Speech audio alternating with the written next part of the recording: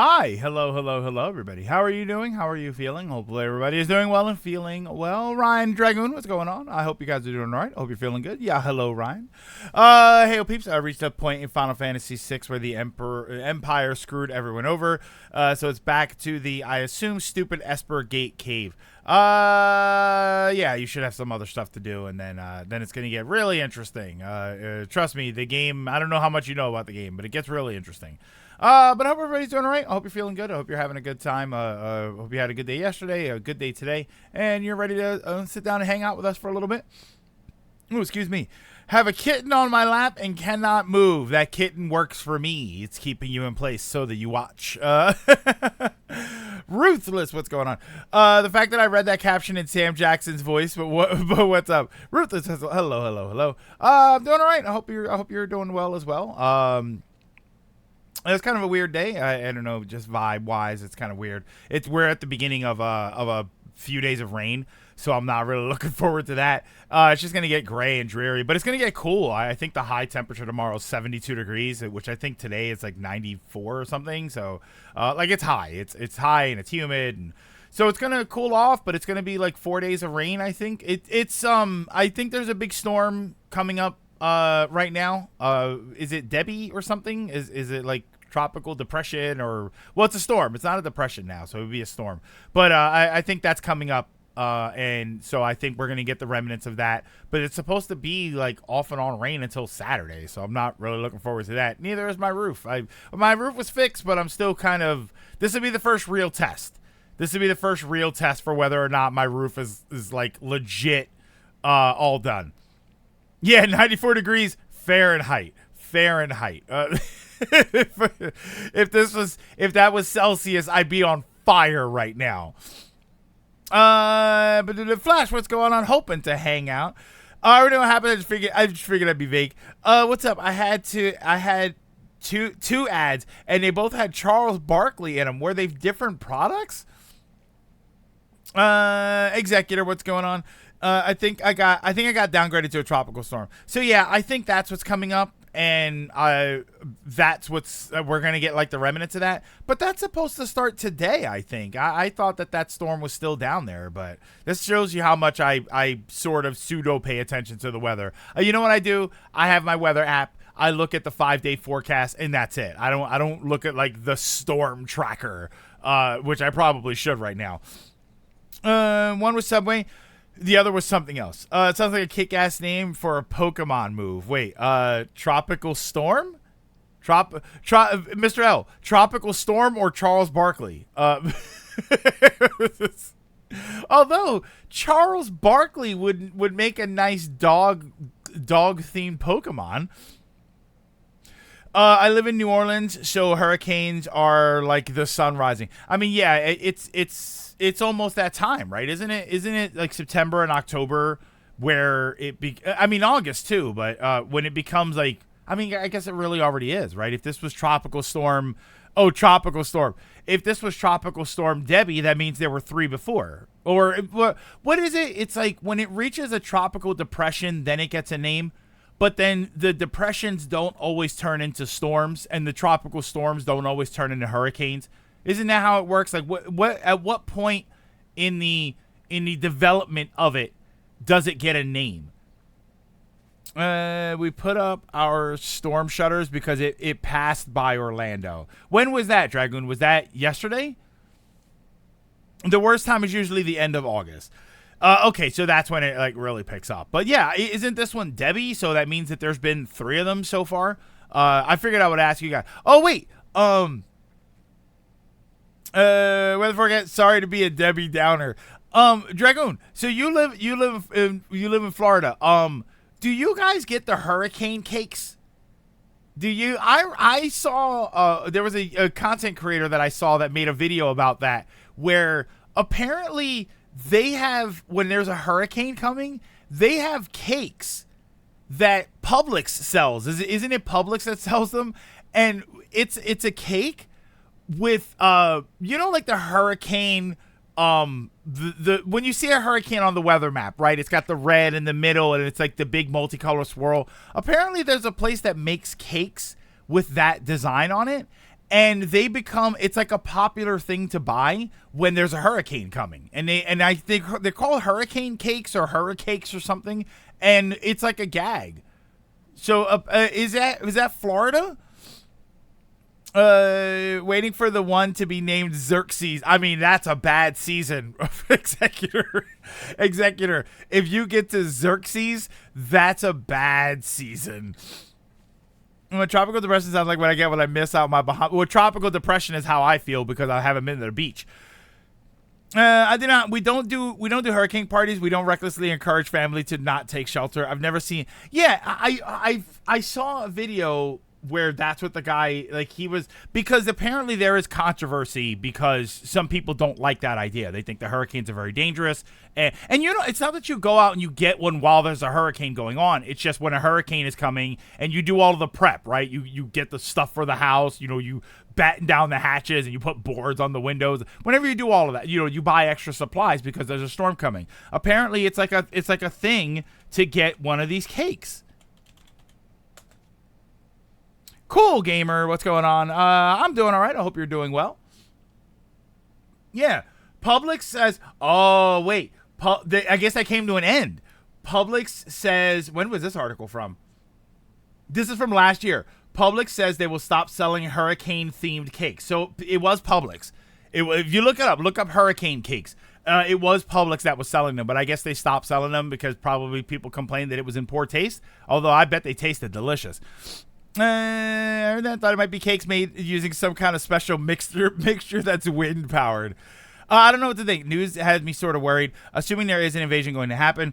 Well, we have no clear measure of what our army has been up to in foreign territory, but I'm weirdly disillusioned now. What a messed up state of mind. Yeah, I would say 10 months ago. Yeah, Flash. I've said this before. I can't imagine what it is you're going through. The horrifying thing is that in some way everybody's kind of going through a bit of a disaster. I mean, obviously yours is very unique to what everybody else is going through, but it's just a mess out there. I hope you're doing all right. I hope you're able to stay safe. We're going to be doing a kickflip handstand with a 50-50 grind nose manual today. Why everyone hate Dragon Ball GT? I don't know. Maybe it went too far ahead into the future, or it did some silly things. I don't remember. I mean, the intro was amazing, so why would you hate that? I know some people do stuff like hurricane cakes, but it's not as common as Twitter and the internet would make you think. Yeah, Dragon, look it up. It's a Publix cake, so I wouldn't say delicious. But look at it. Go type it in and look at it. It looks delicious. Yeah, this is the first time I'm hearing a hurricane cake. Yeah, apparently, according to that thing, Publix stopped selling them last year. Oh, we rarely get hurricanes. Although there was a famous incident decades ago when a forecaster called Michael Fish declared on TV that there absolutely would be no hurricane the day before there was one. I mean, that's just not a good that's not a good weathercaster. We don't really get too many hurricanes up here because by the time in order for us to get a hurricane up here, it would have to start, like, it would have to make landfall a little bit south and then ride the coast up. Or we have had, years ago, we've had them where they come in from the ocean. And so, like, landfall is not far from us. But then by the time, because we're so far up north, by the time a hurricane travels the ocean and gets here, it's usually not that powerful. Although I'm not really super confident about this year. I have given the weather that we've had this summer, the intense heat for a month and a half, I'm not super confident that we won't get a bad storm this year, which I really hope is not the case. Hurricane is a name I'd expect more so from the kind of from some kind of ice cream serving. Ooh, okay. I mean, it was a type of cane that they used to sell to elderly people, and it was called the hurricane because it had these little feet so that when you let go of the cane, it would just stand. It wouldn't, like, fall over. It was more stable. This is one of Ultra Instinct. Is the only one from that form for like 20 seconds. I see what you're talking about. It's just Floridians don't buy them, which is probably the real reason Publix stopped selling them. I've seen tons of stuff like that on massive sale for weeks after a hurricane. Happily never had to deal with a hurricane. I feel sorry for those who have to deal with it. I've had friends who had to get through that, and it sucks, to put it lightly, for real bad hurricanes. I wonder I wonder what the areas of the world are that don't have anything unique.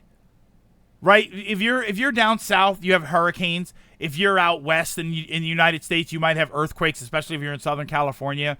I like we don't have anything here. I wouldn't say that we have anything excessive.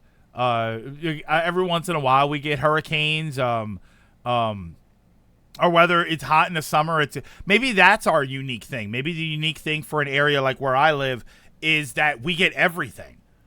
You know, we've had 0-degree days and we've had 100-degree days, long stretches of both.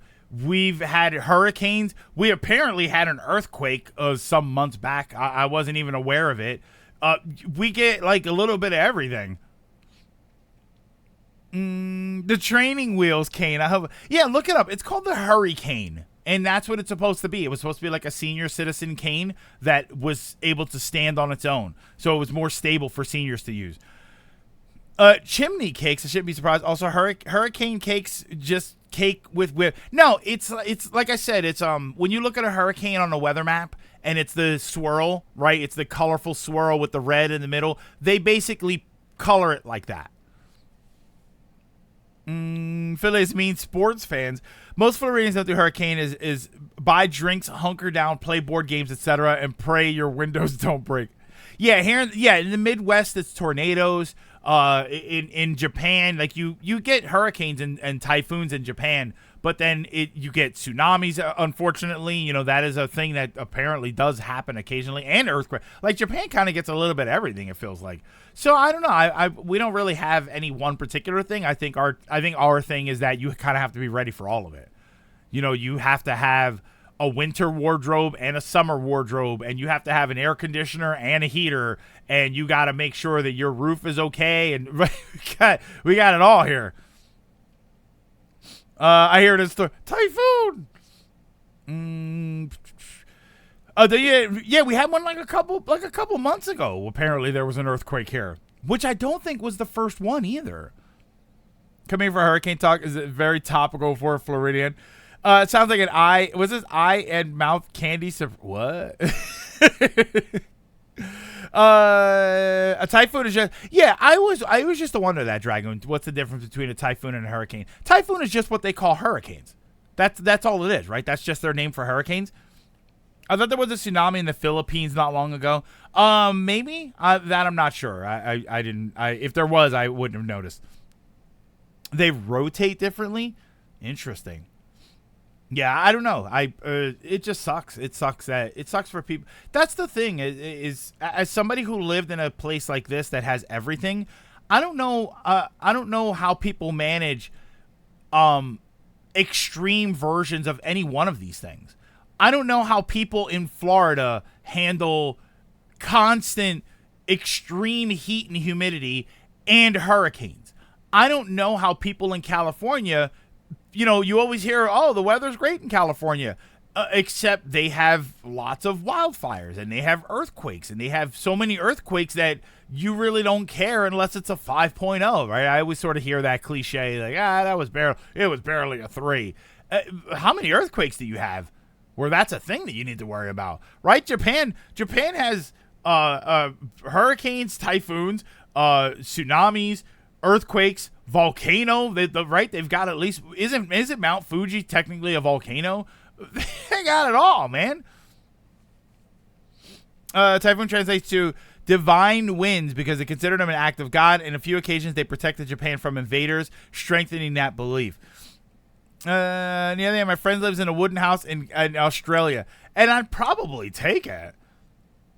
You ever play classic Metroid games? So would you recommend as the first time trying to properly get into the Metroid 2D stuff? Zero Mission. Metroid Zero Mission. The original Metroid and the original Metroid 2, I think you can go back to as novelties. I think that they're something that you might want to check out. But if you're looking for a good impression of the original Metroid, you can start at the at storyline. You can start at the beginning with Metroid Zero Mission. It's easily accessible. It's on the NSO app. That's where I would start. If anybody wants to, if you ask where to start, that's where I say. I thought the difference was the amount of waterfall. I don't know. I'm not sure because Japan is so small compared to at least the U.S. obviously that it feels like any moderate sized hurricane is going to still be over water. So just naturally, I feel like Japan is just going to have more water in their storms. So I don't know. I don't know if that actually makes a difference or not. Mount Fuji is an inactive volcano, surprisingly. Don't play Dread first, that's for sure. Samus Return to AM2R. Both. I would say both. I think that they cover the same story, but they're different enough to be interesting. Canon wise, obviously it's Samus Returns, but I think AM2R was a very good game. But I would, if you're playing them in order for the first time, I would say Zero Mission and then Samus Returns. I would not say AM2R because I do feel like AM2R is a game that's made for Metroid fans. AM2R is a game that sort of assumes that you've played some of the other Metroid games, so it assumes you're going to have some understanding of what you're looking for. And I think Samus Returns is a better transition into the second game.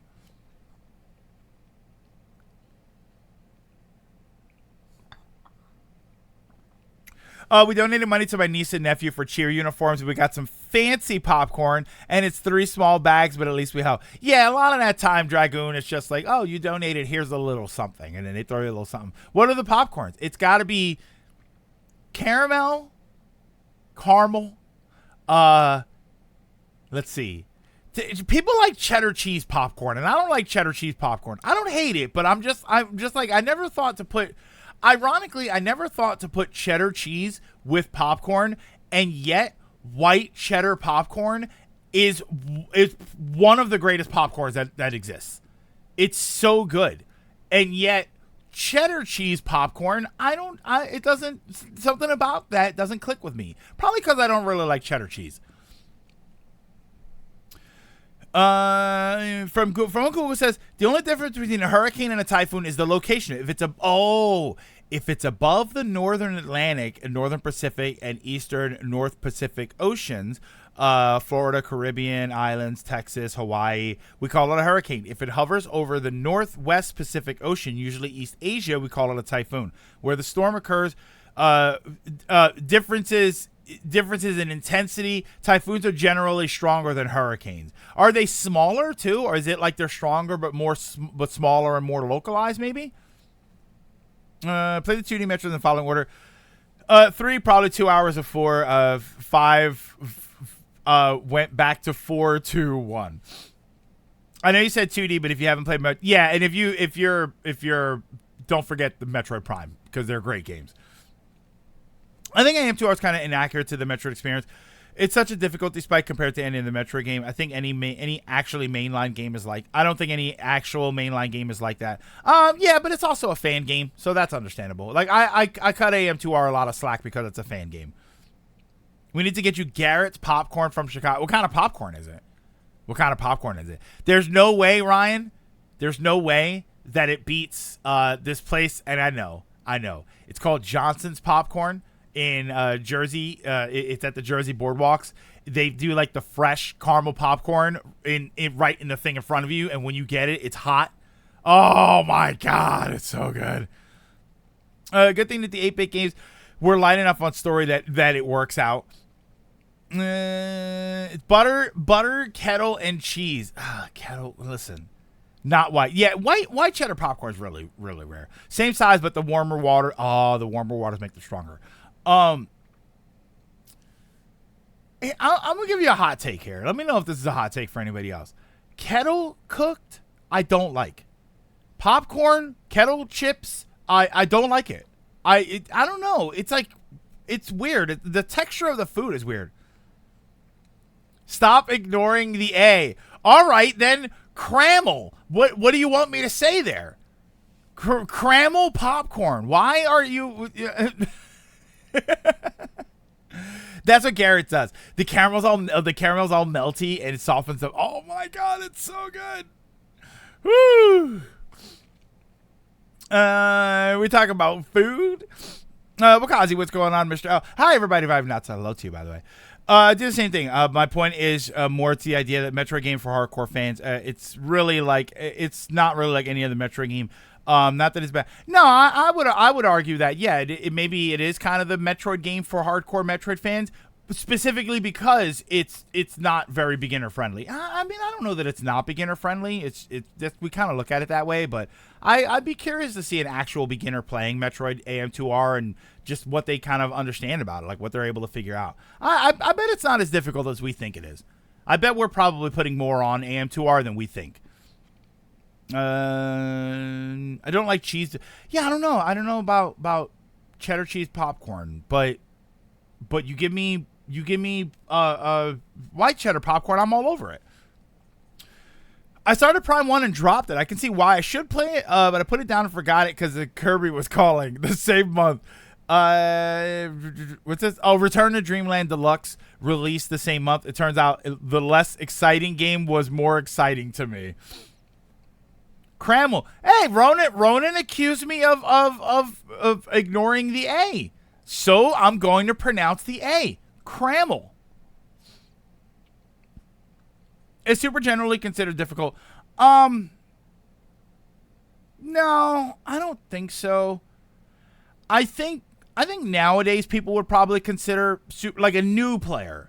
I think people would consider Super a little more challenging, specifically because Super doesn't have a lot of the quality of life features that we're used to. There's no indicator that's going to tell you where to go next. Some of the mechanics are a lot harder.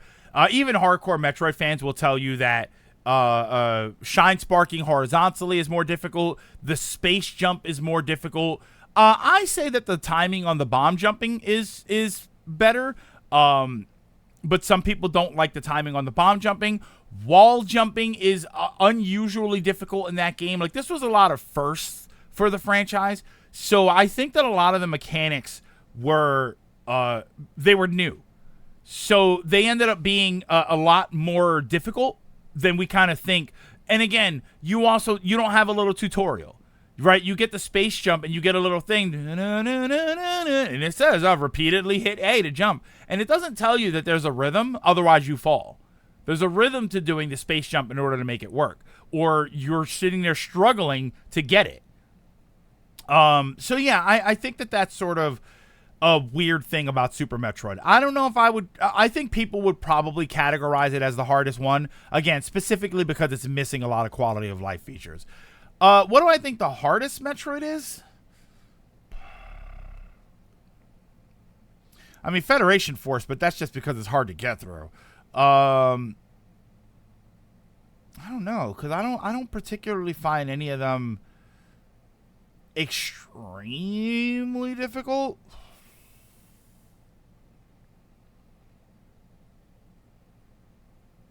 I feel like Dread can give people a hard time. I definitely think there were moments in Dread that are going to give people a hard time. Samus Returns, I think if you don't click with the mechanics of Samus Returns, I think you can have some trouble. I think Dread's probably the hardest one. And I don't particularly think it's a hard game. But I just think that you can get stuck in a loop on Dread where you're not performing the mechanic properly and it makes everything more difficult. I do think that's entirely possible.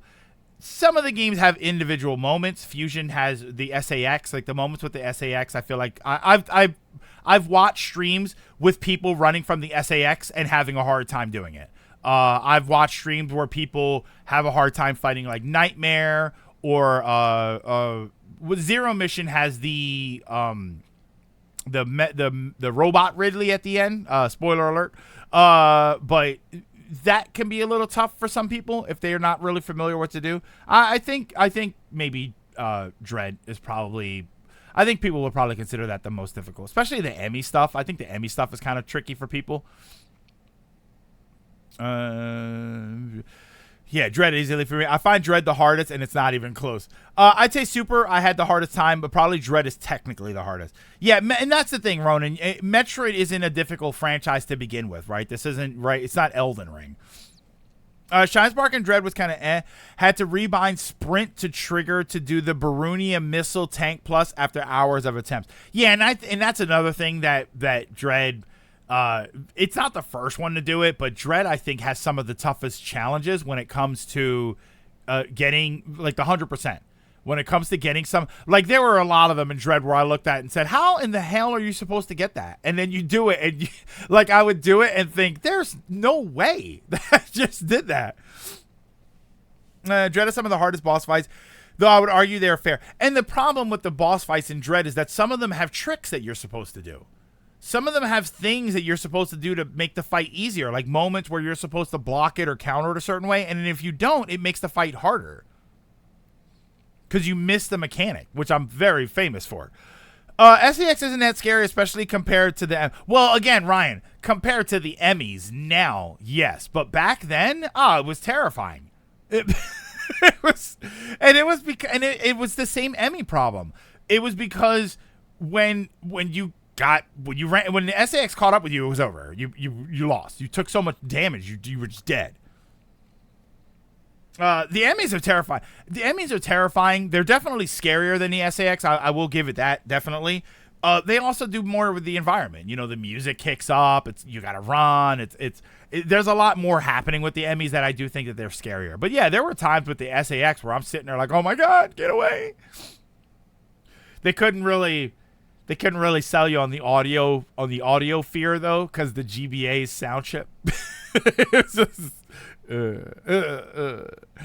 I think the speed boost in Dread is absolute best. With all the opportunities you get to use it, even on many bosses. Some of the Shine Spark combos they have you do in Dread feels so good. Oh yeah, exactly. It does though. When you get some of those Shine Spark combos, you're like, yeah. And you know what? You know what's funny, Executor? I feel like a badass, and I feel like Samus feels like a badass to me. Because Samus did it, right? I performed the actions, I pressed the buttons, but on the screen, Samus is the one that did it. And there were moments where I was standing there and look at Samus like, you're a badass, and you know it. I did one of the Shine Spark challenges in Dread in one try, and I felt like a god. I want Samus to have the moveset from Dread in the next Smash. I argue the SAX has a lot more foreboding atmosphere, and that's the other thing, is that when you go to the SAX, you're in the SAX. That's part of what the difference is with the SAX and Emmy, I mean. With Emmy, you're in the Emmy environment. You know, you're in the area where it's going to be. You kind of know to expect it. The music dies down. You hear that weird sort of... Right? So you're expecting it, and then it pops up, and you're in fear, and then you got to, like, hide in the corner, and you got to turn invisible, but make sure that it doesn't see you. Like, there's a lot to it. The SAX, I think the thing with the SAX was that it just kind of came out of nowhere. Hey, you're in there, and then all of a sudden, oh my God, wait, it's right there, and now you're running for your life. So I'll tell you what, I wouldn't mind if they ever did a Fusion remake. I wouldn't mind more moments with the SAX, more moments, more fear, more dangerous. If you did the SAX at the extent that you did Emmy, I think the SAX would be the easy victor when it came to like which one was scarier. Imagine a game like imagine Dread, but the Emmy wasn't in areas. The Emmy was just anywhere on the map. Anywhere on the map, there just happened to be an Emmy. And you're walking along, you're running, and then the wall busts open, and there's an Emmy, and now you have to use whatever skill you just got. I mean, that sounds kind of terrifying. From what I've seen in SAX, feels like the beta Emmy. They saw how people took the SAX and improved it in Dread. Samus has this kind of badass superhero stance in Dread. It's actually my Switch icon. Her idol stance in Dread. Yeah, also the Emmy insta-kills. SAX, you can take some pot shots, but not many. And you get juggled, and now it's all over. The one room in Sector 5 where it literally enters the door from behind you. I think the other caveat is SAX is scary the first playthrough. Later ones less. Emmy is still scary in later runs. I mean, I played Dread twice. I think it's time to play it again. The SAX is like Mr. X. Yeah, the SAX is kind of like Mr. X in RE2. Only faster moving a little bit. They need to remake Mischief Makers. The Emmy insta kills if you don't do that two was it 2 frame attack on it. Metroid Isolation. Oh, that sounds actually kind of a good game. I like the change to the blue suit a lot. You don't have to run from Nemesis. You can just straight up fight him.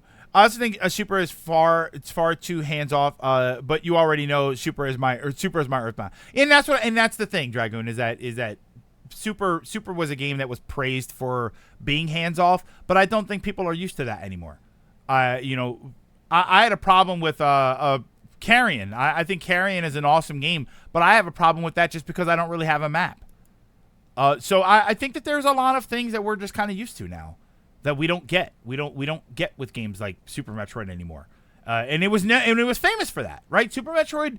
You always hear people talk about how great it is that Super Metroid doesn't hold your hand. It doesn't give you waypoints. You know what I mean? There's no communication in the middle of the game. The game gets praised for that. But the reality is now we're at a point where we are kind of used to those things. We're very, very much used to those things. And now when we don't have them, we look at other games and we say, I don't like that. I don't think that. So ice cream that's rice and bean flavored ice cream. Hi, Flip. Rice and bean flavored ice cream? I don't think so. I was Kurlioka so much recently. I played Metroid Dread only twice. So my brain is programmed to identify Sector 5 from the former.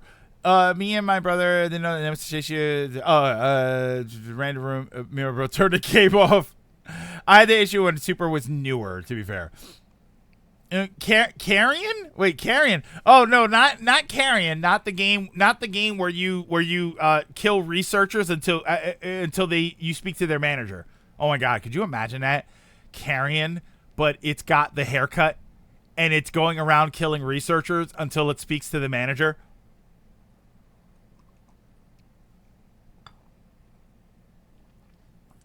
I get lost easily. I really bet your ass I need a map in that game. Yeah, Carrion's an interesting game because it's very, very good, but it doesn't have a map. There's no built-in map system to the game, and it's every time I've tried to find a map online, it's not convenient. It's not an easy to read map. It's hard to find where I am on the map. Like, it's very. The one thing I will say though is, I have beaten the game a couple of times. I do think that the game does a relatively decent job of routing you through it. So if you have a slightly better sense of direction than I do, I don't think you would need a map in that game at all. You're fine with that. I've beaten it twice without a map, and I'm a complainer, and I beat that game twice, and you're fine to get through that game without it. So how about I saw that a lot. Like, that was funny. That was funny. Lego Star Wars: The Skywalker Saga, FNAF, and Ender Lilies, which I really hope more people play Ender Lilies. One day, Lilac. One day, I don't know. One day I'll go back. Again, we beat it. We got an ending. We beat it. Is it one of those? No, Mr. L. Every map that I find for Carrion, it's like screenshots of the game merged together. So, but it makes it really difficult for me to figure out where I am on the map. And that's what I'm talking. Love you, little Daisy Sprite. Yeah, Daisy. They love you, Daisy.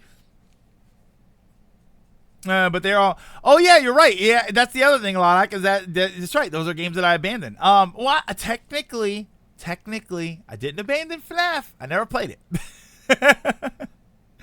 Yeah, the maps for that game are really confusing. But the game, I think, routes you pretty well. I actually do think that the game routes you relatively well through it. So I don't think that there's too much to struggle with in that game. Again, I got through it.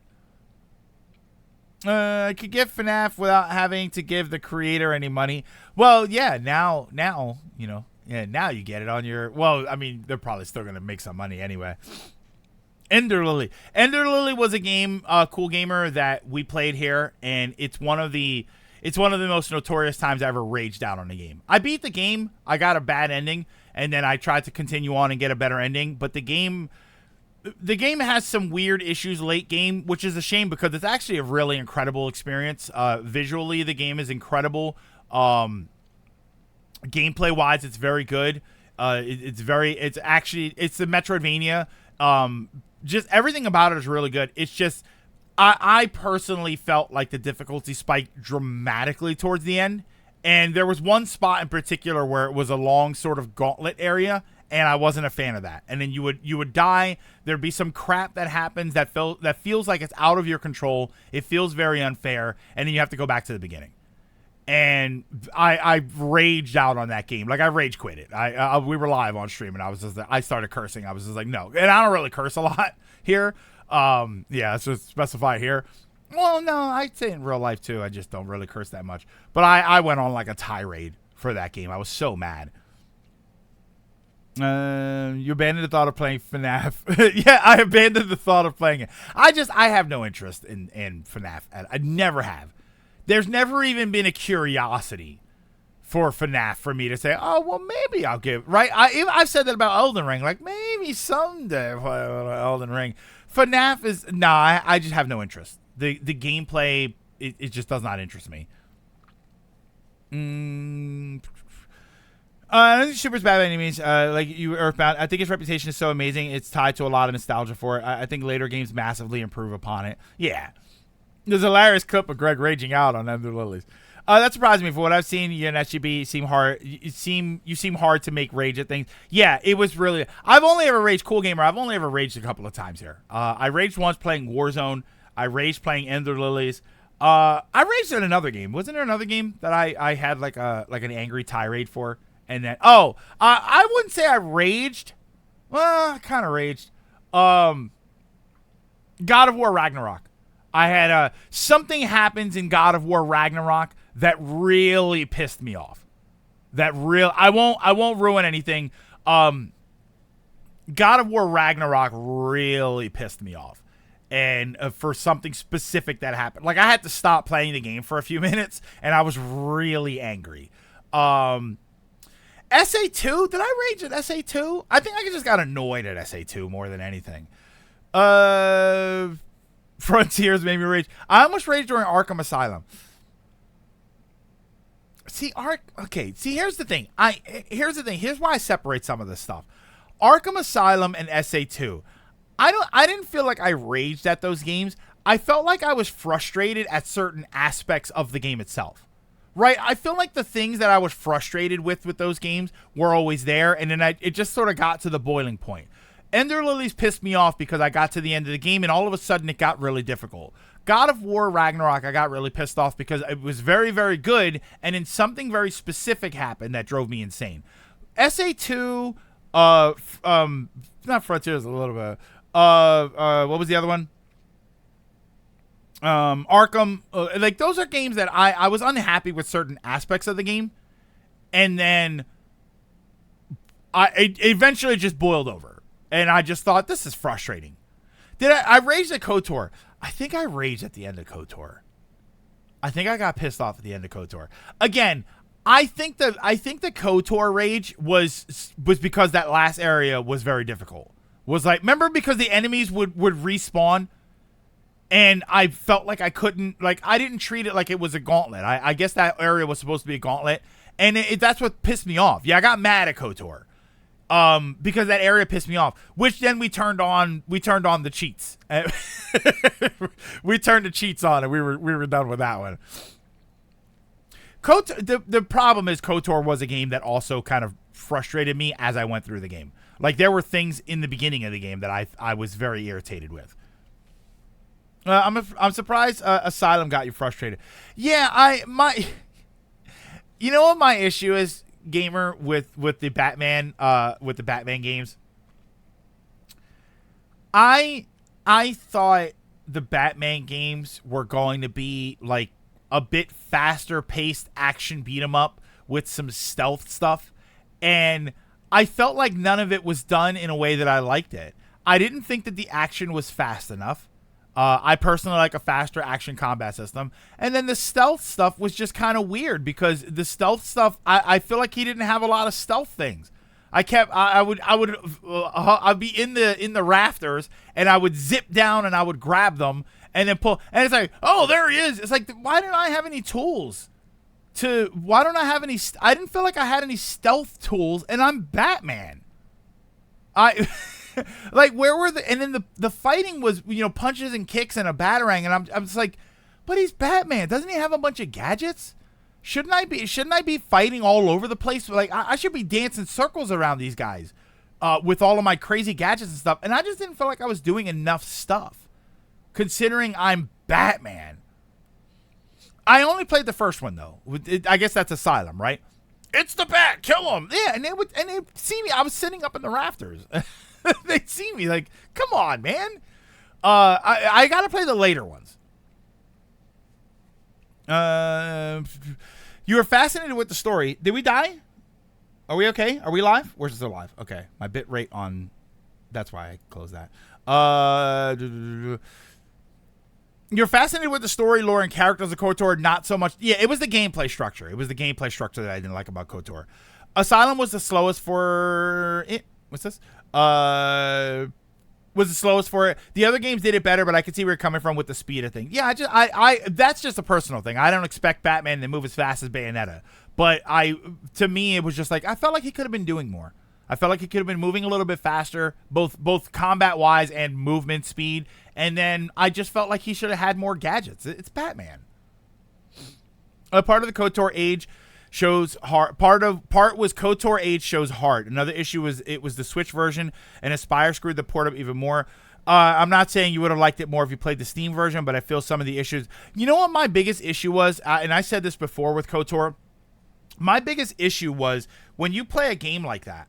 When I play a turn-based RPG, right, where I pick a move, where I pick shoot, and I shoot at the character, I feel like if I'm already a seasoned warrior in the game, I feel like I should be hitting them. And then unless they do something to make me miss it, right? I get blinded or something, then I lose. I got annoyed because at the beginning of the game, you're missing everything. You have to, like, normally you start at 100% attack rate, 90 to 100%, and then it goes down if something messes with your ability to hit the enemy. And KOTOR felt like everybody starts at 0%. Like, how are you a Mandalorian and a Jedi and a killer droid? How are you all these things and your starting stats for hitting, your hit percentage is 0 and 2? I'm standing right in front of them and I'm shooting on the ground. Like, what are you doing? I didn't understand why that was like that. Hold on. You get an option to automatically deploy a smoke bomb in the sequel. Spider-Man feels like he can actually do the stuff you'd expect Spider-Man to do in a stealth section. In the third one, you have a tank. And I think in the second one, you get the car, right? You get to use the Batmobile. And where was my bat shark repellent? Oh, it's Somber. The shark repellent bat spray was in Arkham Asylum. Did you see any sharks? Then it was working. City would be more my style. Interesting. Now imagine KOTOR with the BG3 5E system. I mean, I'd be down with that. Guess we have to wait for the remake. Anytime now. Anytime. See if someone leaked the opening for the new Ranma. Ooh. I'm going to click that, but I'm not going to watch it. Favorite SA2 moment. I'll take the blame on that. Cause yeah, no, never mind. It's the game. Playing KOTOR is a lot like playing Baldur's Gate 1 and 2. Those rules and roles are brutal. The Steam version of KOTOR bugs out more than a Switch port. Does it really?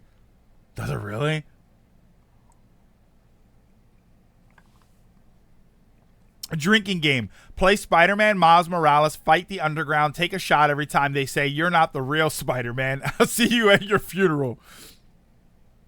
KOTOR does use the D20 system, funny enough, but yeah, as much as I love KOTOR, it's a misfest, and it drove me insane.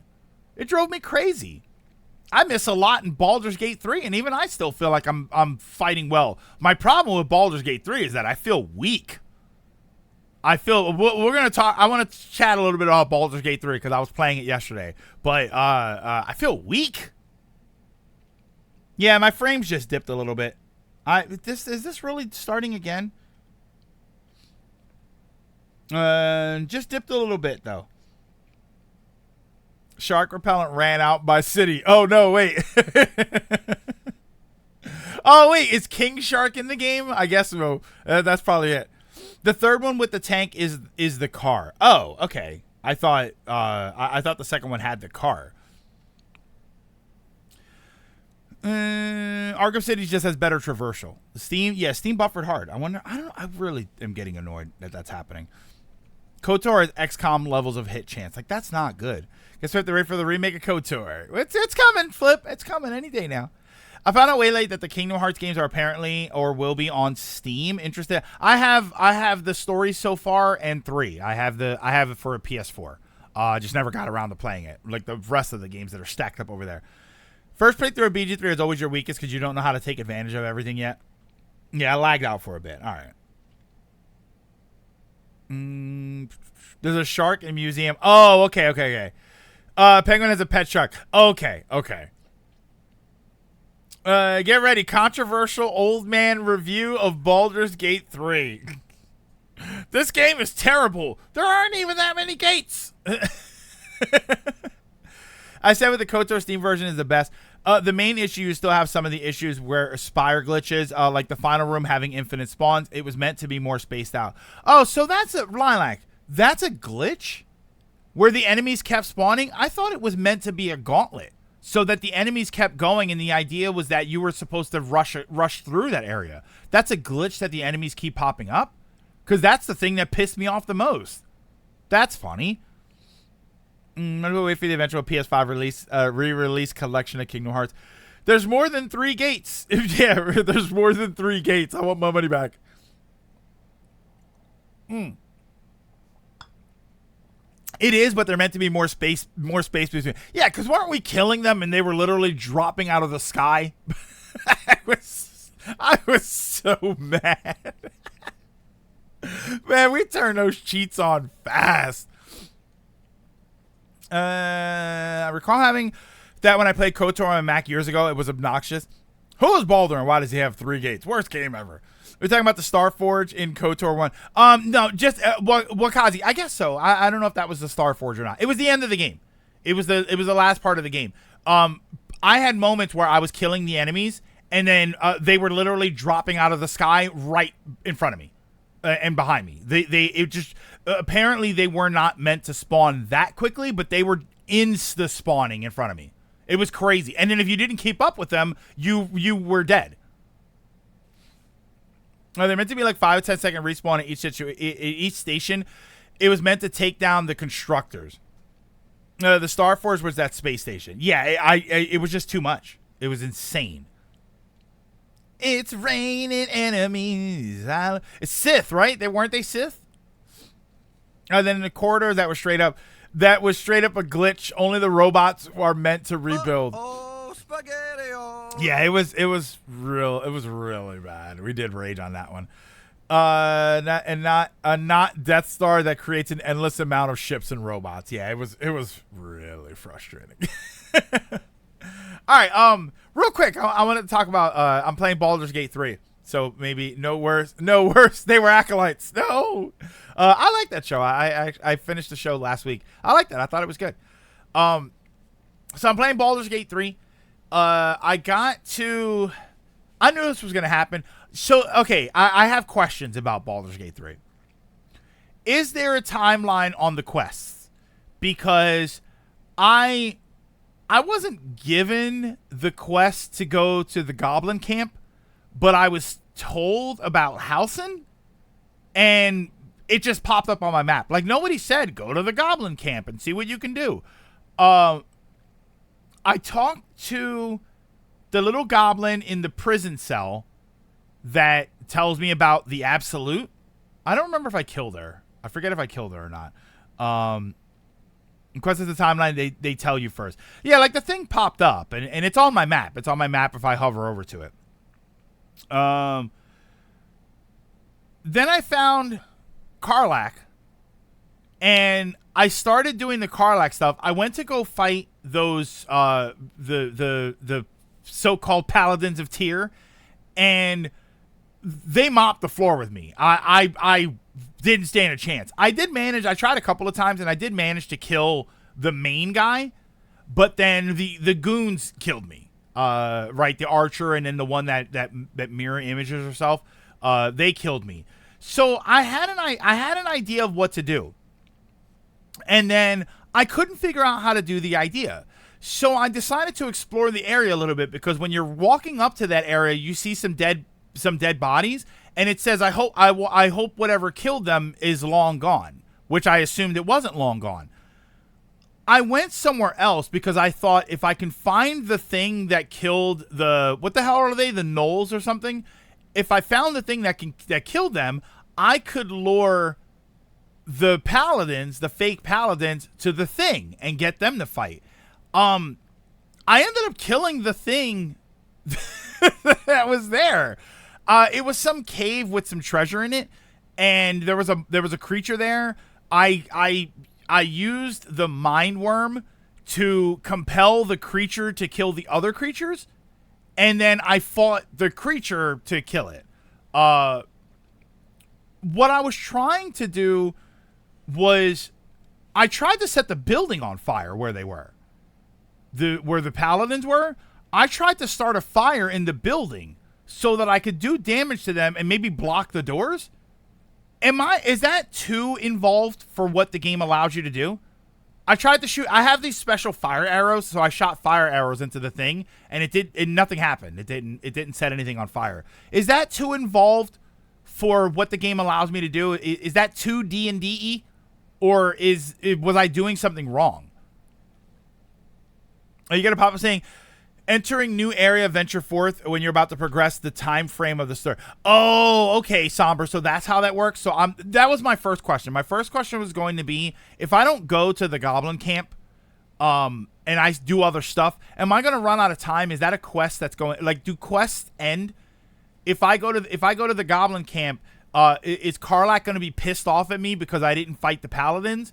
Like, I'm so nervous with this game, because I know that some decisions could end up being permanent, and I don't know what the game wants me to do or is going to allow me to do. Temporarily rage quit invisible. Hang on, let me go back up.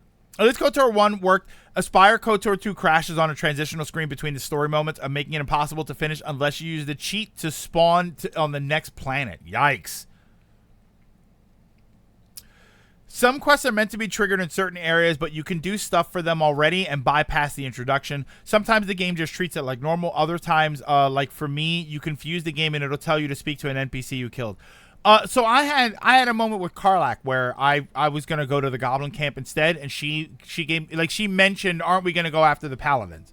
So I was worried that if I kept going, I was gonna make her mad, and I don't want to make her mad. I want to romance her. So I don't want to do anything that's going to piss her off, which I already kind of pissed her off because I used the tadpoles on the creature, and she doesn't like that mind control stuff. The KOTOR sound like a barbarian to me. KOTOR, man of light. I don't know, something. I have some of Karlach in my camp. She apparently didn't take kindly to me slaughtering the Enclave, so now her head is on my. Oh yeah, you killed her. Yeah. There are some video game limitations. Okay. You can't burn down the building, but you can set up barrels of oil and then shoot in like the entire area. Oh, I did find those barrels, so that's probably what I need to do, is to go and get those barrels and bring them back to the door. Yeah, because if I put them in front of the door and then I shoot them, when they come to the door, I can burn them. That's too involved. You'll get health bars for environmental damage. Okay, I'm trying to understand what it is that I can do. I did get a level after I killed that creature thing. So I might actually be strong enough to beat them now. So long as you stay in Act 1, she would just win, but not get pissed off. You have unlimited time. I had the game bug out thinking I killed the owl bear, but I just talked my way out of the cave. Yeah, I did that too. I talked my way out of the cave, and then I used Will to speak to animals, and then Will spoke to it, but that thing wasn't friendly at all. That thing was angry. Yeah, killing. Oh, I'm Dragon. I'm 100% killing the paladins. I also one of the first times I did it, I read their mind, and so I know that they're bad. That's the thing, is that now I do know. I personally know that they are the bad guys, so I have no problem going in there and figuring out a strategy to kill them. I think the problem. I was only level 2. I managed to kill the main guy, but then the other two killed me. But I was only at level 2, so I went up a level, and now I have more stuff. The problem now is that I have to actually learn how to play the game. Now I have to really start getting into organizing my combat wheel, right? My little quick use wheels. I gotta start learning what the differences are. I know like some of the differences. I know the spells are more powerful than the cantrips, but I can use the cantrips over and over again. So I need to really start to understand how all of these things work. Bear in mind, this is obviously my first Baldur's Gate game. This is also my first real deep D&D experience. So I'm really trying to understand all of it. I gotta change Shadowheart spells too, because I still have I kept the spell where you can destroy water. So that was going to be my plan for the goblin camp. Like I was going to see if I could set something on fire and then destroy their water supply so they can't put the fire out. But apparently I can't set fire to things. So I don't know. I'm going to have to figure out something else when I get there. They do think that I'm the what do they call it? True soul. They do think that I'm a true soul. So if I think maybe I can manipulate my way to talk to the priestess and then probably kill the priestess while I'm there. In my defense, she attacked me first. Sometimes it's hard to tell what annoys BG3 characters. Yeah, sometimes until you get a second playthrough or you did research. If you have the grease spell, it will do the same as the explosive barrel. Oh, okay, so maybe I can do that. If you don't care about talking to them, you can stealth and sneak attack them. I tried to stealth in there, but well, I tried with my character, and my character might be a mistake. I should probably try with Astarion. He's set up for that. I set him up for like sneaky assassin stuff. A lot of BG3 is reading and going, what does this do again? Sounds like a lot of Dungeons and Dragons. How many nat ones have you gotten? I have my fair share. I've had a handful of critical misses. I don't think I've had a nat 20. I've had a handful of critical misses, but I don't think I've had a nat 20. I've had a what's it called when you get a not nat 20? I've had that happen. Or maybe freeze the water and make it inconvenient. Well, actually, no. You know what, Mr. L? You know what my other plan was? And again, I hate it because this is stuff that, dirty 20.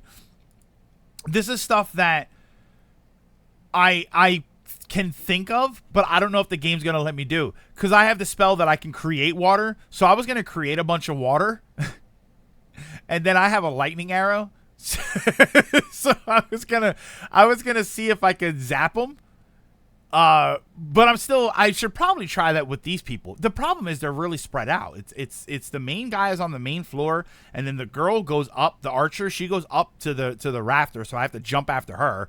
And then the other one's outside. Twitch is bugging out. It might be Twitch because my OBS is working fine. I just realized I haven't asked this. What RPGs do you like? What RPGs do I like? More retro stuff, older Final Fantasy games. Anything that's styled like that. I do like stuff that's a little bit newer. I like strategy RPGs. I like Final Fantasy Tactics is my favorite game of all time. Recently, Unicorn Overlord was fantastic as far as an RPG goes. I like the old Final Fantasy games, games along that line. You know, it's a good series that I meant to play at some point on the stream here. Atelier Iris. I think those are good examples of old school RPGs. They were PS2 games, old school RPG games that are or feel more modern. Yeah, probably just a spike. Yeah, nothing happened on my OBS.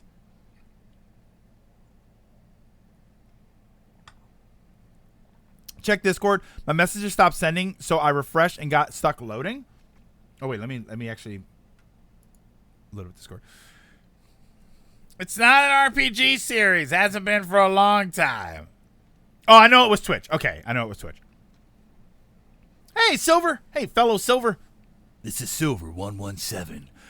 You can use lightning on water. It's an effective tactic. All right, so I was right to keep her with that spell because that was going to be my plan, was to like rain down on them and then shoot the lightning arrow at them. Yeah, I just see your messages there. What in the world is all that gibberish? Like, what the hell? Message failed to send. All right, so yeah, I'm excited to get back to it. To be honest with you, oh, what class did I start as? I wasn't here yesterday. Fighter. I just went with fighter. I wanted to go with something a bit standard. I was gonna go with wizard. Which I usually do for games like this, but I feel like Baldur's Gate is a game unlike any other that I've played.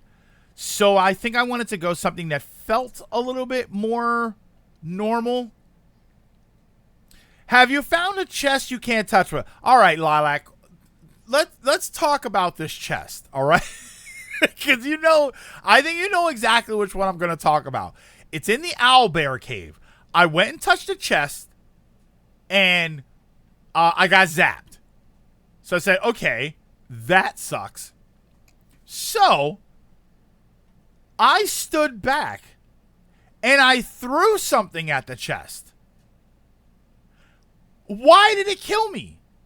Insta killed me.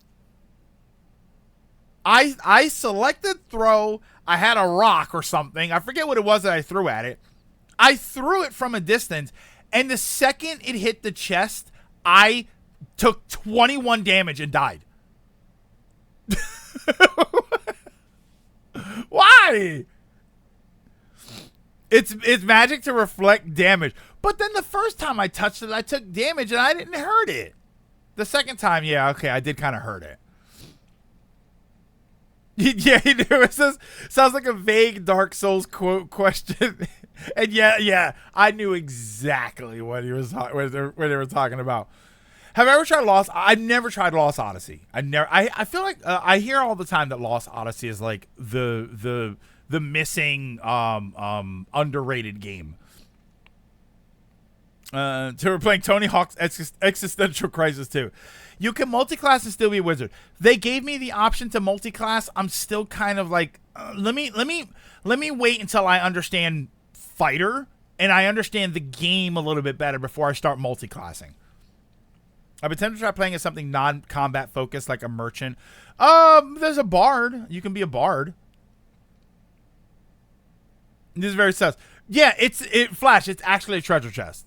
It's a treasure. It's a little chest that sits there and it's glowing. And then when you try to touch it, it does damage. So I threw something at it and it instantly killed me. I pocketed the chest. Then reverse pickpocket the chest to someone and use it as a weapon on a person. Oh, that's interesting. I wonder. Ooh, wait, Lilac. If I throw the chest, does it hurt me or the person that it touches? I wonder if I throw it at the owlbear. If I throw it at the owlbear, I wonder if it'll kill it. Oh, it hurts me. No, never mind. I made Shadowheart mad. Oh, because I did the ritual to open it. Yeah, could you imagine if you could just carry it with you the entire game and then throw it at the last boss? That'd be awesome. I don't recommend multi-classing until a second run or late game. Yeah, I feel like when I understand the mechanics of my character a little bit better, then probably. But I feel like that's the problem, is that at this point, I still have a lot to learn about the game itself, not even the characters. Why would you want to kill an owlbear? Leave the owlbear alone. I don't know. It seemed kind of dangerous. Well, it's got the little cub with it. So, yeah, I didn't want to really kill it. Is it a cub or a baby bird? I don't know. Something about how the game registers it. If you throw it or place it and it's attack that reflects to you, if you put it in their pocket first and then do stuff to it. Oh, Lilac, maybe it's tied to possession. Because if I throw it, it's still something that I throw, so I'm technically still in possession. But if you stick it in their pocket, they technically possess it, so they'll receive the damage. Maybe that's it. Since we're on about RPGs, have you ever played Octopath? I played Octopath 1. Very, very much loved it until the very end of the game. I did not like the end of that game. And I have Octopath 2, but I haven't played it yet. I've literally a stack of games that it's just sits. It's I'm looking at it right now. It's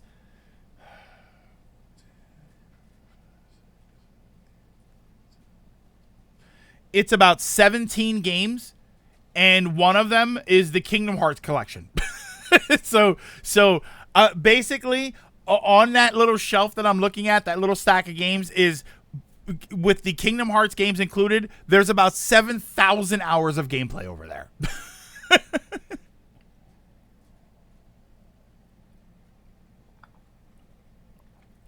Don't worry about occasionally upsetting allies. You have plenty of time to. But yeah, I wasn't like Karlach wasn't really mad at me, so I was okay with that.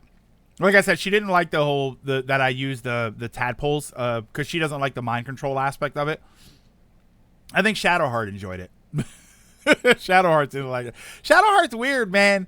Shadowheart is she's such a bitch of a character, but I don't know. It's kind of working for me. I don't know. She's still no Karlach, but I'll tell you what.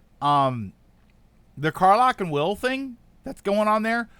I'm gonna romance her, so I'll kill Will if I have to. But in another playthrough, I think I might try and I don't know if you can push characters together. I think I would push them together. I think that'd be a nice romance story between those two.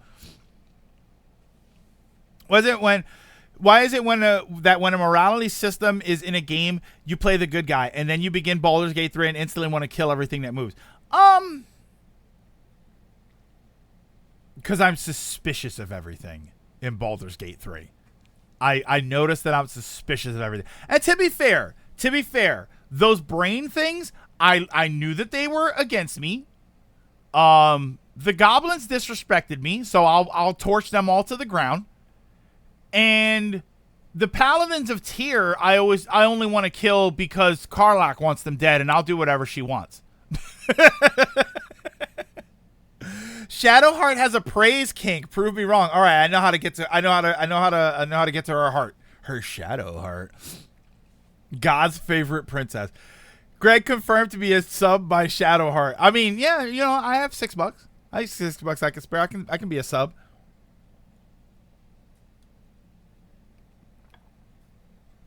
Baldur's Gate has a dating sim mechanic. Jerf. It is a dating sim. It's not a dating sim mechanic.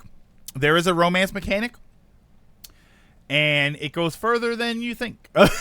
is all I'll say. Greg thinks the narrator is a DM out to kill his character. That's not entirely out of the question either. I have had questions, Somber, already about that, about the narrator.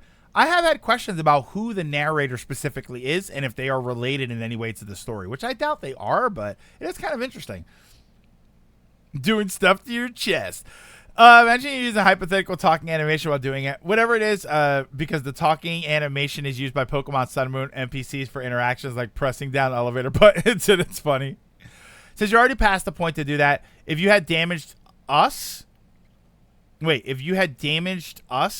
you helped them, and then kept them from dying, you can later get them as a minion. Oh, that little brain thing? Is that what you're talking about? In Baldur's Gate 3, the only game that Greg likes social links. Us is the brain. Okay, yeah, the little brain guy. Oh no, I killed that thing as soon as you have to drink a tea in a little but you have to drink tea in a little Fire Emblem game, and no. Damn right, because you got to keep doing it. No, you the thing is, Wordy, you don't actually have to do the romance stuff in Baldur's Gate. It's not required at all. The only time you really seem to do it is every once in a while. If they're on your team, you'll have an interaction where you may or may not get favor with them. It seems to mostly be when you go to the camp, when you go to do the rest and stuff, and then you can interact with them and you have interactions, and then you can sort of chat them up a bit. But if you don't do it, I don't think it matters to the game. I think it's something that realistically you can just skip. And I don't think you get anything for it either, right? If you romance characters or if you befriend them, you don't get special moves and stuff, right? It just is what it is. Us is so precious, you monster. Oh, I killed that thing quickly. A very OP fire sword in that prologue, which is half expect chat to tell you to. Which I was half expecting chat to tell you to grab. You get more out of BG3 if you romance, but if you don't, you still get a fulfilling game. And then you link with your socials in the camp. You get sexy and more talking. Yeah, you get some stuff, mostly unique, unique quest lines. I don't need it to, like, Persona 5, I think it was that you told me, you need to do that in order to get moves. You need it to unlock abilities and stuff. Or in Fire Emblem, where you have to do that also to unlock abilities, I believe. But then you need to do that with some characters just so you can get them. You know, Fire Emblem was kind of... do I think Fire Emblem was the worst example of it?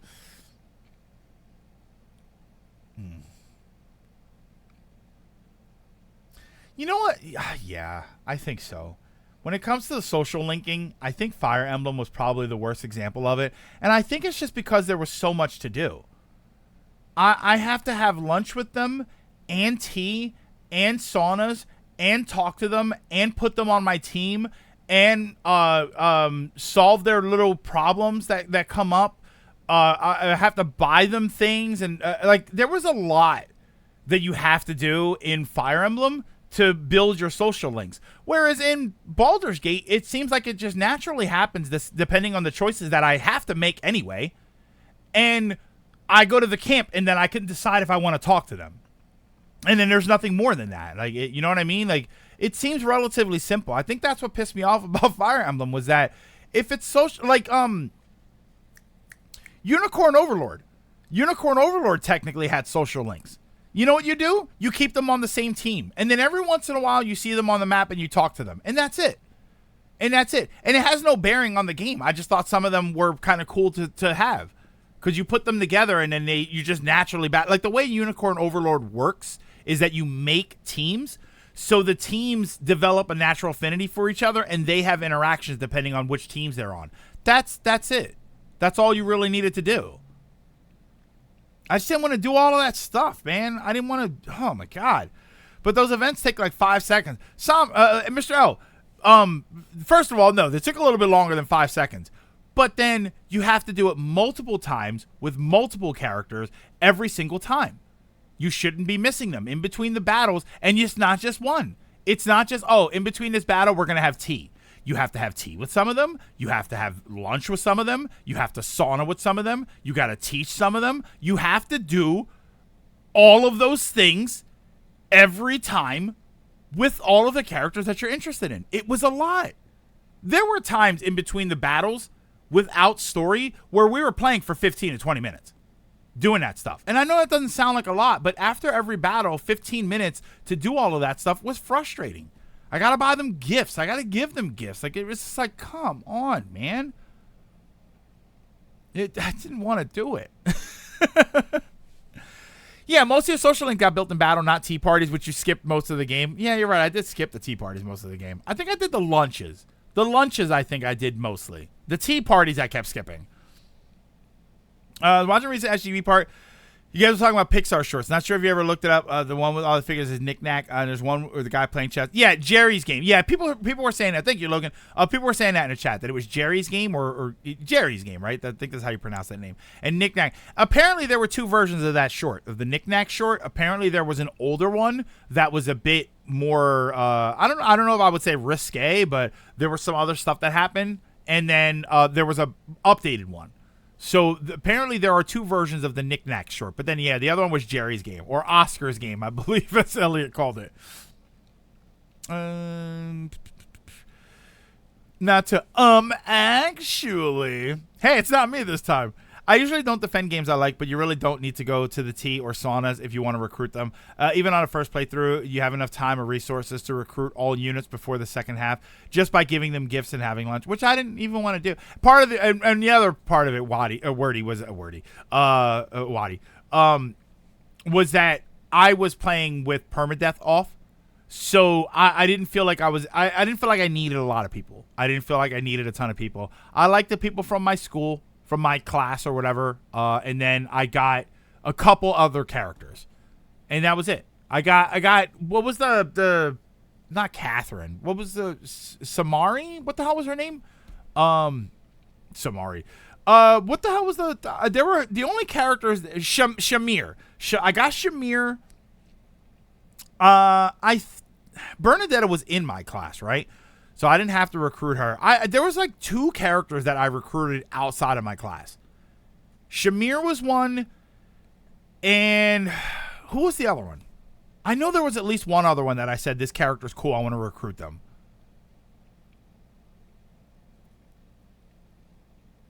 This chat, is it in the room with us right now? No, Petra was in my class, wasn't she? She was my Petra was my powerhouse. She was in my class.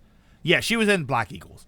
Cause I gave her all of the early stuff. I gave her the bonus DLC stuff or whatever. I gave her all of those items, and she that's why she was in heavy armor, full sprinting at the enemies.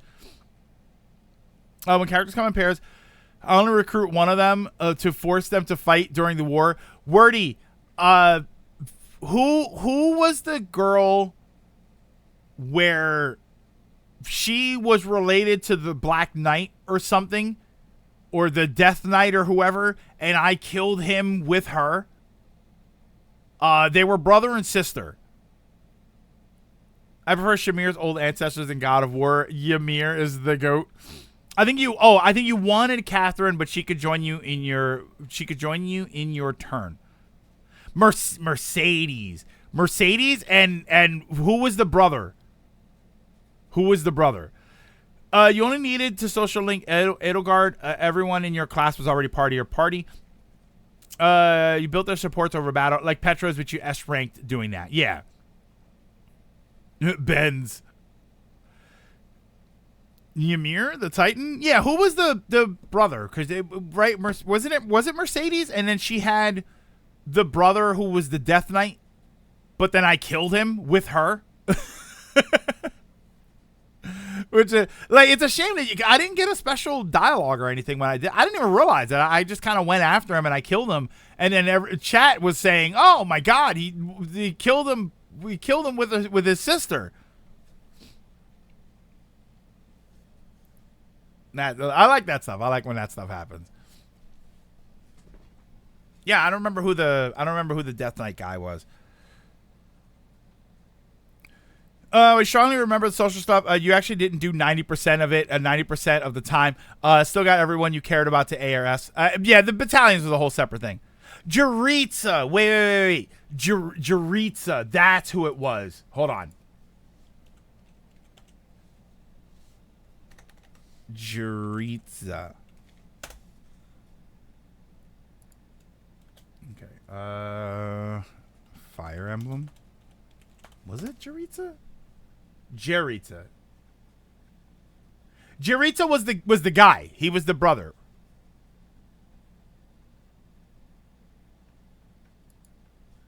Teaches the academy. Officers. No, wait. Is this the guy? Is that him? He looks like him. He looks like an edgelord. Yeah, Death Knight. Yeah, that's him. And then who was his sister? Eurita. Yeah, and then who was his sister? I saw Deadpool Wolverine. Well worth seeing in cinema, but the trailers before, my God, it's gotten worse. We had an Alien Romulus trailer, and the film looked great. They show one of the scenes. They've been teasing Mark as up there in terms of shock and gross out as the original chest buster. Oh, and the sister was Mercedes. Okay, yeah. Yeah, I used her to kill him. It was great. It was awesome. But the game didn't give me any sort of special dialogue or anything. There was nothing like, oh, don't make me do this. It just, they fought, and then I moved her unit over to his, and I attacked, and he died. All the Pixar shorts they are on Disney Plus. I watched a couple of them. I liked Presto. Presto was the one with the rabbit. I thought was hysterical. He was part of your party. He was part of my party? Oh, I'm sorry. I'm totally misremembering that. I feel like an idiot. Was that it? That he was in my party and I used him to kill her? Oh, he joined you in Black Eagle. I could have sworn I used her to kill him. He was kind of dope, though. I would have liked him on my team, so. That might actually be worse. Oh, yeah, I could have sworn that was the other way around. God, it's been forever since I played it. Maybe I should, maybe it's time I go back and play it again. What do you think? Another Fire Emblem run? Fire Emblem Three Houses. Maybe this time I play one of the other. Maybe I play the Blue Lions. Is that what they are? What is it? It's like it's the Black Eagles. What is it? The Blue Lions and the Yellow Chinchillas. I forget which one. I forget which one they are. Could always try the DLC. Yeah, I never did the DLC. Everybody told me that the DLC was more streamlined. I have it. I just never did it. Reason you remember 10% of the social stuff you did because you chose the Edelgard route, which is the only one that requires a support.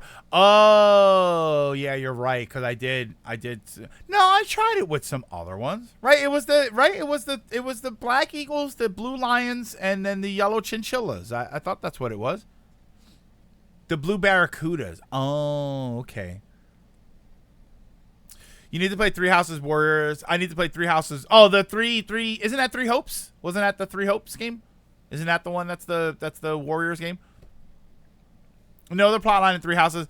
Oh, no other plotline in Three Houses needs a social link to complete. Deers. The yellow were the deers? Okay. Is that what it was? Is that any less? Why is it really yellow deers? It's not even yellow stags. Or is it golden deer? Like, what are they actually called? The yellow capybaras? Okay, wait. I would have no Somber because I would have joined them. All right, hold on. I would have joined the yellow capybaras. No, what is it actually? It's the golden deer. It's not even the golden stags. I would have called them the golden stags. That would have sounded much cooler. It's the golden deer. The Black Eagles, and it's not the Blue Lions, is it? I feel like I'm thinking of Voltron when I say Blue Lions. The pea-colored sags. Wait, what? I just feel bad for them. Oh, it is the Blue Lions. Yeah, their logo is a stag. It's a big. And when I think deer, I don't think powerful and majestic. When I hear stag, I think that. Or heart. H-A-R-T. Isn't H-A-R-T? Isn't that like a big sort of deer thing? Not Nart. Heart. Animal. Yeah. A hart is a male red deer, synonymous with stag and used in contrast to the female hind. Yeah, a hart. Yeah, H-A-R-T. Bret Hart. Oh, my God. CJ. The golden hearts, but they all wear the Bret Hart sunglasses. Oh, yes. When I hear stag, I think a group of men drunk. Oh, yeah, like a stag party. Golden Deer House isn't powerful. It's civility and peace as well as unity, like a herd of deer. Okay. Yeah, Dragoon, like a herd of deer. But don't deer run for their lives at the first sign of trouble, right? Don't. I mean, when it comes to a group of warriors, do I really want to play them? Do I want to play the golden prey animals, right?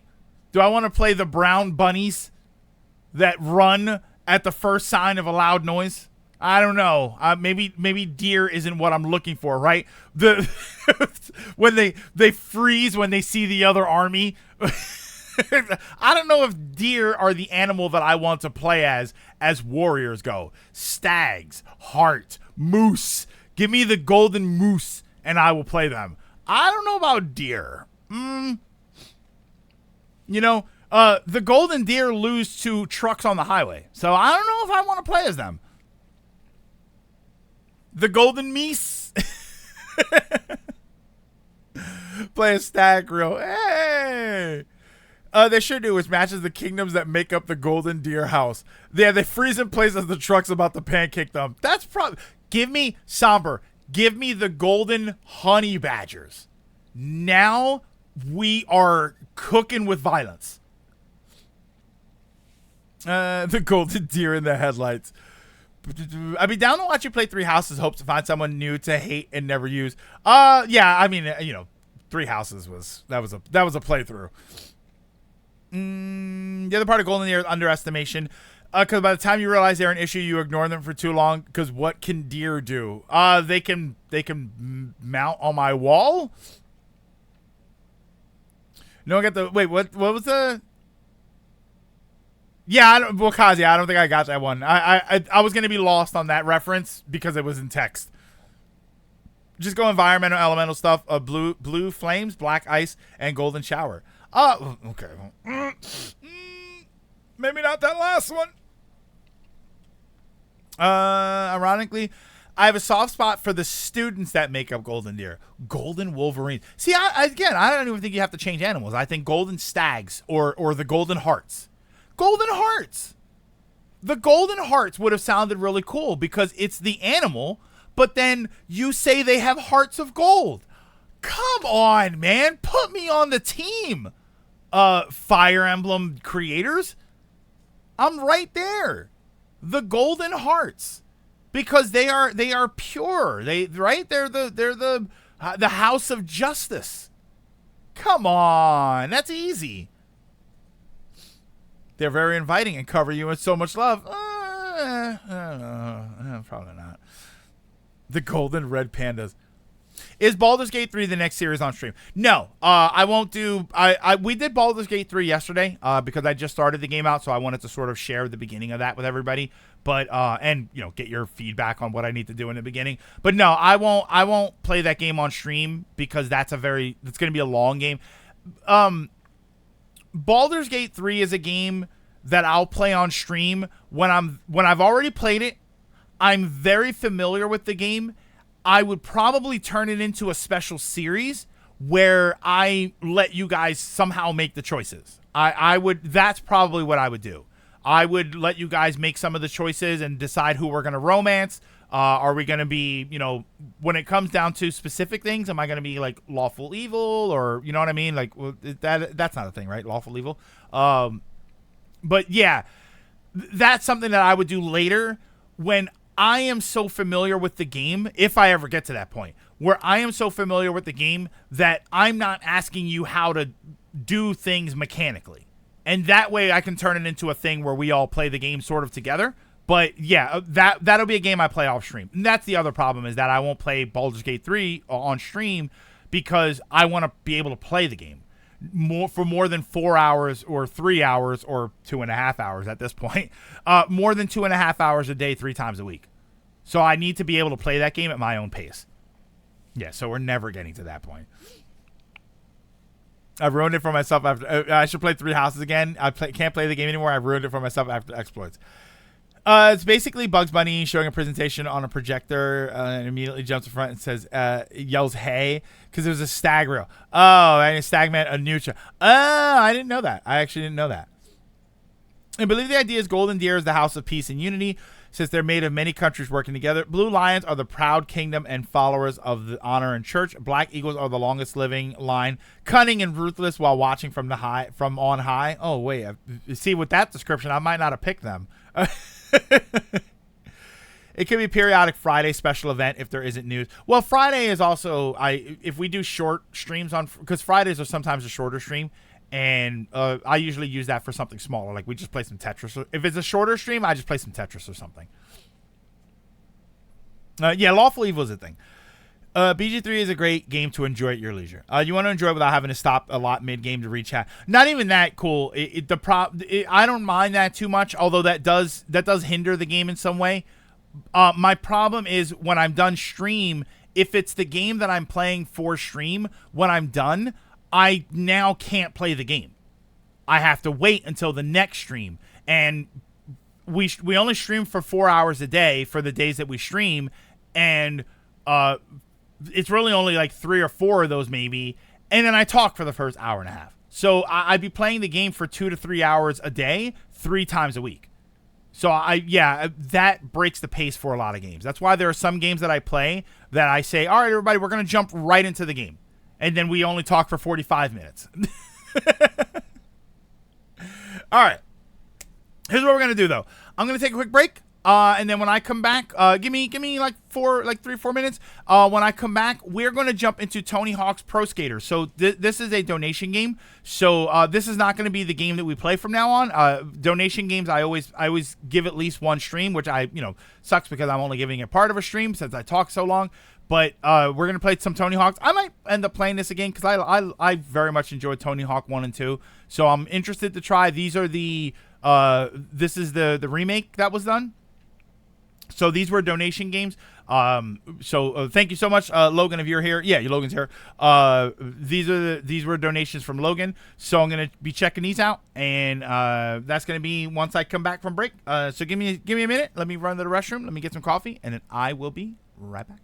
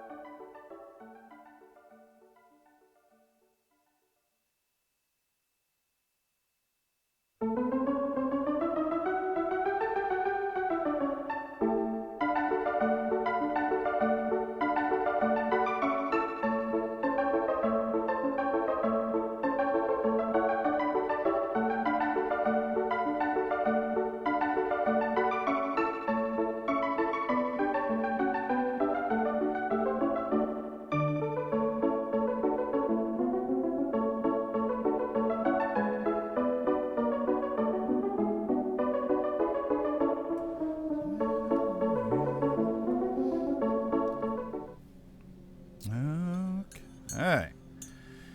Alrighty. Let me change this up here. Oh, I probably should have. See, I should have pushed the ad button. Hey, we're not getting ads. No, don't raid. Wait, what are you doing? There.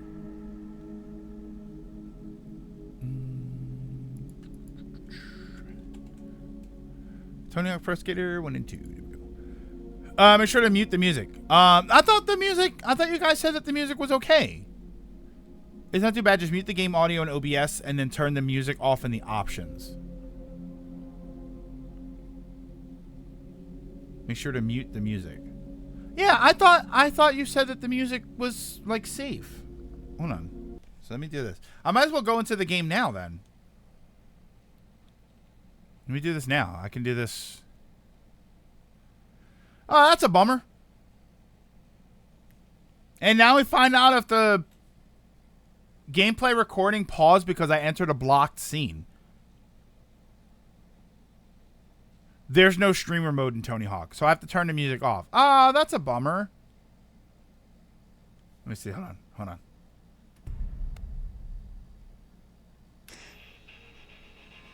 Okay.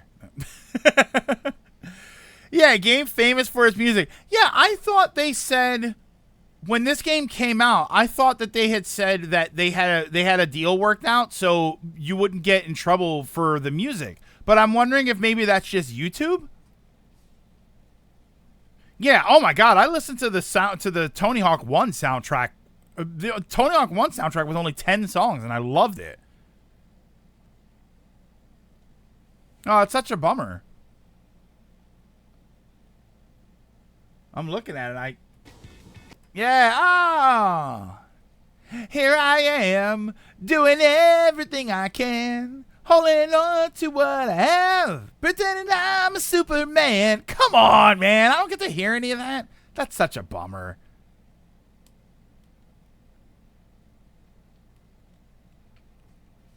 I don't trust it because it's still licensed music. Yeah, that sucks. That's my favorite Naruto opening. All right, hold on. I gotta skip player privacy. Acknowledge, and it's got that stupid, where you gotta scroll all the way down. Barely visible, easily visible, barely visible, not really. Yeah, okay, that's fine.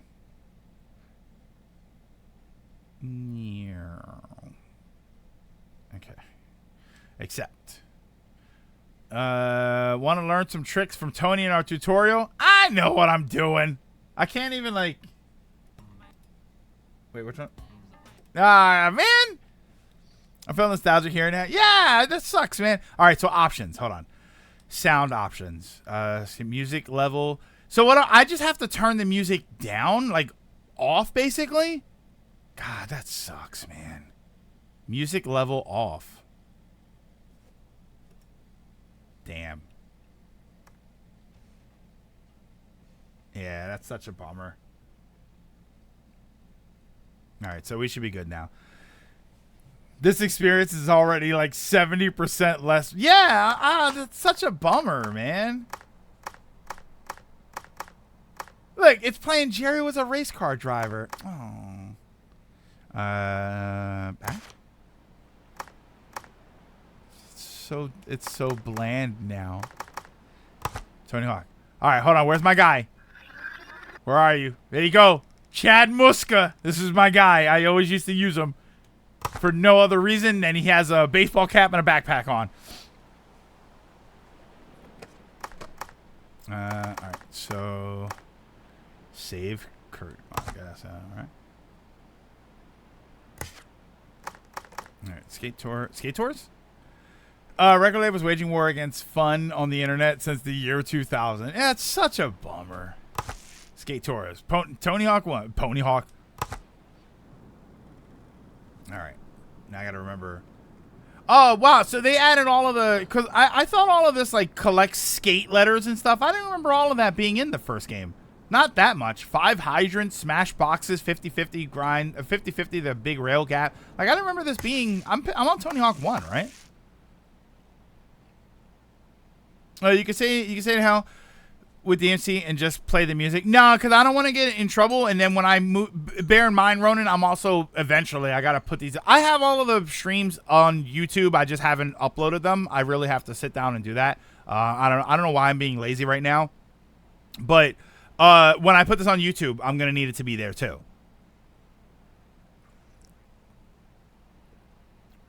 That's the problem. Is I have to pay attention to that stuff too. That was loud.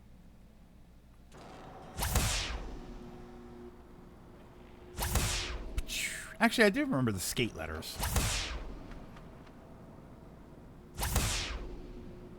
Everything is so loud without the music.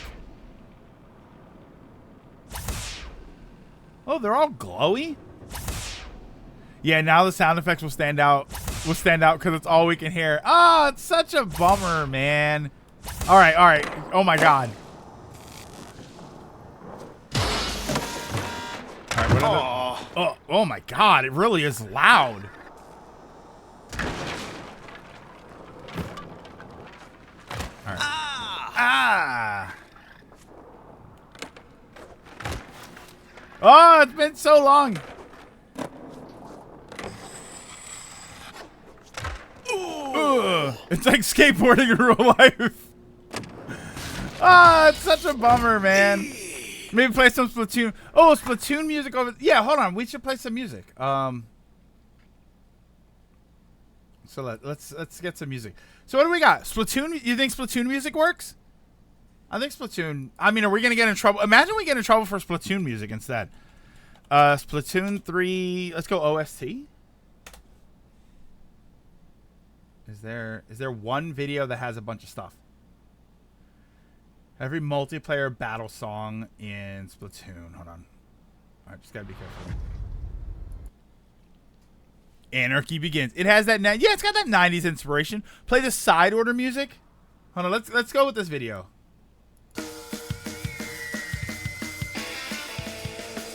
This works. This works. Ooh, Jet Set Radio. Wait. Oh wait. No. See Jet Set. I feel like I'll get in trouble too.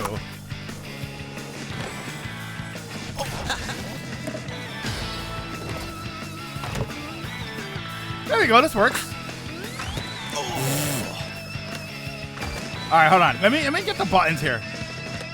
I was gonna say Bomb Rush, but that's another one that I feel like Jet Set or Bomb Rush. I feel like would work. Yeah, see, that's what I was gonna say. Well, I don't know if I'll get in trouble for those.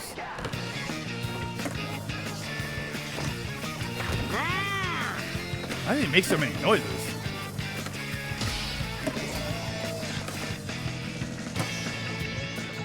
Play elevator music. There we go. Yeah.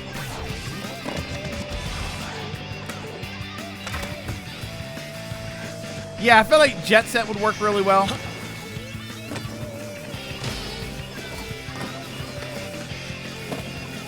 Bomb Rush music is license-free music.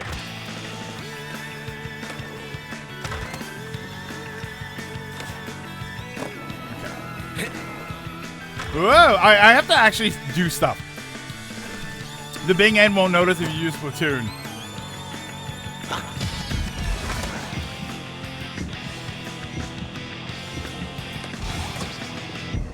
That points. No.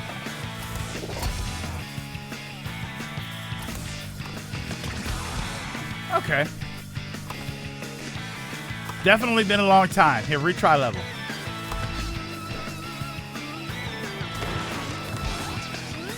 Whoops. So I can raise my stats?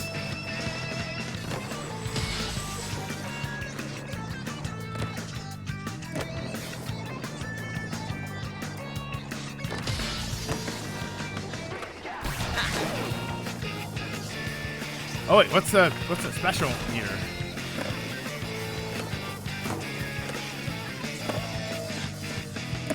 Whoa! Oh. Ah!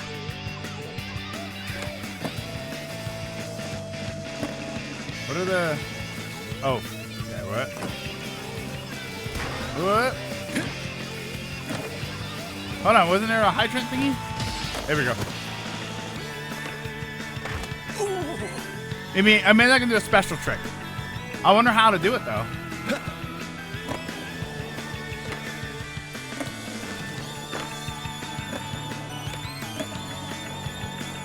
I gotta put the right commands to pull the special trick off.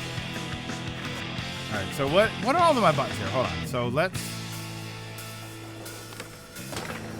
Okay, so that's the speed up and jump is the X like normal. What's the circle? Circle doesn't do. So the buttons don't do anything unless you're in the middle of a trick. Oh, you land in a half pipe, press R2, do up, down, right, manual, and keep. Is this? When you land in a half pipe, press R2 and up, down, right.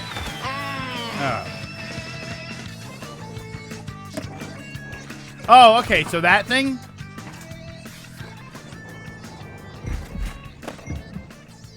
Whoa. Square is flip trick. Yeah, circles grab. What's the I guess grind is triangle? Yeah, triangle is the grind.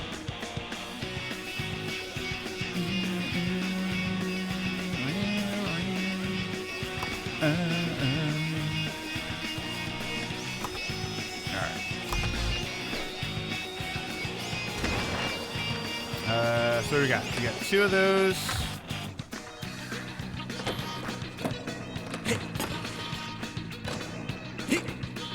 Whoop, whoop. Oh, no. Oh, I guess that was my trick. This music makes me want to play Splatoon. Oh, you don't get the hydrants that you already collected. You got to collect them all at once. How do I can't remember how to do the hand plants. Ow. Yeah, I remember fundamentally how to do the things. It's been forever since I actually did them.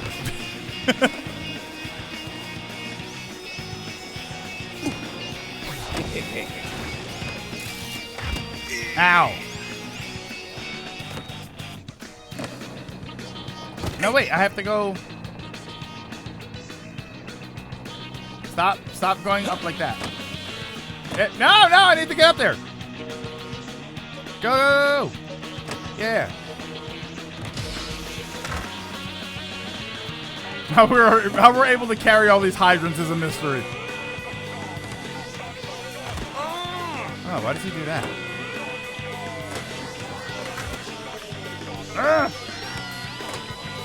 Hold up on the D-pad.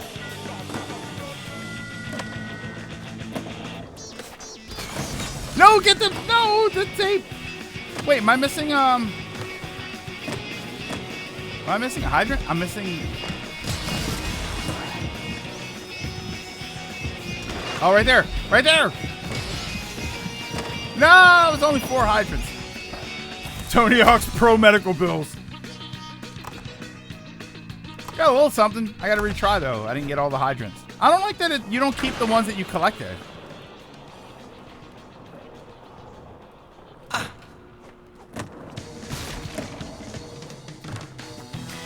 No.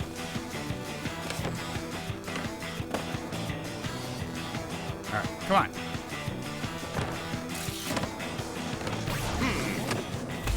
Okay, so you don't have to hit let's see here, hold on. You don't have to hit R2 to do the what's it called, the manual? You can just up and down. Oh no!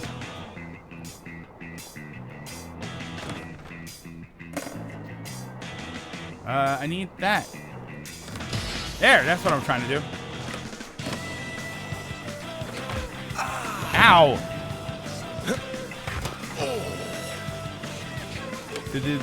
What's this? Hold X in the direction on and release X and press triangle. That's the only thing I was doing was grinding. Hold on, but I need to. Oh no! I let go of the X and he hopped up like that. I need to get up there. No, don't do the. Yeah, that's what I was trying to do. But I need to get up there. Ow.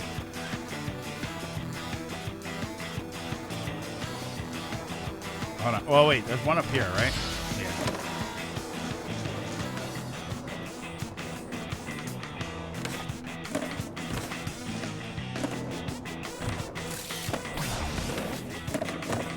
Yeah, that's what I need. I keep remembering to go after them too late. Because now there's one here. Go. Oh, I'm not going to make it. Oh, I got it. Oh, R2 is to swap sides. Okay. Yeah, if you just hit up and down, if you can do like the balancing thing.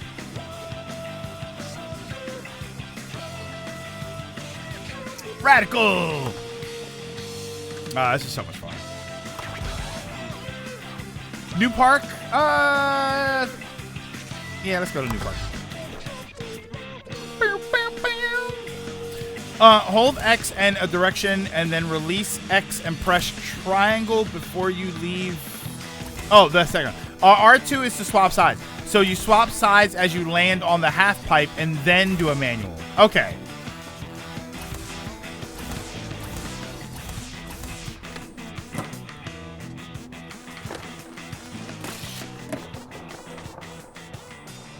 Whoa! Damn it.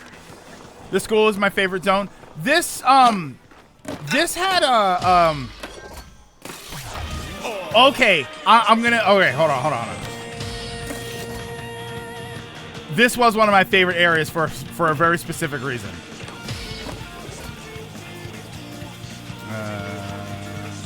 Do this, and then do.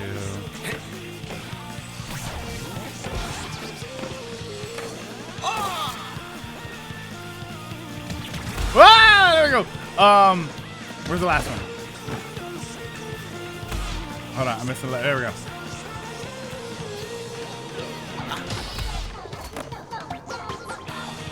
That way.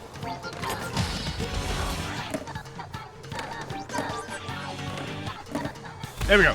Let's go with my favorite. So, there was a time where I was playing this game at a store, and this guy came in and decided he was gonna be a weirdo about bragging about how he could play Tony Hawk. So I said, okay, let's boot it up. We're gonna play. We're gonna play a little. This is the stage where I did a series of tricks and got a crazy high score, and he accused me of cheating because I knew how to do the tricks. And I always remembered that as the weirdest thing I've ever had with a game. Like the weirdest customer interaction I ever had with a game. Hey, Trios. He's like, oh, well, that's cheating. You know all of the moves and stuff. It's like, yeah.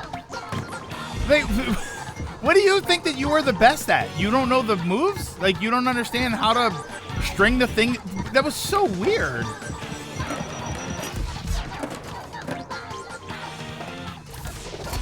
Yeah, he was so salty. And I can show you exactly where it was that I did it. This was one of my favorite stages because of that. Retry level. Skill is cheating. It was so strange. It was right here. So, damn it. Hold on, I gotta go back up.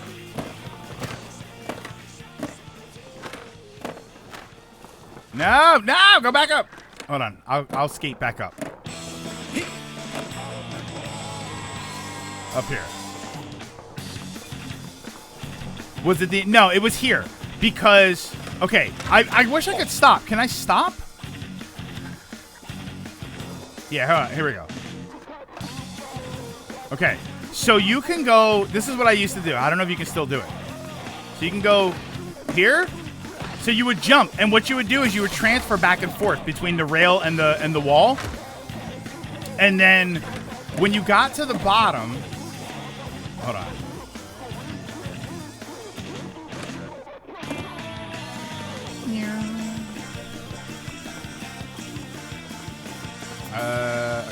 So come around this way. So yeah, so you would start here, you would transfer, you would jump, and then you'd be able to like jump back and forth a few times, come down off of it, end up on this, grind around, grind the edge. Like, you could do it, and you could keep doing it, and you'd get a massive score. And he got pissed because he said that I was cheating because I knew how to do all the grinds and stuff, and I knew how to do all the moves. Like, yeah, it's a skateboarding game. What did you think I was gonna do?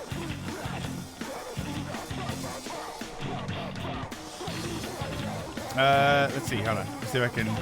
I just don't. I don't have it like I used to, obviously, but. So you do like this. You can do tricks. You can do a trick to transfer over, and then you would go back and forth. You transfer like 4 times, and then you'd end up and you'd curve, and oh, it was hysterical. This, and there was another spot that you could do it too. There was another stage that had like a big loop, where the other stage had a big loop where you could keep doing it, and if you were able to maintain your speed, you just went around in circles doing tricks the whole time, and you get a massive score. Is it just those 2 levels? I still just have those 2 levels. Retry. Favorite customer interaction at GameStop? Hold on. No!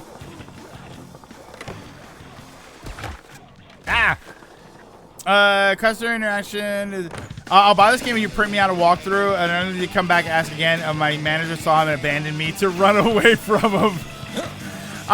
Those are always kind of irritating. Like, if you print me out this, the most we did was we had we had like save files for some games because they were very difficult. So like we had the save file for the beginning of Driver where you had already beaten the tutorial because a lot of people didn't want to do that. Damn it. Oh, well, doing a grinding manual, if you tap square, triangle, so you do multiple tricks without jumping. So if you do, oh wait, hold on. Ah. Yeah, God, we used to play this so much, man.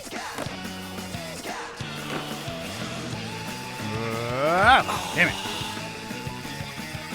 My manager abandoned me because he straight up told me he's crazy. It can get really upset, so I don't want to deal with him. I mean, there are some customers that you just have to do that. You just have to leave. Sucks that he left it to you, but. Yeah, no way you're safe after that.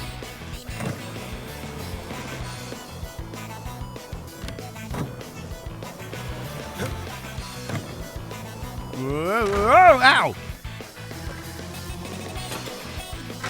Oh, no way.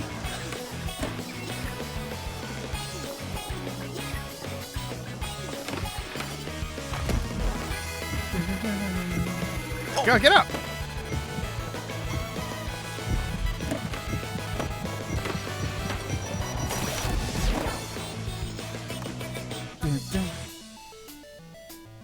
This music does kind of work though. I kind of wish we could play a different level. You have to unlock them. View goals. Let's try and actually do the objectives here.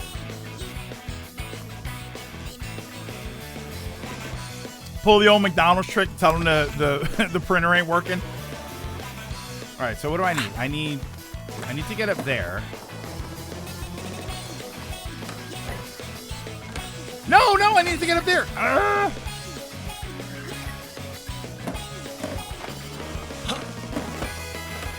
Get up the stairs. Okay.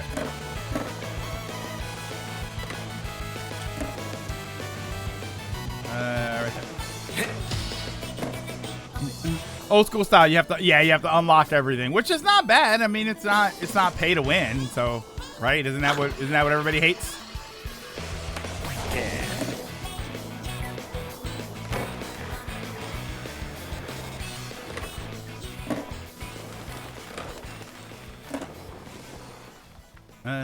Oh, that's right. You would hold up to get out of it. Okay. Ah. Right, so. No, I need to get up there.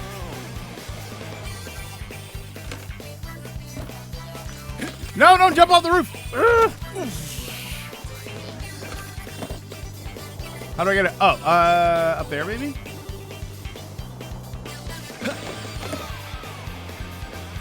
No, right there. Ah, turn around. God, he controls this game controls like a skateboard.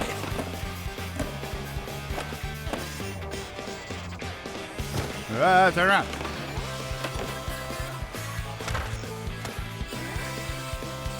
The classic Tony Hawk experience. Yeah, this is great, man. Did they ever do? I'm sure one of the other ones did it, right? The ones that stunk, but did they ever do like a multiplayer? Like 10 people just in a skate park sort of experience.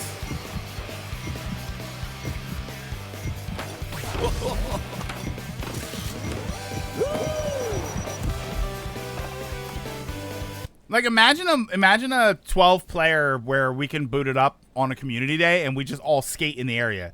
This game, did they add like a 10 player, 12 player, everybody just skates around and does whatever they want? That's kind of cool. Was this popular? Did this actually sell a ton of copies and stuff? The world isn't ready for that. You mean a good skateboarding, skate park experience video game? This game released with that. Okay.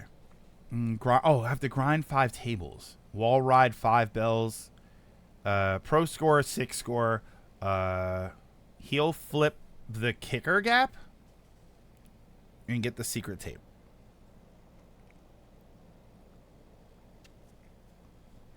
All right. Let's try again.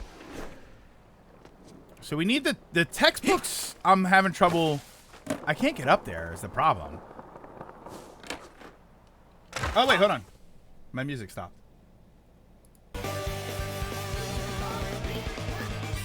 Skate Series did something like that with the third game. Oh.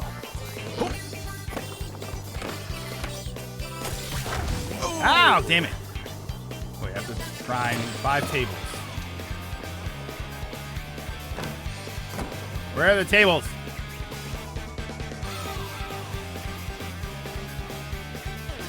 I got the skate letters. That was easy.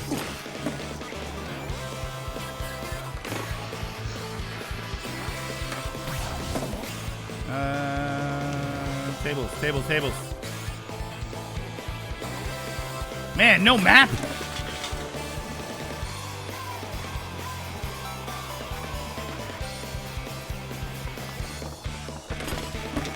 Okay. I'm missing a table. Oh, wait. Oh, no.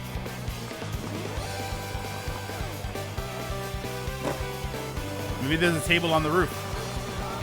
Oh, here we go. We're on the roof.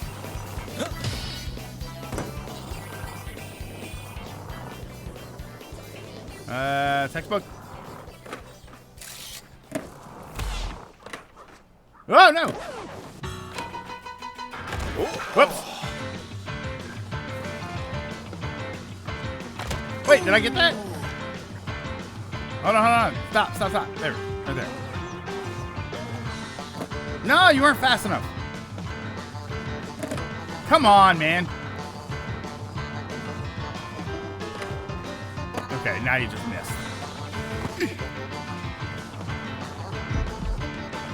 Ah, he's gonna miss.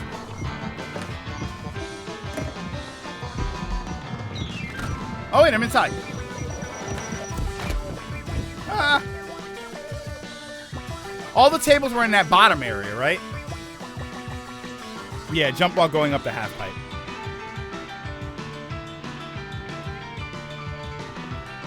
I just wish you could. I wish it saved your progress. I wish you kept the ones that you already got. Which again, I know is old school, but all right. So hold on. So there's a table back here. Yeah. Can we go this way and get the tables? Oh wait. No. Let's get the tables first. Ow. Get up.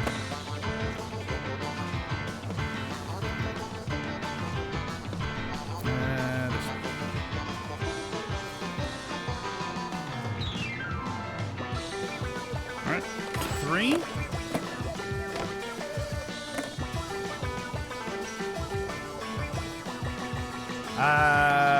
Four.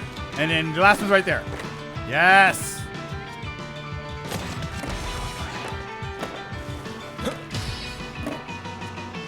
All right. Come on, you can do it. Anything in here? Kiss the rail, kiss the ground.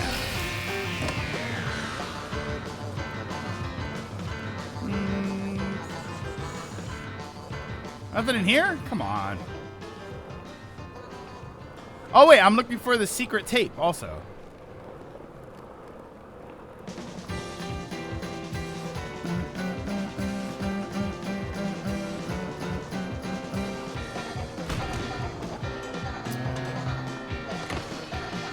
Oh, it's up there. Oh, the secret tape's up there. How do I get up there? Well, I'm not going to get up there this game, but...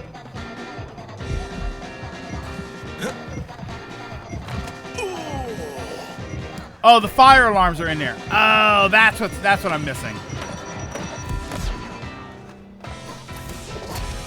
Yeah, the secret tapes are usually at the highest points. I'll be honest, it's kind of moving really fast too. I'm kind of like,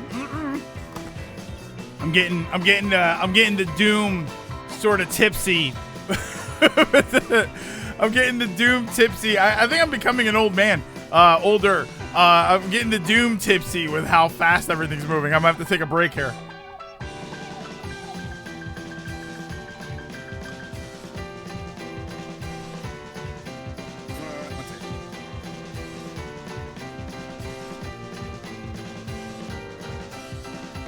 Yeah, I'm getting the old man. All right, let's retry. So the cassette tapes, it's up there. That's exactly where it is too. So hold on. So I need to figure out how to get up there quicker. Oh wait, the fire alarms. So where are the? I guess they're up there. He said.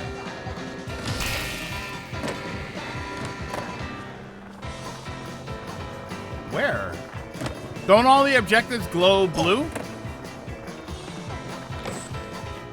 Whoa! Too much momentum-based gameplay. Yeah, I thought all the objectives were glowing.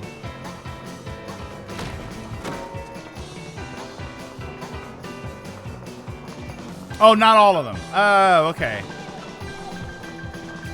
All right, so up here.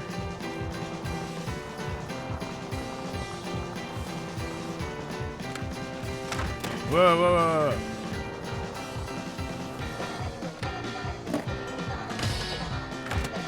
Come on. Where's the, right there. Okay, there. No.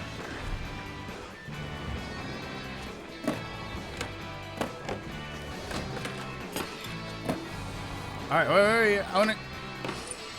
No! Ow. The fire alarms, the red bells, and the walls. Well, I know what the fire alarms are, but...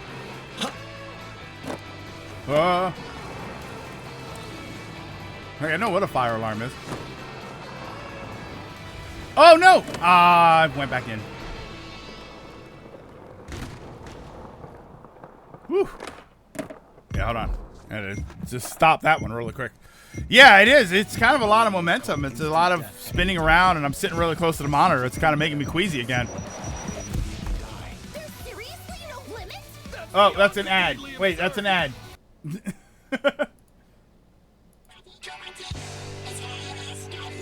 Yeah, just use the ramp to get onto the rail. It's so simple.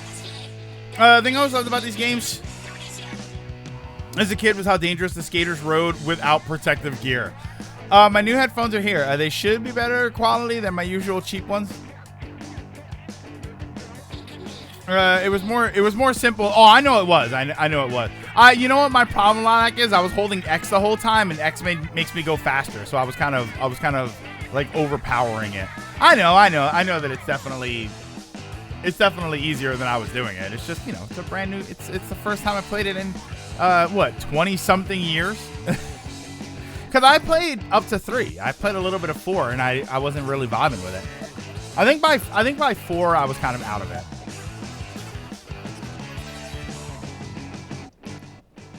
Turn it down a little. There was a ramp that jumped onto that little roof. The quarter pipe was the harder way. Was it that little pipe? I wasn't trying to. I was trying that little pipe. I was trying to grind on that little pipe that was sticking off the ledge. And then that would have taken me right onto the ramp that I needed to be on. Splatoon song is giving me anxiety. I hope not. Here, I'll pause it for you then. I have a need for speed after playing SA2. Well, that's just how I always played the game. I always played the game because, you play the game until you unlock everything, and then you play it for points. So I always, like, most of my experience playing Tony Hawk games was for points. That's what I was getting to. I was missing this slope ramp that jumped up to it. Oh, I see what you're saying. You're saying just go over just go over the quarter and then just hop onto the ramp. I see what you were saying. Oh, it's not. Just joking about how Splatoon makes me rage. Executor, I thought it was giving you anxiety because Splatoon is the level that I use, is the theme that I use for Tetris 99, and the music always picks up, and it kind of drives everybody crazy.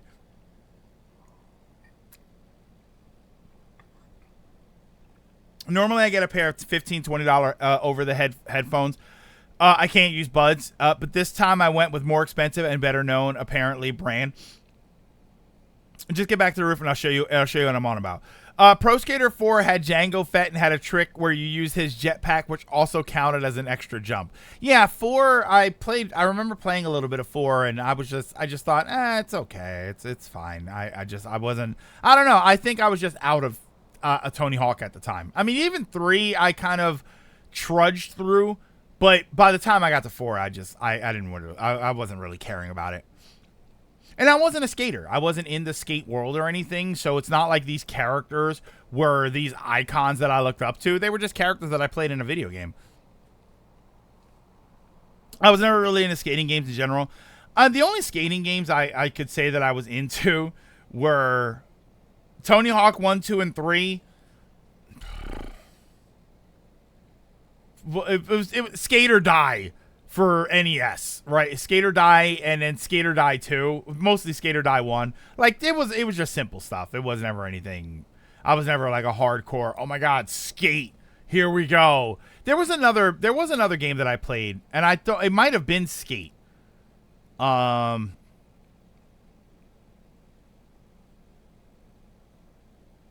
don't remember if it was in.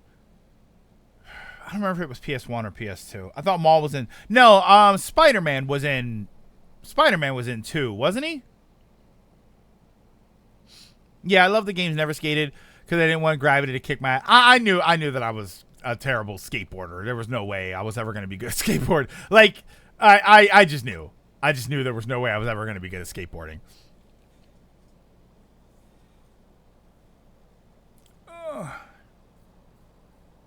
Yeah, definitely never got queasy playing the games.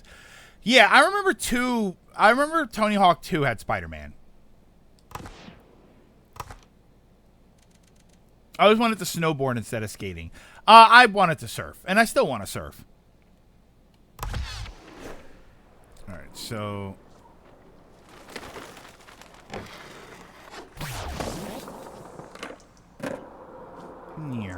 here, nice quiet skate. Oh, SSX Tricky. Tricky was always a lot of fun.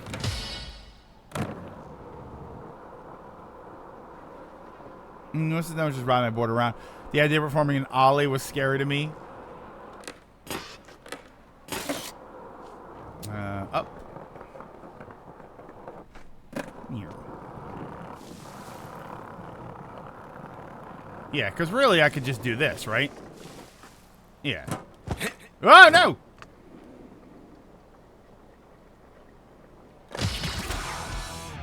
Yeah, that's all. I knew it. Once you were describing it, I'm like, oh yeah, I could just do that. You know what I think I would like as far as skateboarding? Longboarding. Not a lot of tricks. You know, it's not really an elaborate sort of thing. It's like longboarding to me feels like skateboarding to travel. And that I think is more interesting to me. And definitely more accessible to me.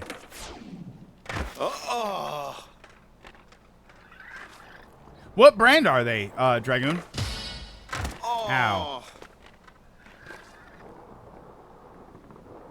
Yeah, like BMX stuff, for instance. I knew a few tricks on bikes, but I didn't really care to learn a lot of tricks on bikes. Bikes to me were for travel. I used to use, like, I had a BMX bike with the pegs and stuff, and I would use it to go places.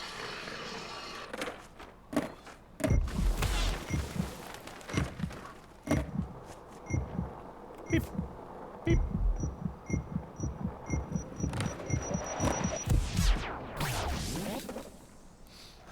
Came into the stream right in the middle of a crash. Sorry I jinxed you. Oh, no, that's okay. Trust me, I was going to crash anyway. Anchor Soundcore Life Q30. Anchor is a good brand. Anchor is a decent brand. All right. That heartbeat was super loud in these. All right, so let's...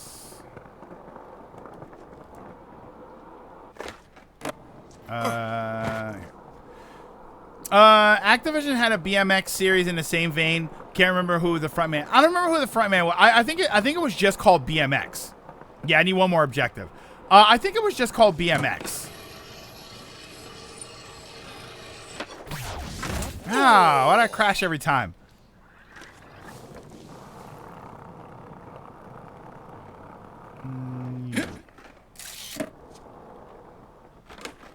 Ah, come on. He says, I'm pretty sure I'm going to have good things. Yeah, Anchor. I have a few smaller devices from Anchor.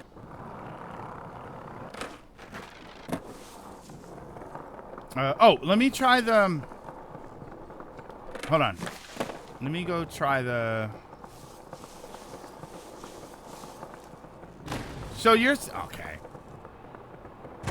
Oh, okay. All right. All right. Stop. It's like... this is like Austin Powers. Oh. That's good. Oh, get in there. All right. So... okay. So you're saying... so where are these fire alarms?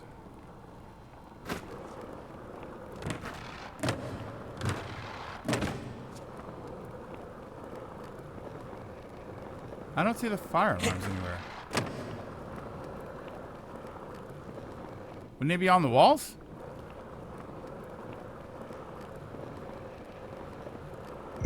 Oh, right there. Hold on. I think that's one.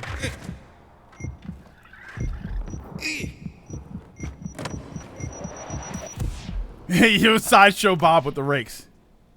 Okay, he said... no, I'd actually let go of X. Well, no, I think I was still kind of holding X. All right, so let me go... hold on, let me go back to... smash the boxes. Here, I can do this. I can smash the boxes here. I gotta be careful, because it is actually making me a little queasy.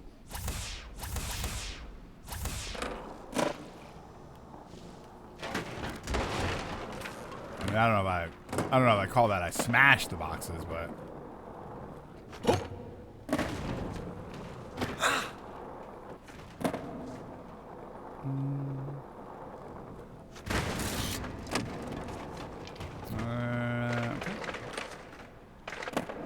oh, and I'm supposed to jump that, right?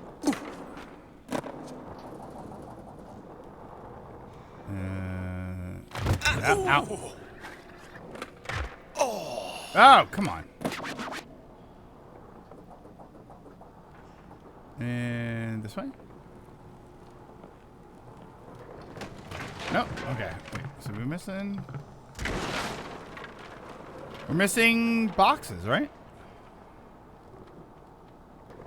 Oh, right there. Hold on.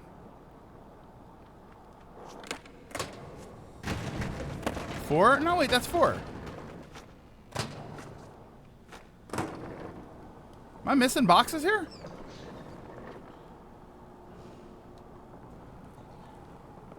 No. Is there one up there? Inside the lookout? The tape was up there. Ah. Oh. Yeah, I don't know. It doesn't look like it.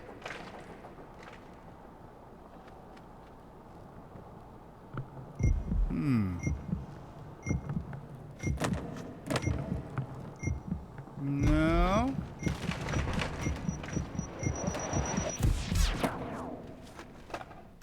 Don't know.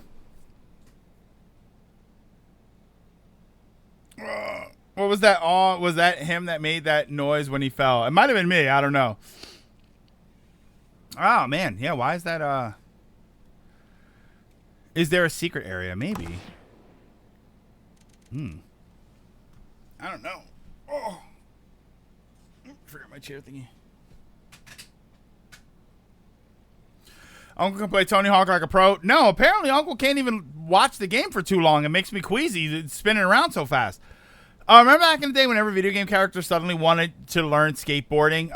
To you, who was the crazy video game mascot you saw on a skateboard? Crazy video game mascot on a skateboard? I mean, Spider-Man was weird, but that kind of made sense, right? I could believe Spider-Man did it.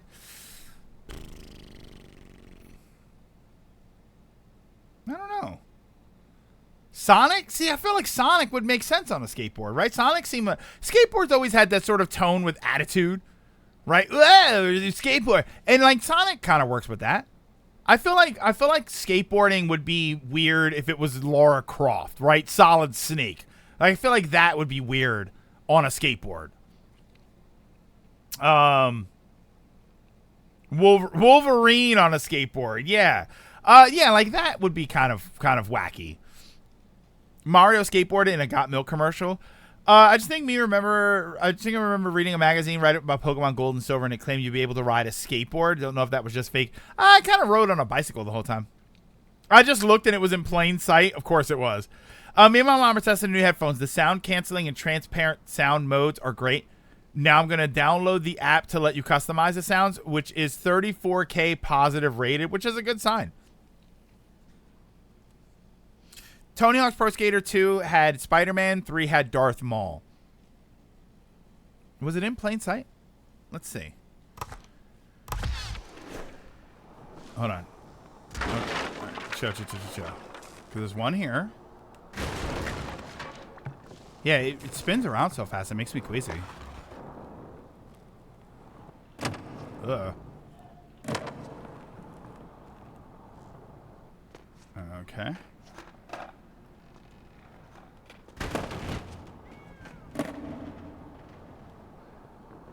Down the metro ramp to the left. Whoa.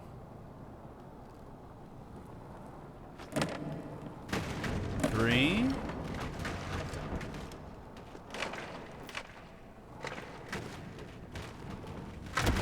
Four.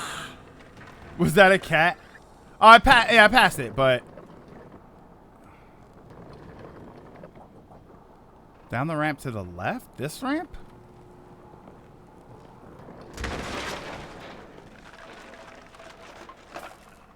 I looked at it. Hold on. Because there's these right here, but I got those already. Go back to the grind rail. Whoa. Right there? Am I looking at it?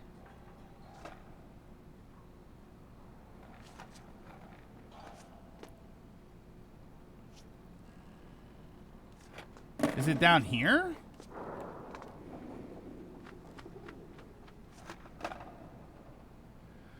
To the wall on the left. Oh, right there. I see it.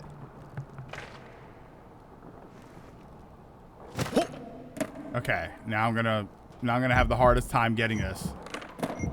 There we go. Yeah, I gotta take it slow, man.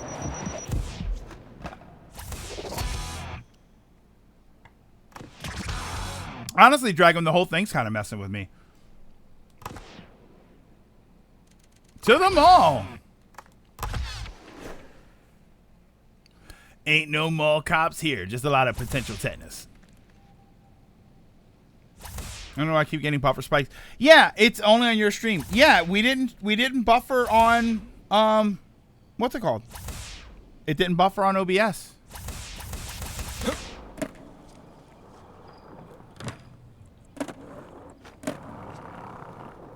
This will probably be better when I'm on my television. Because it'll be bigger screen and I'm sitting further away, so that might actually help. Yeah, it's not the stream. It's definitely just on Lilac's end. I don't know why it's doing that, but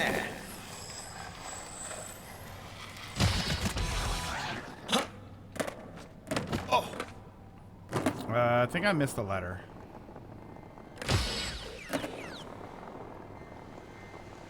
That screen glitch happened again? Huh.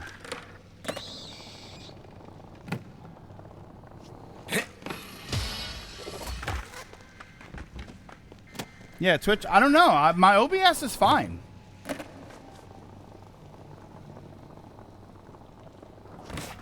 I definitely missed the letter.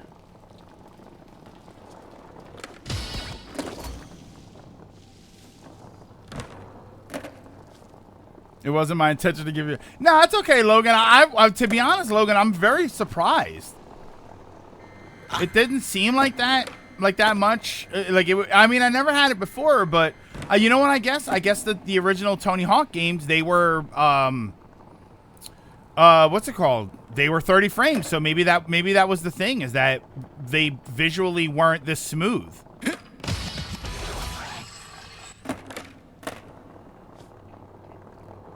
The screen went green for a second? Yeah, that definitely didn't happen on my end.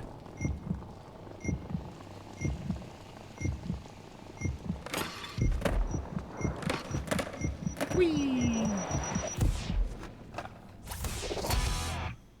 Between this and Doom 2016. I think... I don't know, actually. That's a good question. Like, if you're asking which one I think was worse, which one do I think was worse?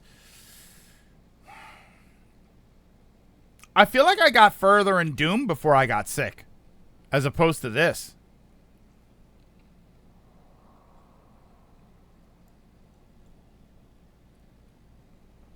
I feel like, yeah, I think Doom took longer for the sickness to get to the point where I couldn't really play the game. This one, I'm already kind of like, I don't know. I think it's because it's a lot more stop and go. I think the problem is that it's a lot more stop and go. Where, you know what I mean? I'm stopping right here. I'm turning around. I'm zipping back and forth. Whereas Doom, I could move sort of in a consistent line. So I was able to maintain my composure for longer. Yeah, I got about an hour and a half of Doom before I had to stop playing. This, I haven't been an hour. I haven't been on an hour yet. It's a Twitch thing where it scrambles the video. Oh, yeah, I know what you're talking about. Yeah, that's definitely not on my end. I don't know why Twitch is doing that. I have a hard time with the stop. Yeah, it's the stop and go that I think is killing me with this game. That sucks, man. I hope that it's not that bad when I play it on TV, because I don't want to not play the game. I'll tell you what. Let's switch over games, though. Eternal. Yeah, I think Eternal would probably be worse. So let's quit, I guess. Yeah. Let's try some of the Tony Hawk 2 areas. Skate Tours. Ranked and free. Oof. Tony Hawk 2. Again, the thing that sucks the most is I can't listen to the music.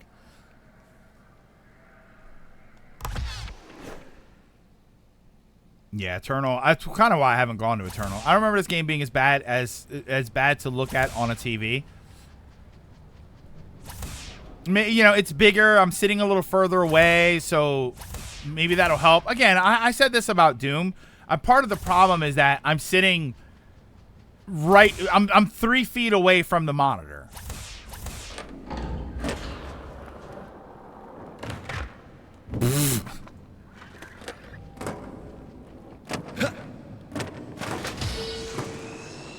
It's missing the attitude, Dragoon. There's no music to really get you going. Whoa.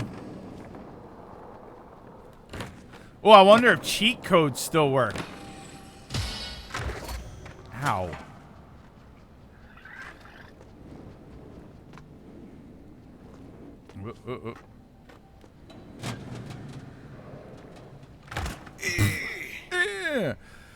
Eternal's breakneck speed the whole time. Yeah, that game would almost definitely make me sick then.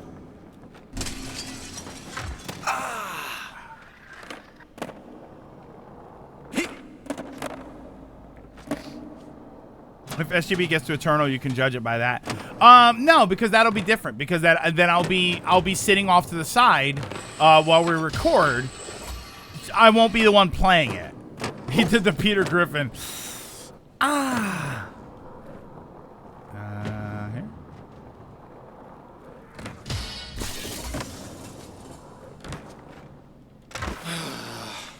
Eternal is way faster than 2016. Yeah, so there's no way.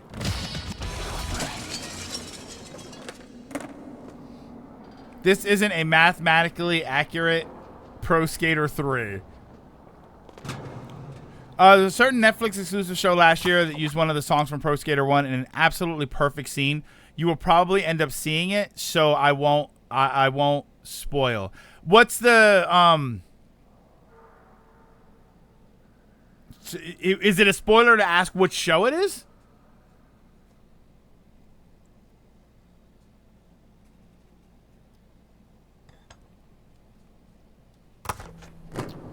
Or what song it is? Can you give me one of those?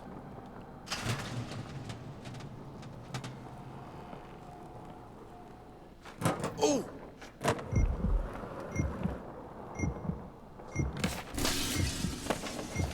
Oh, wait. Oh, no, no, no, no, no. Oh, no. Oh, the barrel was right there. Check the options to see if the game mods are there.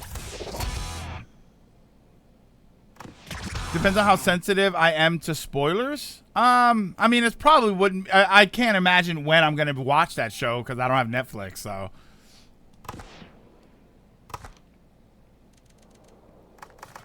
Game options, sound options, gameplay options. 80 spins.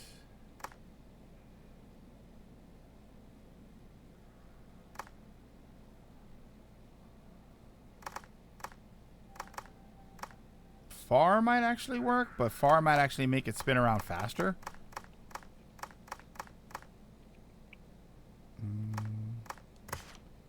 Game mods. Moveset. Classic Tony Hawk 1. Mods are disabled in certain game modes and prevent recording your score to leaderboards when active. Interesting. What does this mean? Oh, perfect rail balance, perfect manual balance, perfect lip balance. Oh, okay. Always special, no bails. Oh, so there is some stuff here. This is where a lot of the cheats went. So wait, should I... Are these the cheats? Set camera to far. Yeah, let's see what happens when I do that. I feel like that's actually going to make it worse.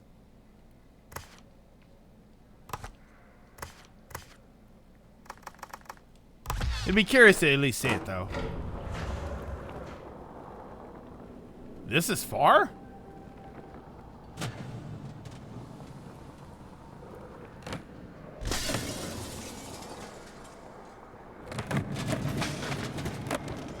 I guess. Right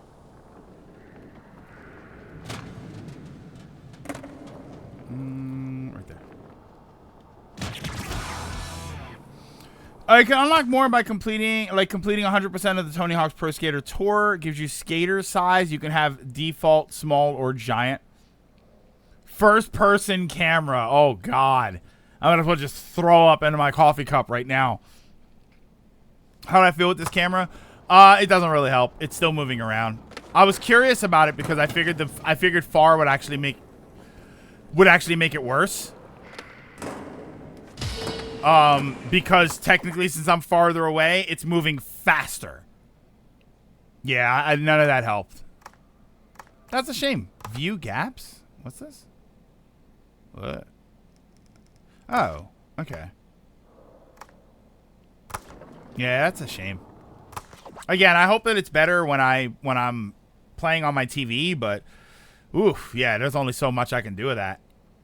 Completing 100% of Tony Hawk's Pro Skater 2 Tour gives double score, color filters, and stuff. Oh, so when you beat the whole game, when you unlock everything, it gives you more cheats. That's kind of interesting.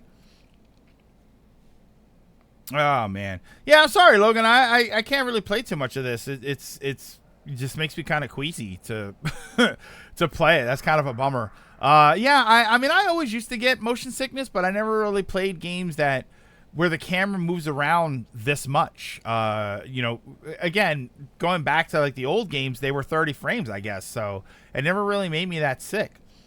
And I always got like that. I used to get sick from Echo the Dolphin because the screen was always wavy since you're underwater. I definitely got sick. I got sick with Echo the Dolphin, the Dreamcast game. Oof. Man, I got sick with that game. Doom, the original Doom used to get me kind of uncomfortable. Again, that was a you know, choppy, but it was also kind of moved around a lot. I got me some Church's chicken. That's wild that Church's chicken is still around in Puerto Rico. Make up for it with an IRL skating stream. Oh, God. I think I would get less sick, that's for sure.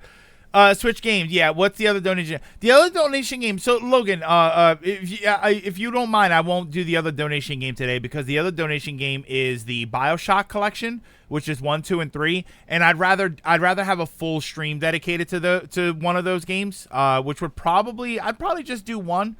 But yeah, I'd rather have a full stream because I don't want to make that part of a stream.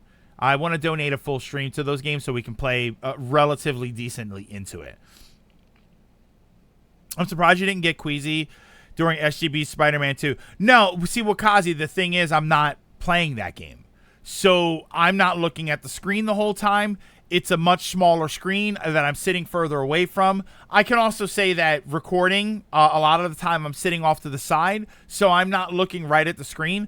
Bear in mind, here I'm playing a modern game that moves at a very smooth frame rate, but it moves very quickly. I'm 3 feet away from the screen, and I am the one playing, so I'm hard focused on the game.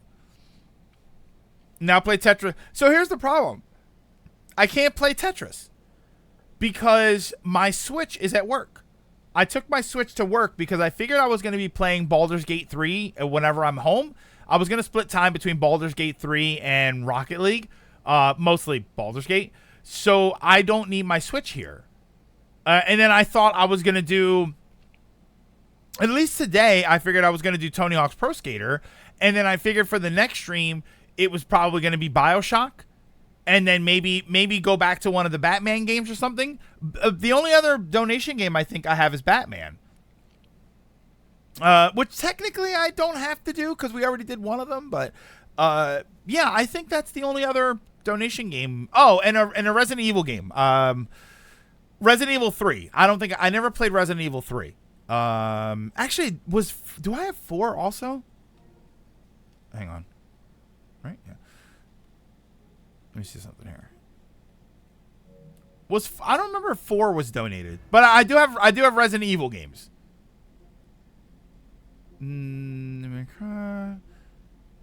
Batman. Yeah, I do have it is Resident Evil 4, right? That I should have.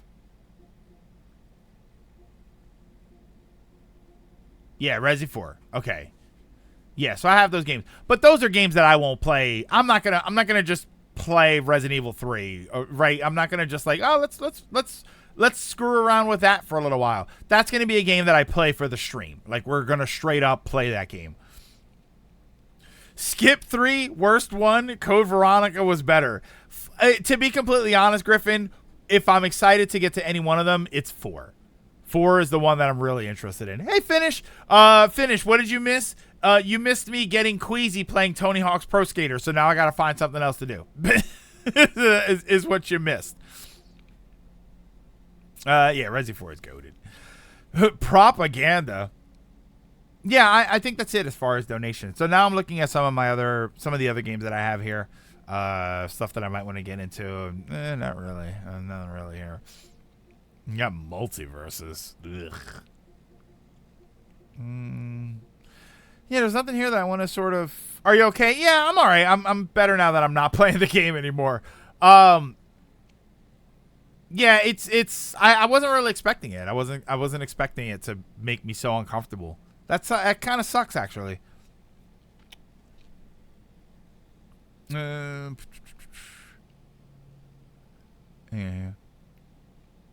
Oh, what's this hot take? Oh, hot take that 3 is not as good as Code Veronica. I think that's a pretty common take. What's in the library? I think I could show my library. I think it's safe. So let's go to my collection. My collection is everything, right? Turning off Rocket League. I told you guys I finished this. It's fine. It's mana. It's what can I say about everything that I have complained about with the Mana series? Is right here. It's the best looking one. It's one of the best looking games, but everything else is right there too. Do a couple rounds of X Defiant. I don't know. I feel like X Defiant's still gonna make me a little queasy. Maybe Rocket League too. Do Bloody Palace and DMC5. I never did this. Was this okay?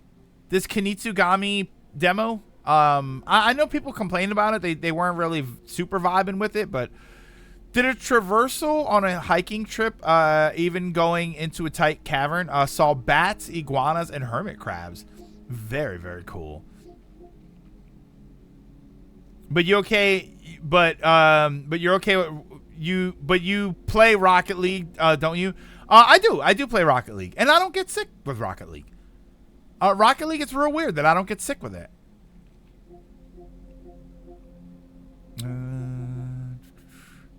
You like the Kinitugami demo? Maybe I should try that out. Fortnite, Titanfall. I do want to do this Titanfall 2. I do want to play this for the stream one day. I like this is I think this was like a 10-12 hour experience. I think it was a ton of fun. I very much enjoyed this game. So I at some point I do want to do this. Hey GM, just updating back from hometown. Had a problem with leaving basically everything kitchen related back in the other city, but I have someone who can take care of that in these next 2 days. Left from the month's rent before risking some shenanigans with the landlord. I'm glad you're all right. I'm glad you're doing okay. And AGM, August 20th, the opening day of Gamescom. Apparently they're going to show a bunch of Monster Hunter Wilds footage. Because in Rocket League, the turning doesn't come off as sharp because the whole world moves at a similar pace. Yeah, I think so. I think maybe Rocket League is a bit more...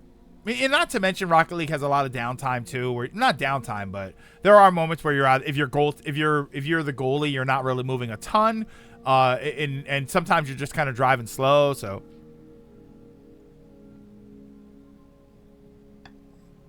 let's see here. Tower Fantasy.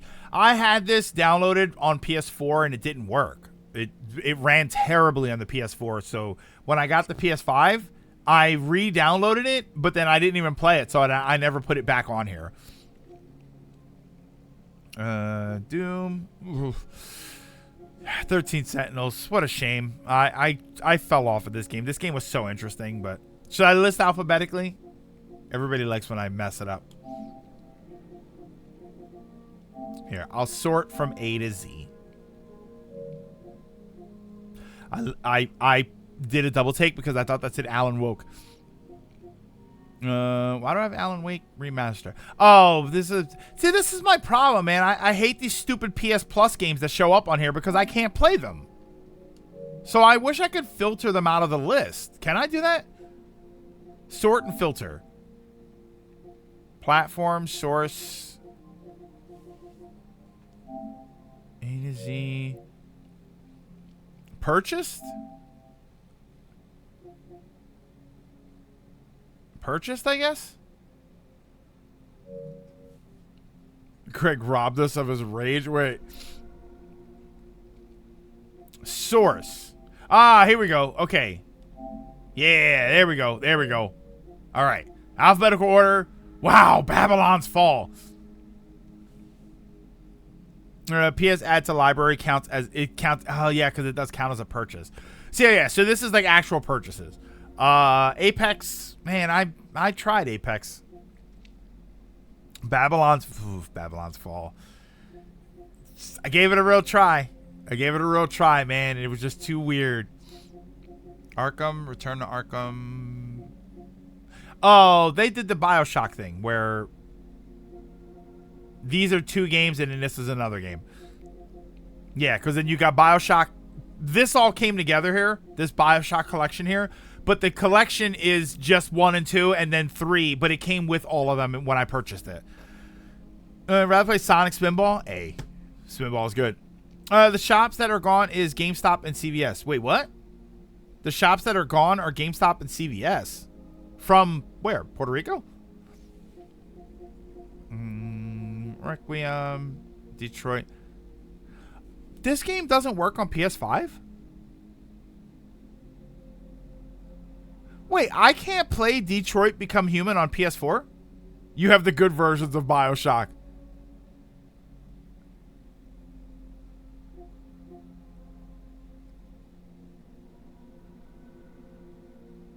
Oh, because this is the demo? Is that why? This PS4 game or demo? That's right. I do have the game. A celebratory roasted GameStop. They deserve it. They deserve it. They deserve it and a lot more. GameStop pisses me off, man. How GameStop's the only game in town. No pun intended. All pun intended, but GameStop, they're the game store. They're the nationwide game store. How do you fumble the bag? You're the only one playing. You fumble the ball, you're the only one on the field. That's easy. You should be rolling in cash because you're the only name brand video game company out there. Everybody else goes to Target and Walmart and stuff. There's no other nationwide chain of game stores. You're the only ones in the game, and you're losing. I need to start proofreading my resume. GameStop is always so close to being good, and as you say, they screw them. Like they're it's so weird.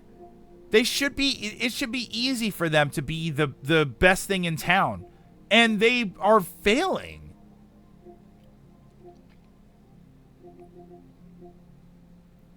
It's gonna be hard selling a $25 membership with no Game Informer. Oh no, yeah, you're right about that. Ghost of Tsushima. I think this is a demo, right? This isn't the full game, right? Yeah, download trial.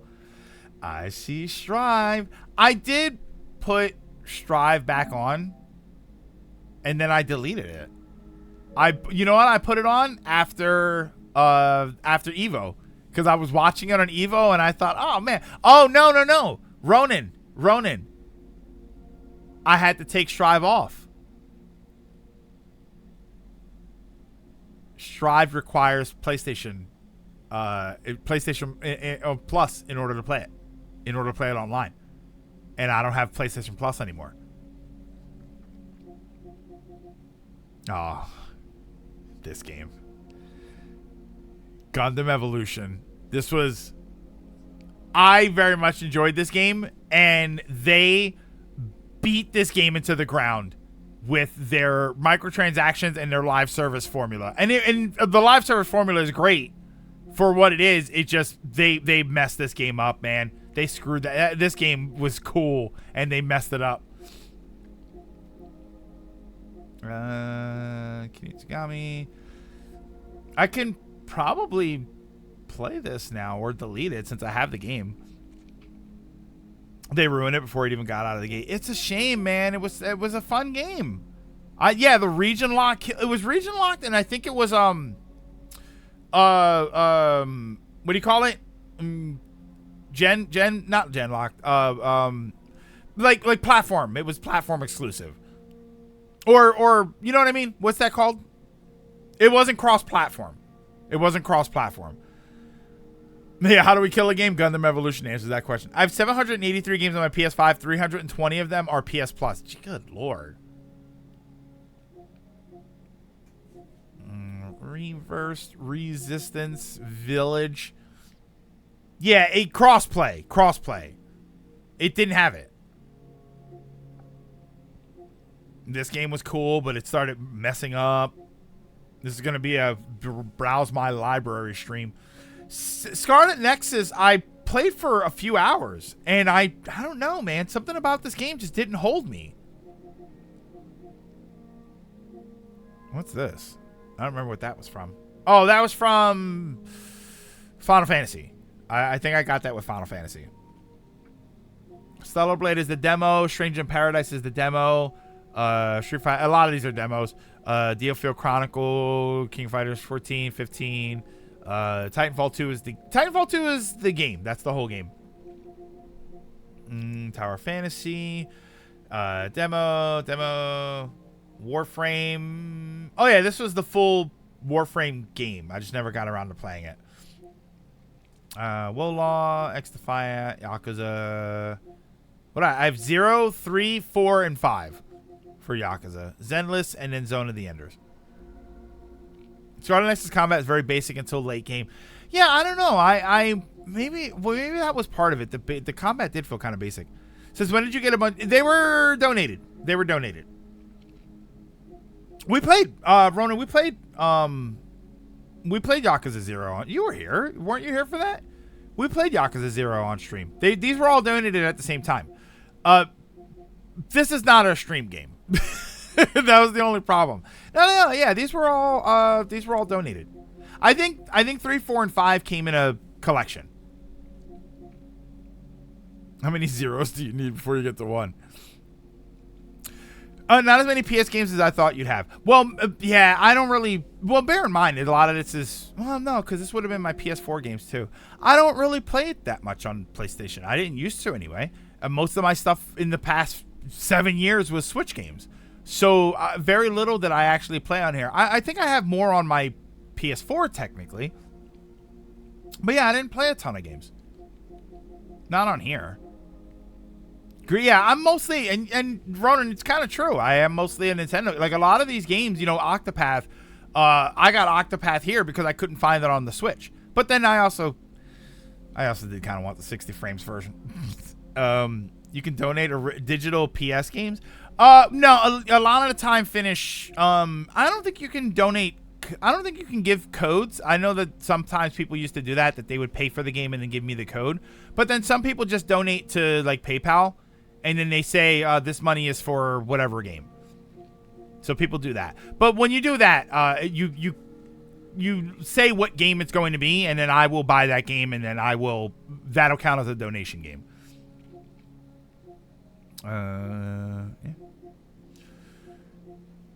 Yeah, that's it.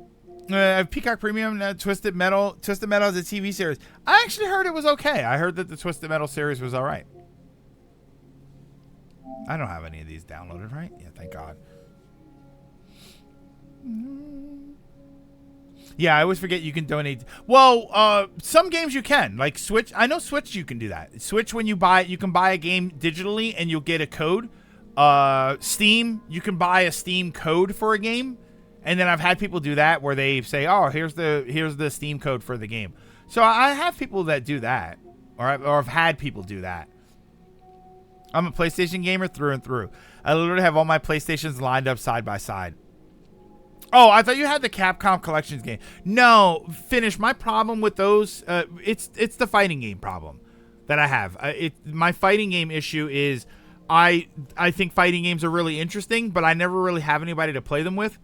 So I got out of the genre, and I can go online and play them, but it's really not the same experience. I learned some years back that the experience that when I really loved fighting games, it was because I had an IRL group of friends that I played those games with, and without that, it's just not really the same thing. So the donations are donations are if you guys donate games, if you decide that you want to. A lot of the time people do it with. That's why we played Tony Hawk today, Wakazi. Logan donated the Tony Hawk games and the BioShock games, and then I always promise to take one stream to I promise to take a stream to try the games out. So I've had people donate new games, I've had people donate used games. I don't play all of the games to completion, but if I'll at least try the game.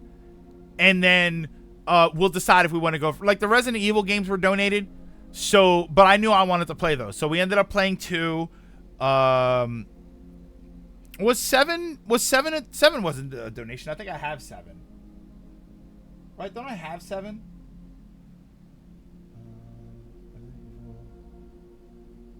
Yeah, I have 7. So I played that.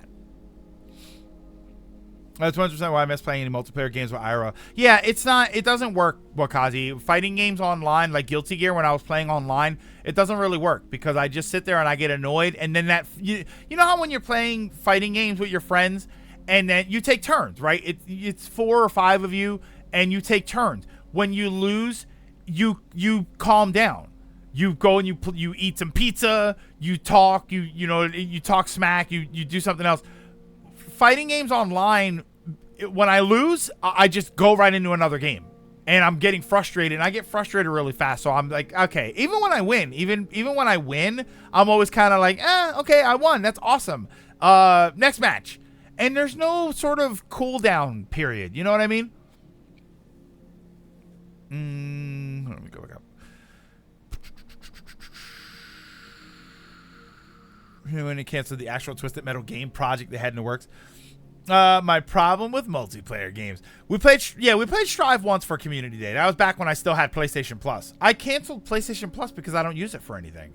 I don't really play any of the PlayStation Plus games. It's always kind of a weird mixed bag of games that you get anyway. The only games that I played on PlayStation that required online were Gran Turismo, Guilty Gear Strive. So it wasn't really necessary for me to even have it. There was no benefit. Like, I wasn't getting any benefit from it. December will be fun when I make Greg play Call of Duty Black Ops 6. Apparently, they released... There was, like, footage that got released of Black Ops 6 of people playing it, and they showed off a lot of the movement tech, and people were saying that the movement in that game is going to be crazy. I have Strive and just suck at real fighting games. And forget I have a PS4, even though I'm looking right at it. We need Robert Downey Jr. to voice the Hulk at some point. We can call him Tony Hawk. Somebody made an edit of Robert Downey Jr. as Black Panther. Like they edited him so that he was actually what's his name? T'Challa in all of the scenes. Like not Black Panther the superhero character. He was like the prince. I have to find it. It's a great edit. Care less if I lost friends IRL, if I lost to friends IRL because I know I had a chance to beat them. It's not even that, Wakazi. Like, I'd get frustrated when I would lose fighting games IRL. Like, sometimes, you know, you're having a bad day, you keep losing the game. But then, like I said, you lose the game and you cool down. You go and you do something else. You hang out, you talk, you just have fun, and you're doing whatever. So then by the time your turn comes up to play again, it's been 10, 15, 20 minutes. When you get frustrated because you get into a bad cycle online on a game, you don't have that cooldown period. You just start again. In fact, my Switch collection is so much larger than my PS collection is more to Sony's lack of games that fit my preferences, because back on PS3 early on with the 4, I had a decent PS collection. My friends don't play any fighting games with me because I always win.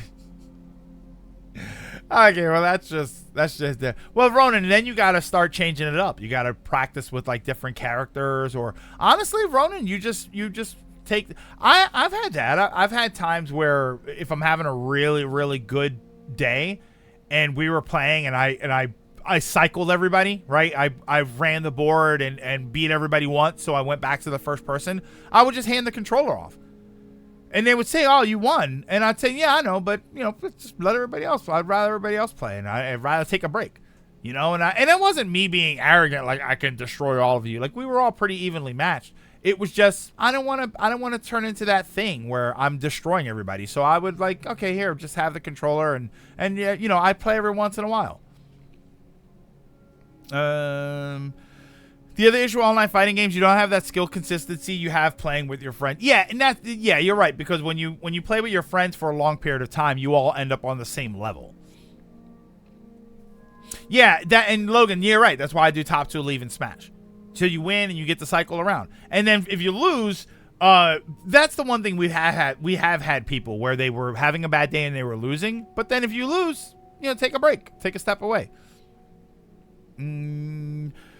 I wonder if actors in cartoon movies are like playing those characters or just like money. Yeah, I don't know why you think they wouldn't like it, but I mean, maybe they don't. Jerf, they don't have to be in. It doesn't have to just be cartoon movies. Some actors just don't like what they're doing. The problem with fighting games is I forget everything the second I switch games. Meanwhile, my best friend practices fighting games all day, so I just turn into the practice dummy. It's also my issue, I think, even for basic online. Yeah, PS Plus is too expensive. PS Plus is very expensive for me to get nothing. For me to get every once in a while a game comes to the service that I care to play, or I need the online for 2 games that I don't play online. Gran Turismo and Guilty Gear Strive. So it stopped being worth it. And once they bumped up the price, I said it's not worth it to have. Fight Night Frenzy, where we would cycle through like 10 fighters. I mean, we had times where we would play and we, all right, everybody has to pick random, whatever game it was, whatever it was, a Street Fighter, or it was King of Fighters or anything, Marvel games, like we would have, all right, everybody has to pick random. And then we would do that. And we'd do like 3 hours of everybody picking random characters.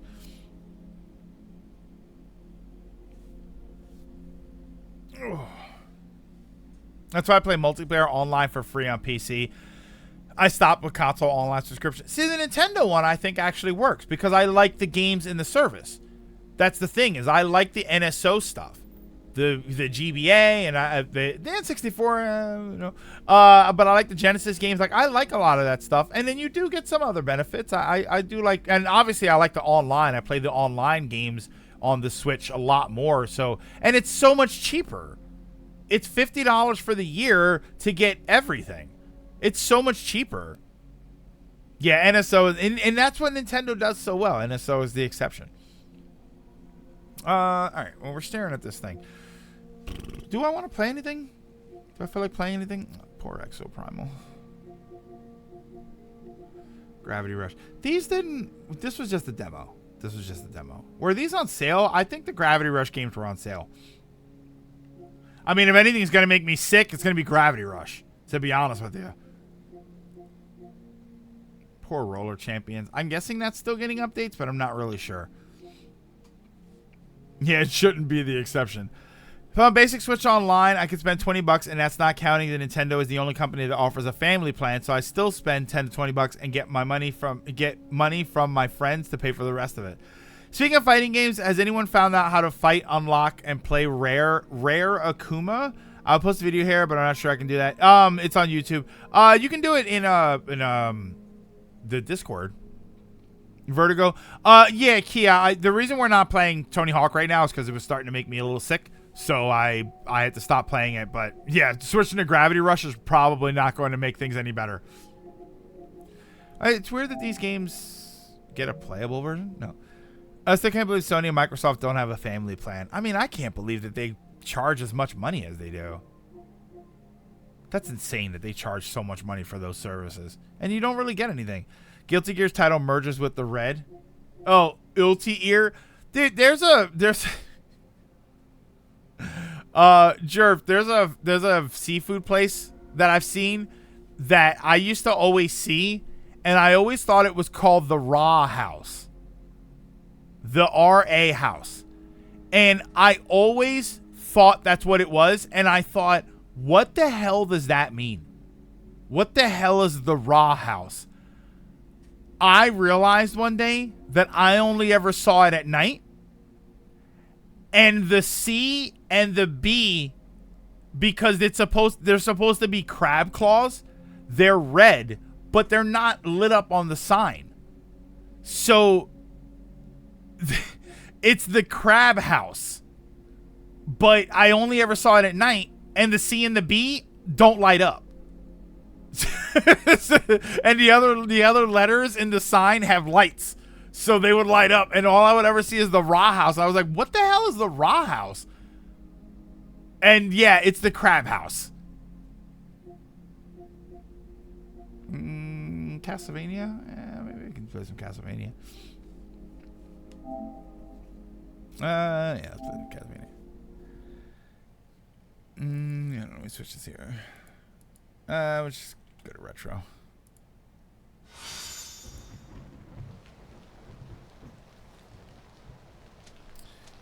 Start game. Yeah. It moves too fast. It's making me sick. Yeah, after watching Brain Scratch play Gravity Rush, it's definitely a good idea. It's definitely not a good idea in the slightest for you to play it. I played the demo, and the demo didn't make me sick, but I didn't play it for too long. Look at the drugstore at night when the P doesn't light up. It's the pharmacy. It's literally the opposite.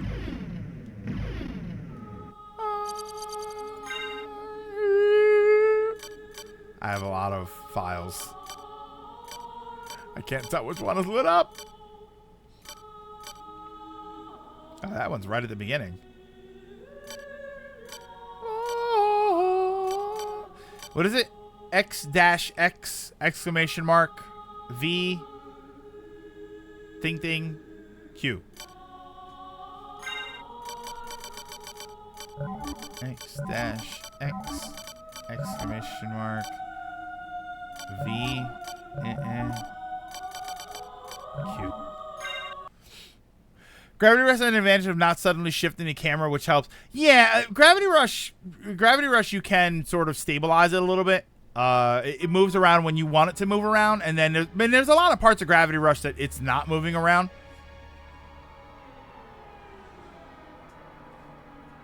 Yeah, this is the luck mode file.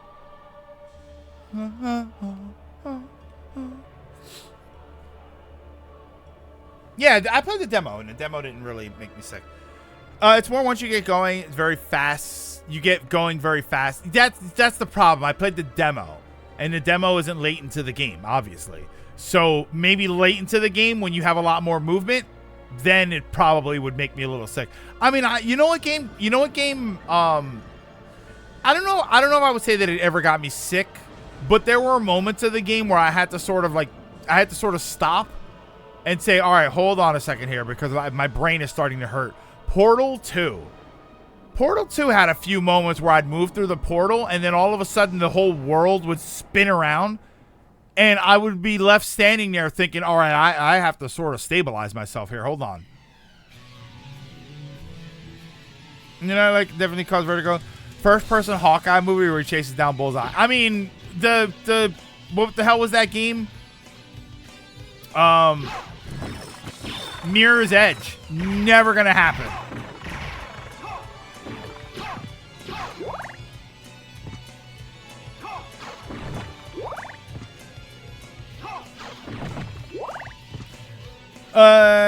Dance does not fly. She shifts gravity for everyone. If you're trying to go to the pharmacy for candy, you get launched sideways into a wall and then fired into the sky.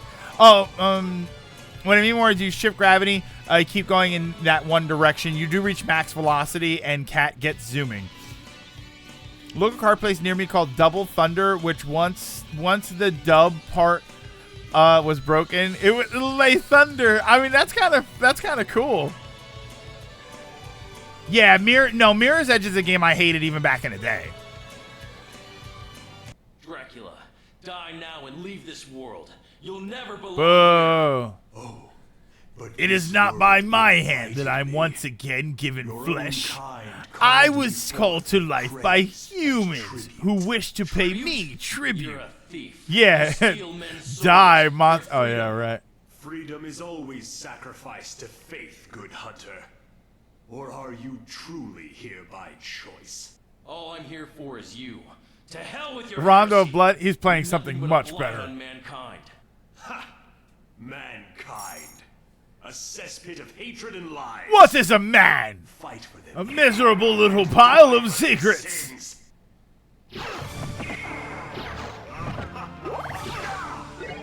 Oh no, I have a. Okay, wait, I have to do that.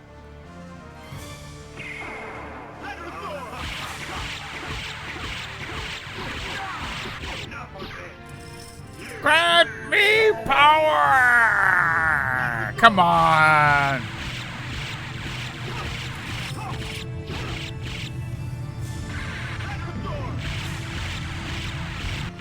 No! This cannot be! Ah! Recipe is a Japanese actor. Oh, I didn't know that. Count Dracula had risen. Oh, he died a few years ago. Okay. The Dark Priest shaft. Yeah, the Xbox 360 version. Logan, that's the only one that I missed, and I should have bought it before the store closed. Brought him down. However, 4 years later, on a glaring full moon night, Richter mysteriously My cousin had this, and I completely beat this back when he let me borrow it. I wonder if Konami even still owns the OG script rights. I don't know. Yeah, I don't know if they're even allowed, like the OG audio, I guess. I mean, they would still have to have the OG audio, right? in the mist, as if to show her the way. Meanwhile, powerful Kiyoyuki forces Yanada struggle for the soul is very healthy voice acting career. I'm gonna be that guy. The new dialogue sounds more serious and not like the opening to a porno. It does, but I don't know. It doesn't have that hokey charm. Here's the thing. It doesn't have that hokey charm, but I also don't think it sounds so serious that it doesn't have the hokey charm, but it sounds like I believe it. I don't believe it here either. Cries of the innocent. It just sounds like a different kind of cheesy, and evil but has not come in a full fun circle way. Once more, Dracula's castle beckons for you, and no man can say who will emerge victorious. Wakazi, this is the Castlevania Requiem collection, which was Rondo of Blood in this. And I think it also has the PSP Rondo of Blood remake. But they redid the voice work for it. So they use this version all the time.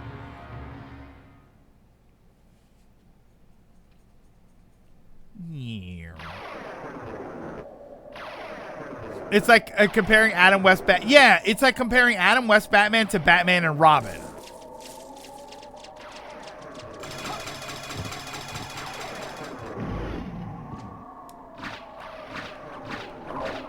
Whoa.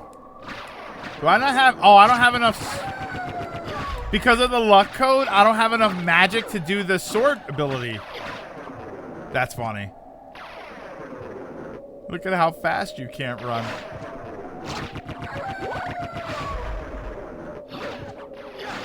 Because the luck code basically kills all your stats.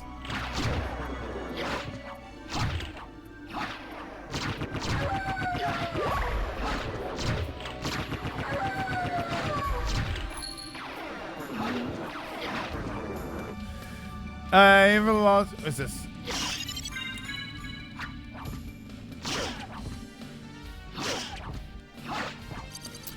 I think you aren't in it for the laws. The OG script is pretty hard to listen to. Oh, yeah, it definitely is. Wait a moment. You seem human, and yet, what do you here? I've come to destroy this castle. Oh, that's so good, though.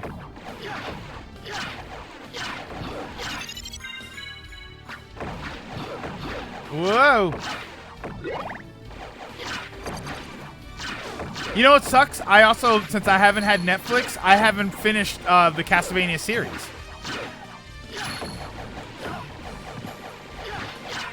I always fight a little bit down here. Get a couple levels. Yeah, everybody loves the cheesy voice acting. Everybody loves the cheesy voice acting because this game, the dialogue is not necessary for this game. It's not like, oh, I need good voice acting because I need all the story to be believable. You don't really think that with this game. It's so minimal anyway. People compare this to the OG. I get why people like the OG so much, but this one's a lot more like an actual script. It's like an actual script, but there's no need for it to be an actual script. You know what I mean? It's the kind of game where there are only a handful of lines. So I don't feel like you're getting anything for it. OG RE4 had cheesy voice acting and I loved it. Like Resident Evil, when they fixed Resident Evil, fantastic.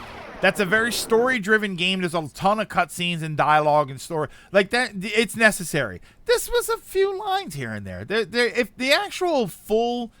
If you put all of the dialogue in this game together, it's probably 2 minutes long.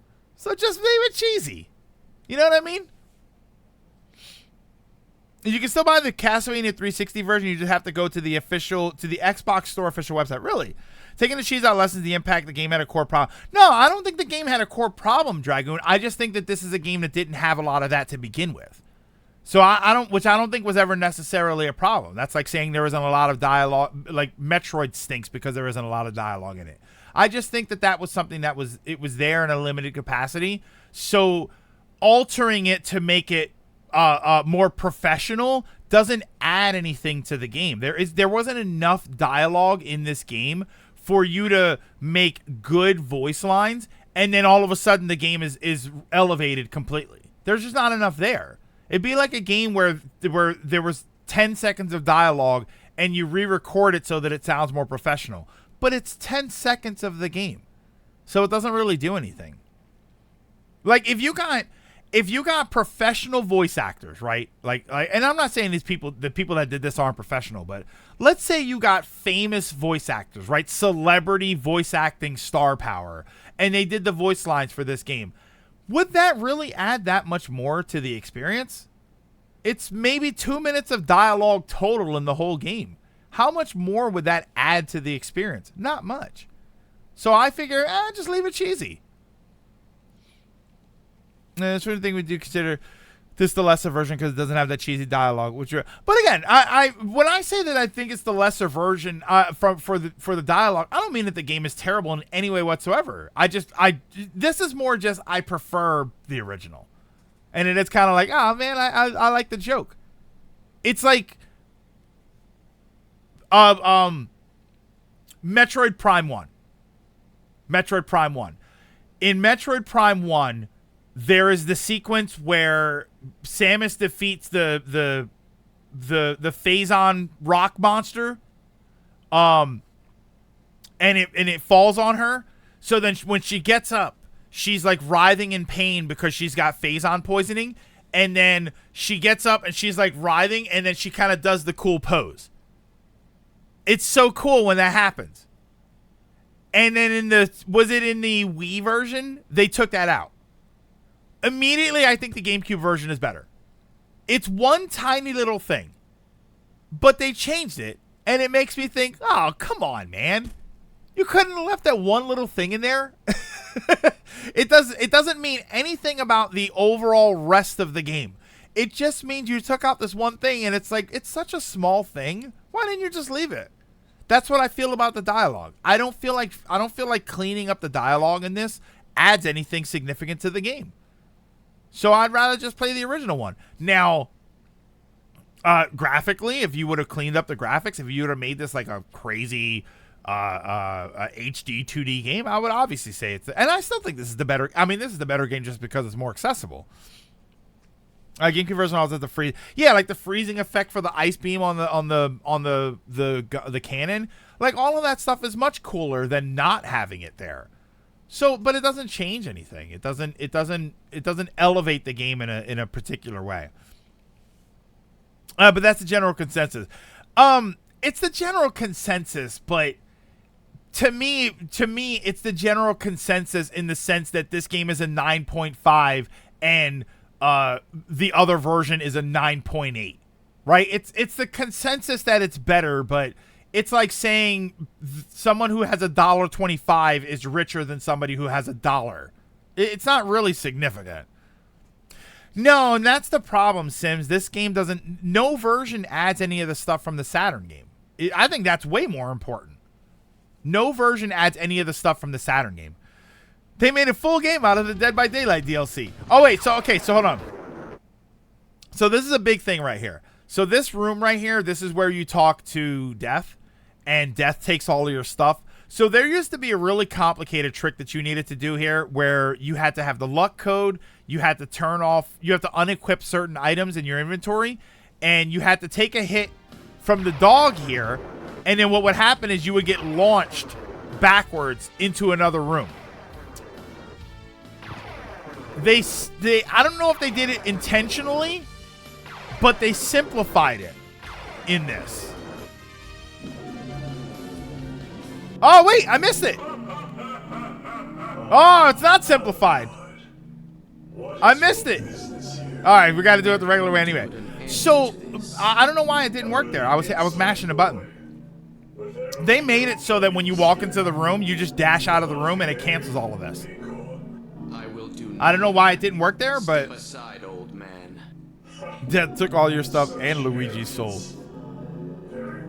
But we get to see Death anyway, which this version right here of Death, this outfit with the top half skeleton thing is awesome. Yeah, normally you're supposed to walk in and you do that, but this time it walked in and he went right up to the front. I don't know why I did that.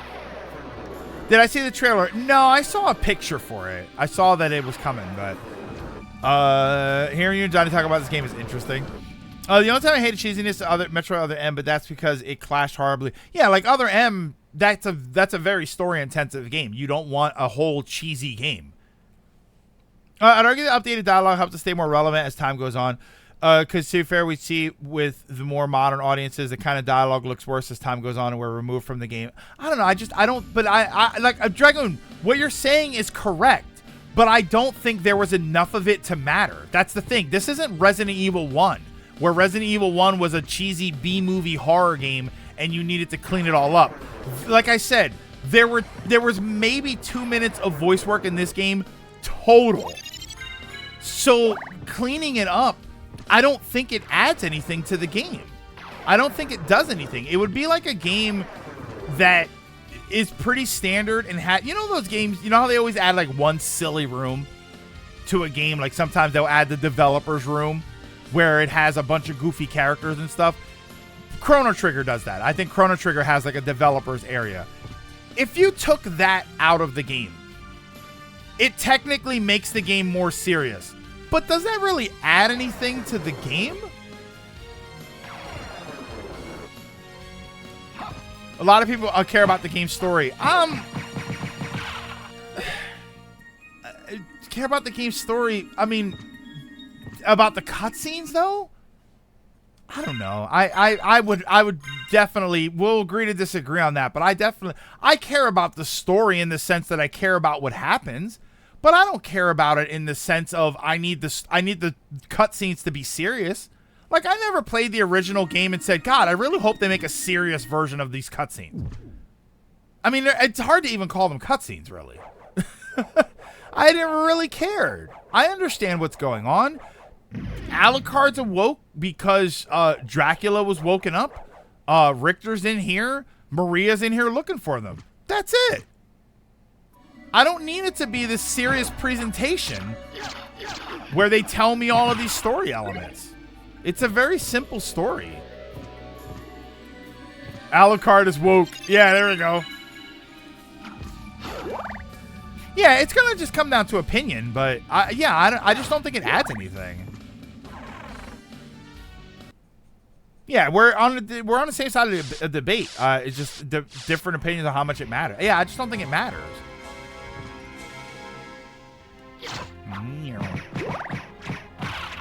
Like, I don't think it mattered that they to the point where they should change it. That's what I mean. Ah.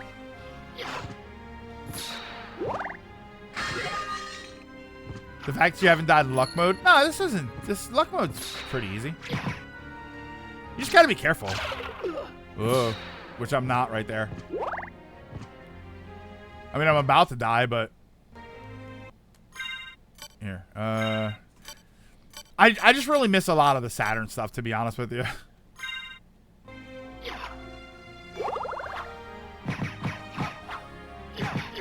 Saturn added an extra use hand, so you didn't have to equip it to one of your hand slots, like items and stuff. Yeah, save point's really close too. It tells the story perfectly fine without the cutscenes being serious through the atmosphere. Yeah, I just don't think that the cutscenes really added so much. I don't think that they added so much that they needed to be serious. Again, something like Resident Evil 1, that's a game that I hated Resident Evil 1. If I'm going to be honest with you, I've told you this before. I didn't like the first Resident Evil game. I hated it because it was a cheesy movie. That's what it was. It was a cheesy B horror movie where it's like these corny lines and stuff, and people talked about it like it was serious. They talked about it like, oh, it's such a serious horror themed thing, and I'm like, it's a corny movie.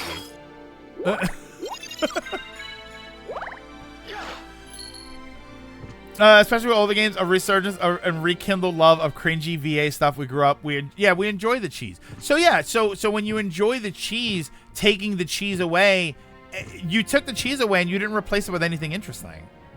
In my opinion, again, I don't think it was so interesting that it mattered. The soundtrack. Oh, the soundtrack is. You can't say it. Anybody who says anything bad about the soundtrack is insane.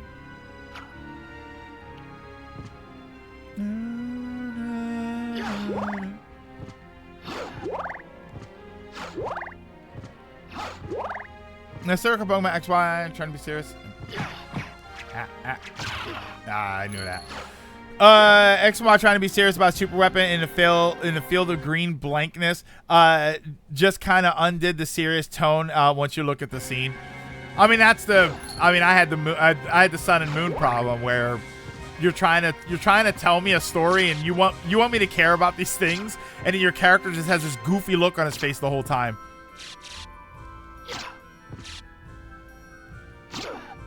Okay, could you die?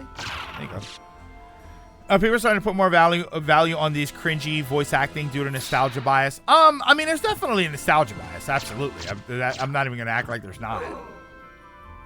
Yeah, it's definitely a nostalgia bias.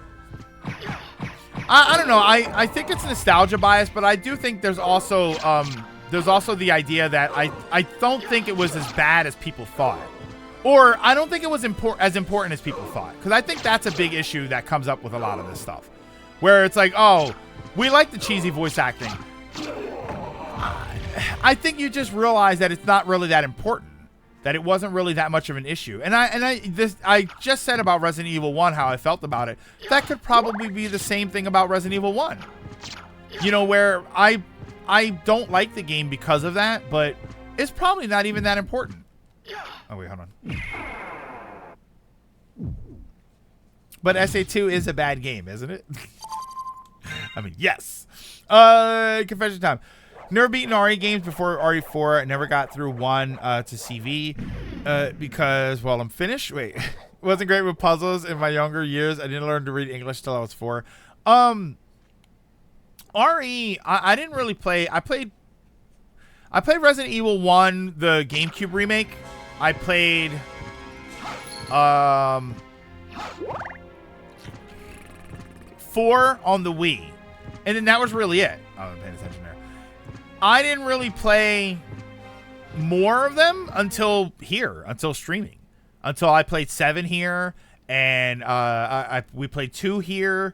I played 0. I played 0, whatever, right? Resident Evil 0. I played that too. No, Uncle Bad. I played Jundinator. That's the second one, right? I played the first one, I think. Lament of Innocence? Is that the one? Lament of Innocence? Lament of Innocence? I played that one. Yeah, I didn't play the second one.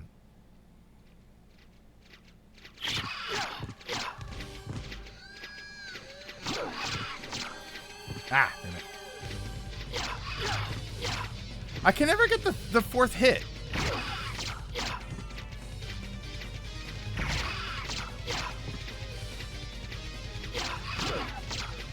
Oh, why does it not? It never swings fast enough. There we go.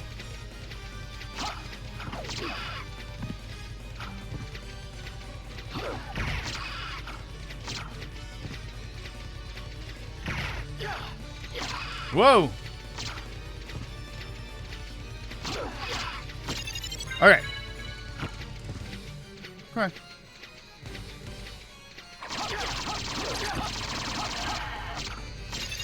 There you go. I love how flowery, fancy Castlevania names are. Lament of Innocence, Harmony. They always had music. They had music early on. Rondo of Blood, Harmony of Despair, Symphony of the Night, Nocturne in the Moonlight. Like, they always had music names. What the hell was that? Why? That was just me. That's how I always do that. It's a little tougher on luck mode because you're weaker. This is the thing. Resident Evil is that scary. I found Dead Rising scarier, but early Resident Evil I thought was really scary. They kind of dropped all of that. God, I love that. I was wondering if you could kill Skyrim before Slaga in the last fight. That's a good question. I don't know if you can. That's a good question. I wonder what would happen if you do. Mr. Cratch style, I'm back. No, that's a game I'd just pick up at some point later. Circle of the Moon sounds like a kindergarten. Yeah, you had. I mean, what were they? It was Rondo of Blood, Symphony of the Night, Nocturne in the Moonlight, Circle of the Moon. Right, I don't think I missed one in between there. Circle of the Moon, Harmony of Dissonance, Aria of Sorrow, Dawn of Sorrow, Portrait of Ruin. They kind of got me rid of the music thing there. Order of Ecclesia, which I think is like that's the one that I think feels the most related to the actual game that it is. Harmony of Despair was the multiplayer game, right? Dawn of Dish Soap, my favorite Castlevania game. To play devil's advocate, one area is more important, we think, because when they took it out, we certainly noticed, and we didn't like it. Yeah, I could say that. I could definitely agree with that. Ecclesia is a hidden gem, but that's probably the hardest of them all. I would argue that Order of Ecclesia, out of the handheld ones, Order of Ecclesia is probably the hardest one. That's such a tough game. And yeah, and then we go to Lament of Innocence, Curse of Darkness, and then they got boring. I think then they got boring. Lords of Shadows, yeah. Right? Mirror of Fate. Right? The names got so boring after that.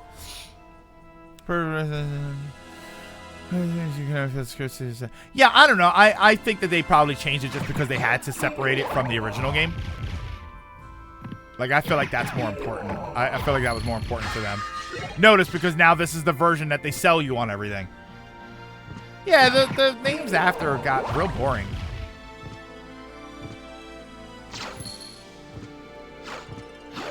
Make it more interesting. There is an order called Ecclesia in the game. Yeah, that's what I mean. Portrait of Ruin was tying into Bronner and his paintings. Yeah, like, I don't know. I thought those names were kind of boring. I mean, they were okay. Order of Ecclesia was a great game, but as a name, like I said, it's just that it was the only one that was named after something very specific. Right? Symphony of the Night.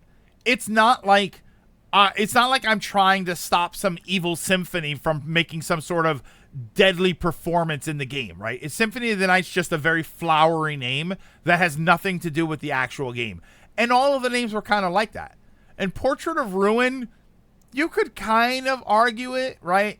You could kind of say like, oh yeah, it's just a flowery name, even if the game is kind of like related to portraits. Aria of Sorrow, Harmony of Dissonance. But Order of Ecclesia there was something in the game called Ecclesia. Like, that was actually, it wasn't a flowery title. That was the name of something in the game. I just got mustard stain on my portrait. Lament of Innocence is the first entry in the timeline. Never Symphony of the Night in my childhood. I bought it because SGB made playthrough. Both Rondo and Symphony of the Night. I platinumed it a few weeks after I bought it. Yeah, and it was in order. Yeah, that's why. It was, I don't know. Like, if you would have called it Order of Chaos, right, then it would be like, oh, okay, that's kind of a flowery name. And then it turns out there's an order in the game.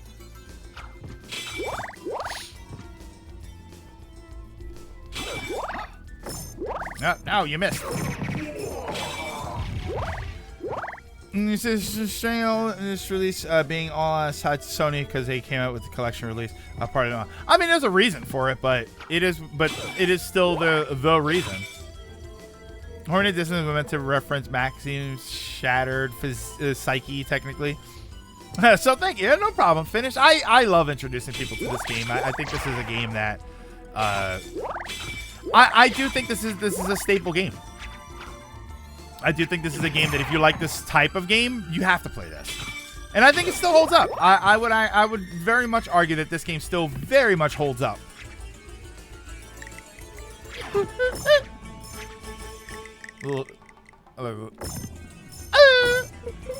Oh my god, die already.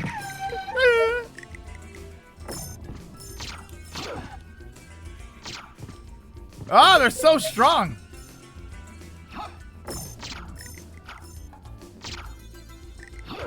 I don't have enough magic for the other spells.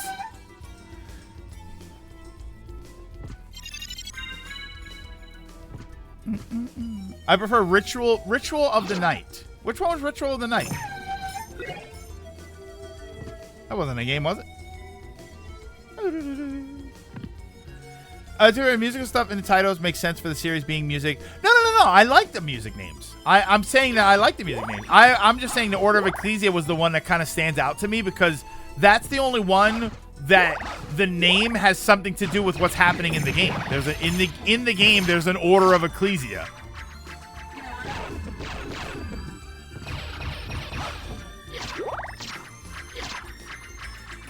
Whoa.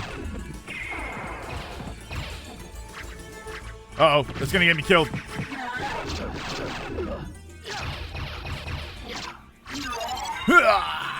Oh wait, I have to equip stuff too. I haven't. There you go. Circle it. I forgot. I don't have all my stuff. Oh, Bloodstain. Bloodstain. I'm like, wait, what? Bloodstain. Castlevania Dracula's Curse. Dracula says the F word. That's a game I haven't gone back to since I beat it. I beat it when it came out, and I've never gone back to that game. Oh, these. Oh, I'm not strong enough to kill them in one hit.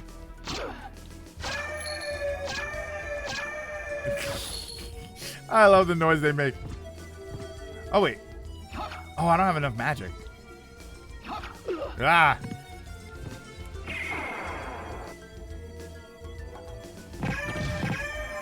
That's funny. Shit. No, I wanted to make Castlevania Ditty of Darkness. that's the one that I wanted to make. Castlevania the Ditty of Darkness.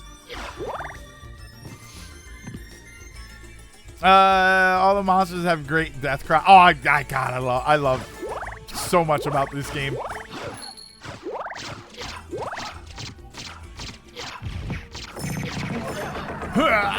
Oh, pentagram.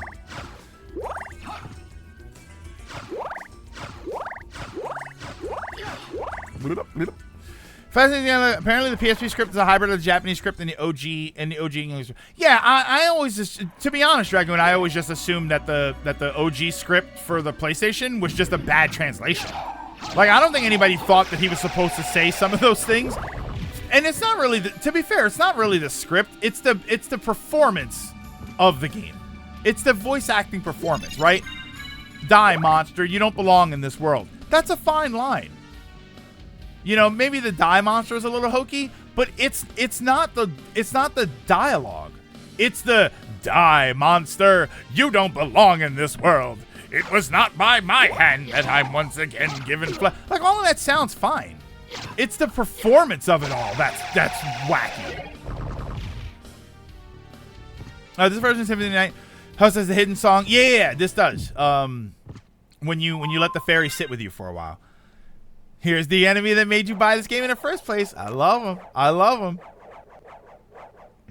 But to be fair, the best part of the OG voice acting is Richard Belgrade. Yeah, like, that's so fun.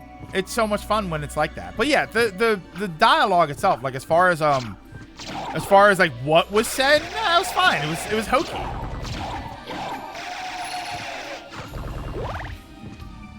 The best, yeah. The bloody zombie is my favorite cry in this game. It sounds like they're having the time of their life when they die. Why the script is a bit off from... Oh, something that had to be censored at the time. What was it? What was censored on the script other than, like, curse words? I mean, it's hard to convince me that this game had to be censored at the time when you cast the Holy Cross spell and it's got crucifixes with Jesus on them. So the idea that, oh, well, they had to censor it and then you've got these giant crucifixes with Jesuses on them is kind of, come on. Nah, I don't know if I believe it was censored.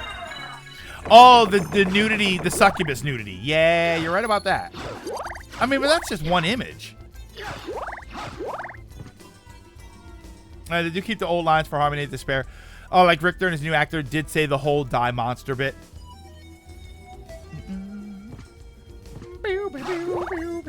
Robert Belgrade. Yeah, I was going to say Richard. Robert Belgrade. Yeah.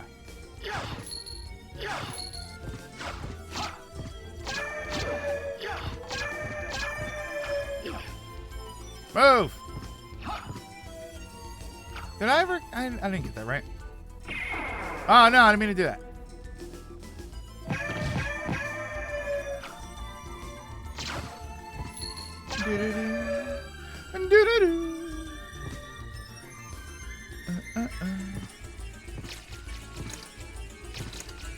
Yeah, I don't know where I got Richard.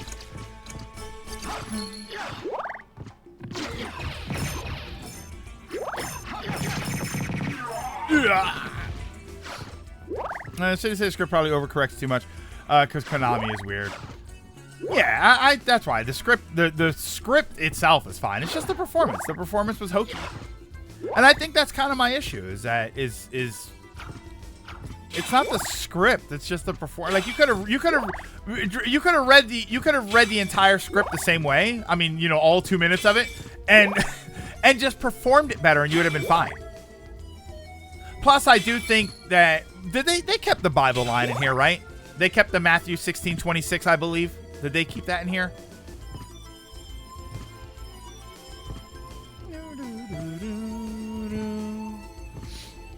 Order of Uber Eats. You play as a random delivery person. Toho and Castlevania are both heavily influenced by JoJo's Bizarre Adventure.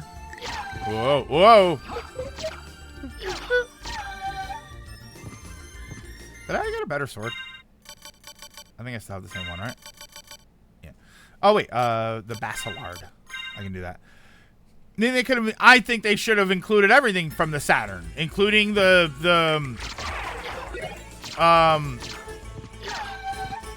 Richter with the coat. I still think that's the thing that I missed the most. Forget the secret areas. Forget the secret tracks. Forget the items. Even the run. Well, I do like the run item. There was an item that let you run faster. Just give me the Richter with the coat. It was so cool looking. What's different about? He has this big sort of coat. Like he has like an overcoat. And it looks so cool.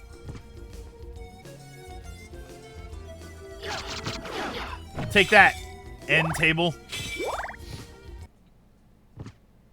The item of J. Oh, the necklace of J is named for the translator's son. Yeah, the necklace of J.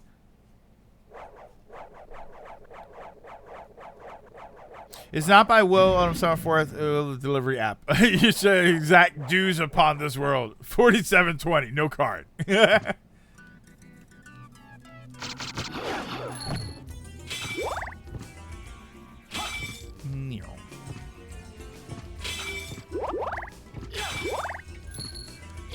Alright, my delivery order is for Matthew 16:26.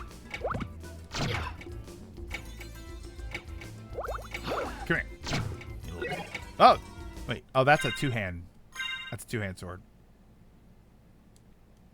So John. Oh, wait, here we go. Wait a moment. Are you human? You see me? This is one change that I do like, is that she sounds younger. I've come to destroy this castle. I don't like that he sounds that way, though. Likewise. I'm Maria. And you are? Alucard. Alucard. Well, if you're a better swordsman than a speaker, perhaps I'll see you again. If Farewell. you live that long. Yeah, that's the one change that I really did like, because in the other one, she's like, wait a moment. You seem human, and yet, what do you here? She's like a 30-year-old woman, but she's supposed to be 16, I think, right? Alright, I keep doing that. Oh wait, I'm doing it the wrong way. Yeah, she sounds 30 in the original game. It's like, but she's supposed to be 17 years old or 16. Yeah, so it's like, that was not a good idea. You steal men's souls. You steal men's orders and make them your poop. Wait, no. Okay, hold on. I mean, that is what you do with food. But enough talk. Pay the gratuity. I like that. I like that as a line.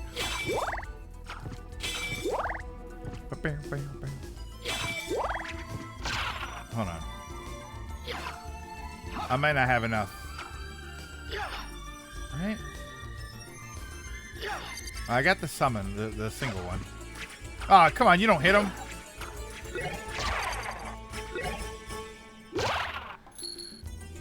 Yeah, Richter disappeared when she was 16. It took her a year to find Castlevania. Oh, I thought he disappeared a while before then. It's been a while since I played this, like, all the way through. You steal men's Oreos! Wait, no, don't steal a man's Oreos. Wait, you steal a man's Oreos. I mean, that is a reason to fight.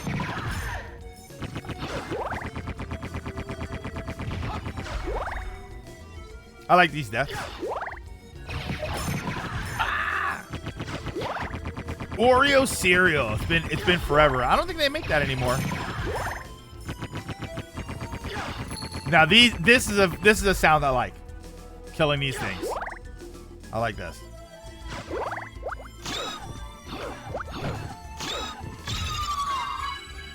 It's got the echo, right? You hear the echo right behind it? Oh wait, I'll get one try. I wanted to see if I turn into the big stone gargoyle.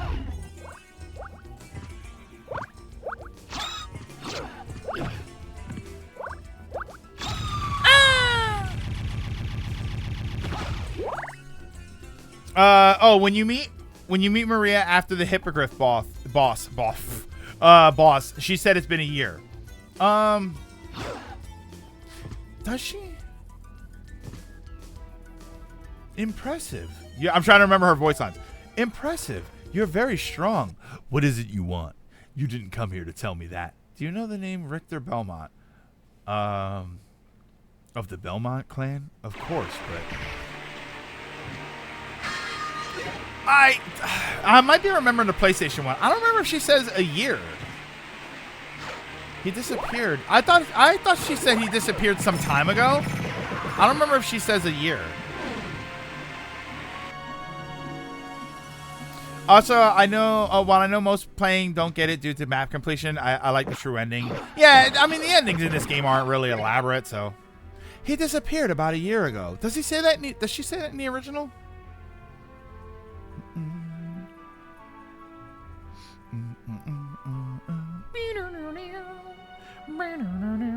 Because I thought this was 4 years. Well, this is 4 years after Rondo.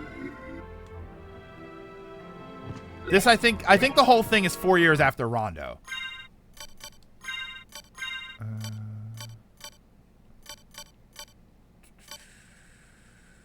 we go. That's what I wanted. She ages like a shonen character after a time skip.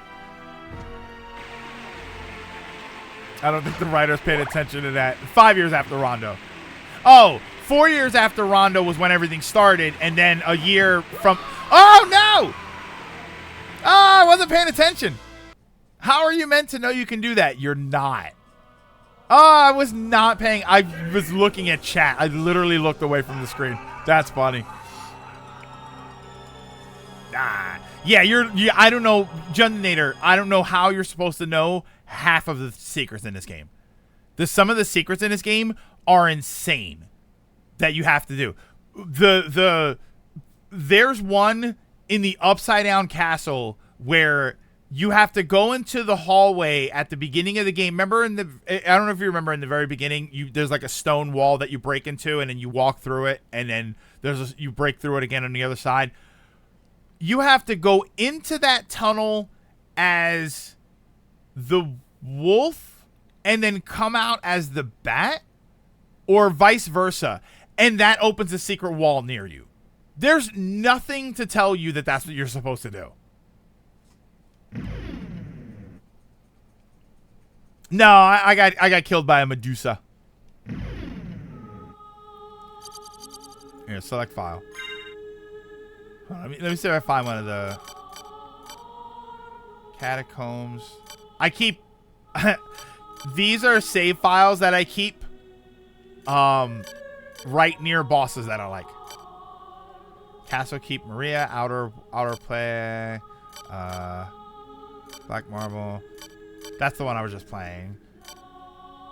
Like some of these are just early on.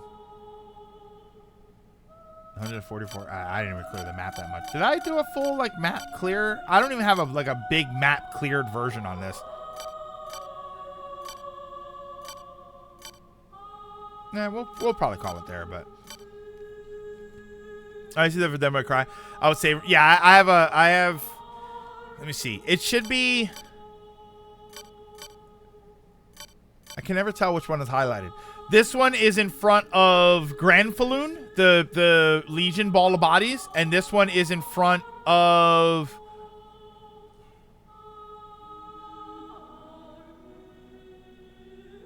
Is this in front of Galamoth? I think this one's in front of Galamoth. Yeah, 206%, 200%, 200.6% is the full map. You know what you're doing for yourself. You come and flatter me. He disappeared about a year ago. Okay, what's the finish? Do you know what the? Oh, you have the original version. Okay, there it is. He disappeared about a year ago, and I'm sure he's here. If you see him, please let me know. As you wish, milady. Thank you. So you do know how to be a gentleman. Okay, yeah, she does say about a year ago. Here, let's go and kill Granfaloon.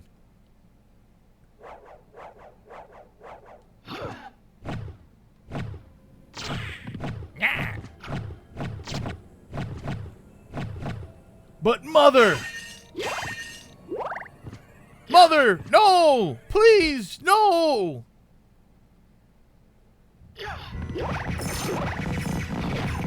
Oh, I didn't get it. Let's see. Trying to do the chill. I don't remember the spell. Hold on. Spells? I don't remember the spell. There we go. Oh, no, wait. I was trying to do the wrong spell. There you go.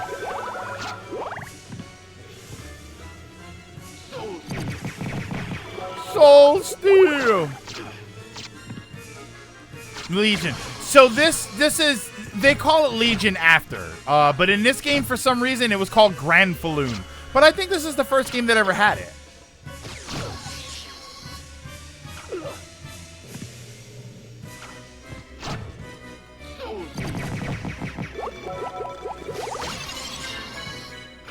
You can actually quick kill this. I did a quick kill on this one time where you jump into the room and you throw a bunch of holy waters, and the holy waters do so much damage as it's coming out of the ground, it just dies before it even comes up. My favorite gag in this game, we asked Alucard about the Belmonts, and he bubbles to one for... Yeah, he thinks about the Belmont clan.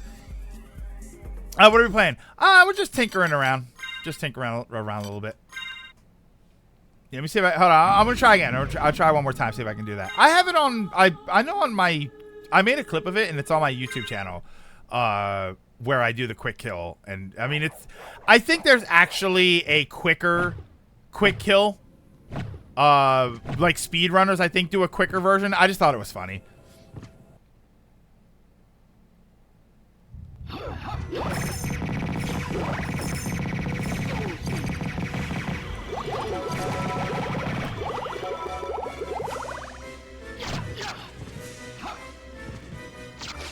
Ah, damn it. Nah, I didn't do enough. I wonder if there's a way to, like, increase the damage that I do.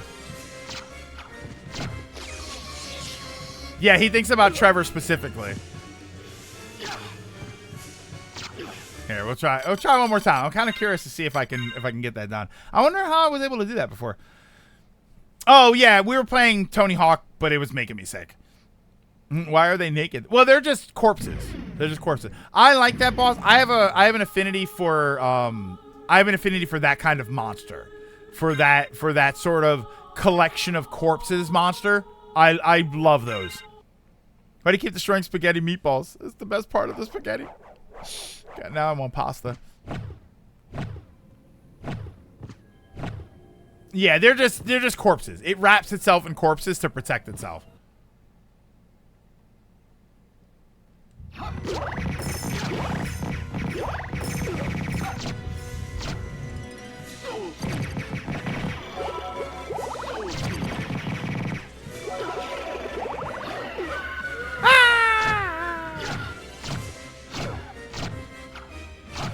Such a cool idea. There's the D&D, there's a D&D monster that I like that is the zombie clot. That's probably my favorite one. It's such a cool, if you look it up, I think it's called Zombie Clot.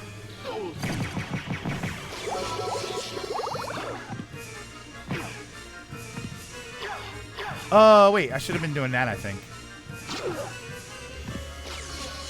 Meow. Ah! Yeah, that's all. Yeah, D&D is people. I think it's called Zombie Clot. It's like a living ball. It's not a ball. It's like a monster. But like with arms and legs and stuff. But it's comprised of corpses. And I don't know. There's something about that as an aesthetic that I think is just awesome. All right. Soil steel. That does kind of work. Okay. Give me 1 second here. Let me figure out what we're doing here. It's many demons. Well, yeah, that's why it's Legion. It's like my name is. That's you've seen. There's versions of it everywhere. My name is Legion, for we are many. There's versions of that sort of ideal everywhere. You have Legion from Mass Effect. That's sort of the thing with that. What was the one that was in Mortal Kombat? He's like comprised of Ermac. Wasn't Ermac sort of like that, where Ermac was like the sort of my name is Legion, for we are many sort of character? Yeah, it's the Red Ninja, Ermac. I made a fake monster. There was a recurring fight in a D&D campaign. It terrified my nephews. I found a thing for D&D called Great White Shark, which is an undead shark, and I want to throw it at my players so I can give them IRL psychic damage. Yeah, Ermac. Ghost Rider straight up quotes it. Yeah, we are many, but you are one. Yeah, it's 1,000 souls in one body. So yeah, like I like that as a concept. I always think that's interesting, but for this specifically, that's what I like. I like the sort of zombie like the corpse monster, right? Instead of a zombie specifically, it's a monster comprised of corpses. Like I always found monsters interesting with a strange composition. You know, I mean, you know what my other favorite monster is. Everybody knows. Do you guys know my favorite D&D monster? For somebody who has never actually played D&D, do you know what my favorite D&D? You know my favorite D&D monster, right?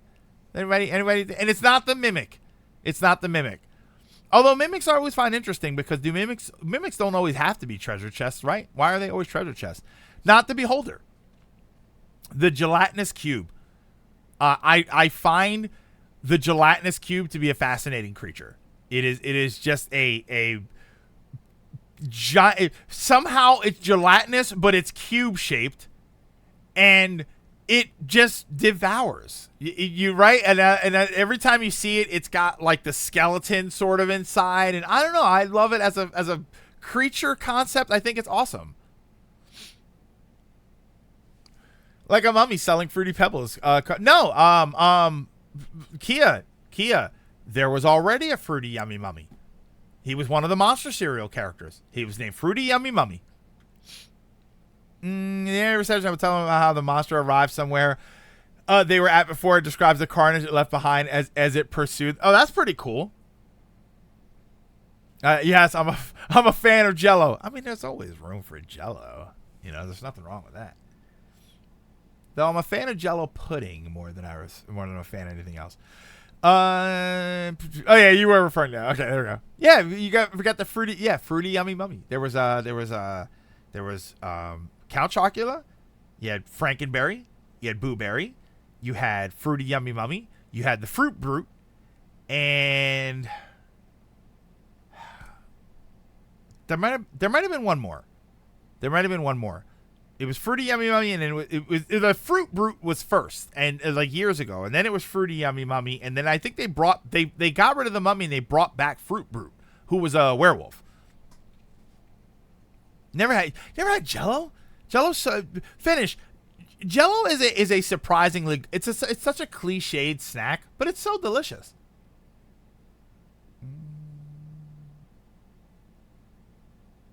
Alrighty. Do you have anybody, Ronan or anybody? Do you have anybody to send us over to? I jokingly call the gelatinous cube Jello because you can call a cube of Jello a gelatinous cube. I like green Jello. Green Jello's good. I do like green Jello. Give me a classic. Give me red Jello. favorite details made of body parts of people they killed. Even used some of their faces. At one point, its face stretched out and started to rip in a scream. And my nephews went from "we could take it," killer with fire real fast.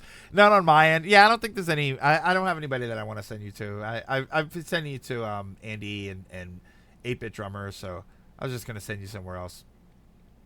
But I don't think I have anybody. So this one is trying to eat your head off. The Keiko demons are weirdly cute, like little meatball demons. But yeah, they're little dangerous meatball demons. Sometimes they need to die. I threw an Ublex at my players some time ago. They were freaking the F out. All right. But I don't think I have anybody to send you to. So I don't think I'm going to send you to. Every once in a while, I don't send you somewhere. And the reason I don't send you somewhere, not just because I don't have anybody to send you to, but because I want you to maybe go and hang out and relax a little bit. So thank you, everybody, for stopping in and for hanging out. I very, very, very much appreciate it.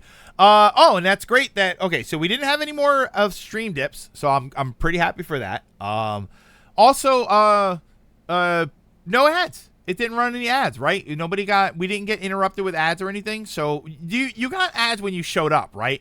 It still did pre-roll ads, but then that's it. That makes me happy. That actually makes me really happy. So, besides Charles Barkley, but that was when you first got here. All right, that's what I want to do. No problem. Finish. Thank you. But yeah, so that's gonna do it for today. So tomorrow we have off, and we will definitely have off tomorrow. Thursday, we should be back on Thursday. I'll probably try Bioshock. I'll probably play a little Bioshock. Okay, so for Bioshock, I've played Bioshock 1 before. I played 2, and I never finished it because I was kind of, I might actually play Bioshock 3 on Thursday. That's the one that I never played before. So it'd be interesting that's another donation game. So I'm probably going to just jump right to 3. Because I played the other 2 before. So that's going to be our game. Yeah, Bioshock 1 is a good time, but I have played it before. Like, I played it back on the 360. So I'm curious to play Infinite. A Bioshock Infinite Executor. That's the third one. So we'll be playing that. Thank you once again to Logan. If Logan is still here, Logan donated both the Tony Hawk games and the Bioshock games. So thank you very much for that. So those will be those games that we're going to do for donation. After that, I'm not really sure what we're going to do. Depending on how we do in Bioshock, maybe we'll just play Bioshock for the next Bioshock Infinite. Maybe we'll just play that for the next stream game. So we'll see how we feel. Bioshock 3 is apparently still going on. Yeah, I know that the plots aren't connected, so I should be okay to play it. But yeah, so that's going to be Thursday, so hopefully everybody will be here for that. And then, again, that's, of course, assuming nothing else shows up, right? We get a random drop. Like, if tomorrow they drop Final Fantasy Tactics Remastered or Remake, we're going to be playing that. So, fingers crossed. But that's going to be Thursday, so hopefully everybody will be here for then. Like I said, I don't really have anybody to send you to, so I'm not going to send you anywhere right now. I'm just going to let the ending music play off. So thank you again, everybody, for stopping in and for hanging out. Yeah, oh my God. Executor, Prime 2. Imagine Prime 2 Remaster drops tomorrow. But thank you, everyone, for stopping in and for hanging out. Don't forget to drink your mask, wear your water, social distance whenever possible. Take care of yourselves, take care of each other, and I will see you all on Thursday.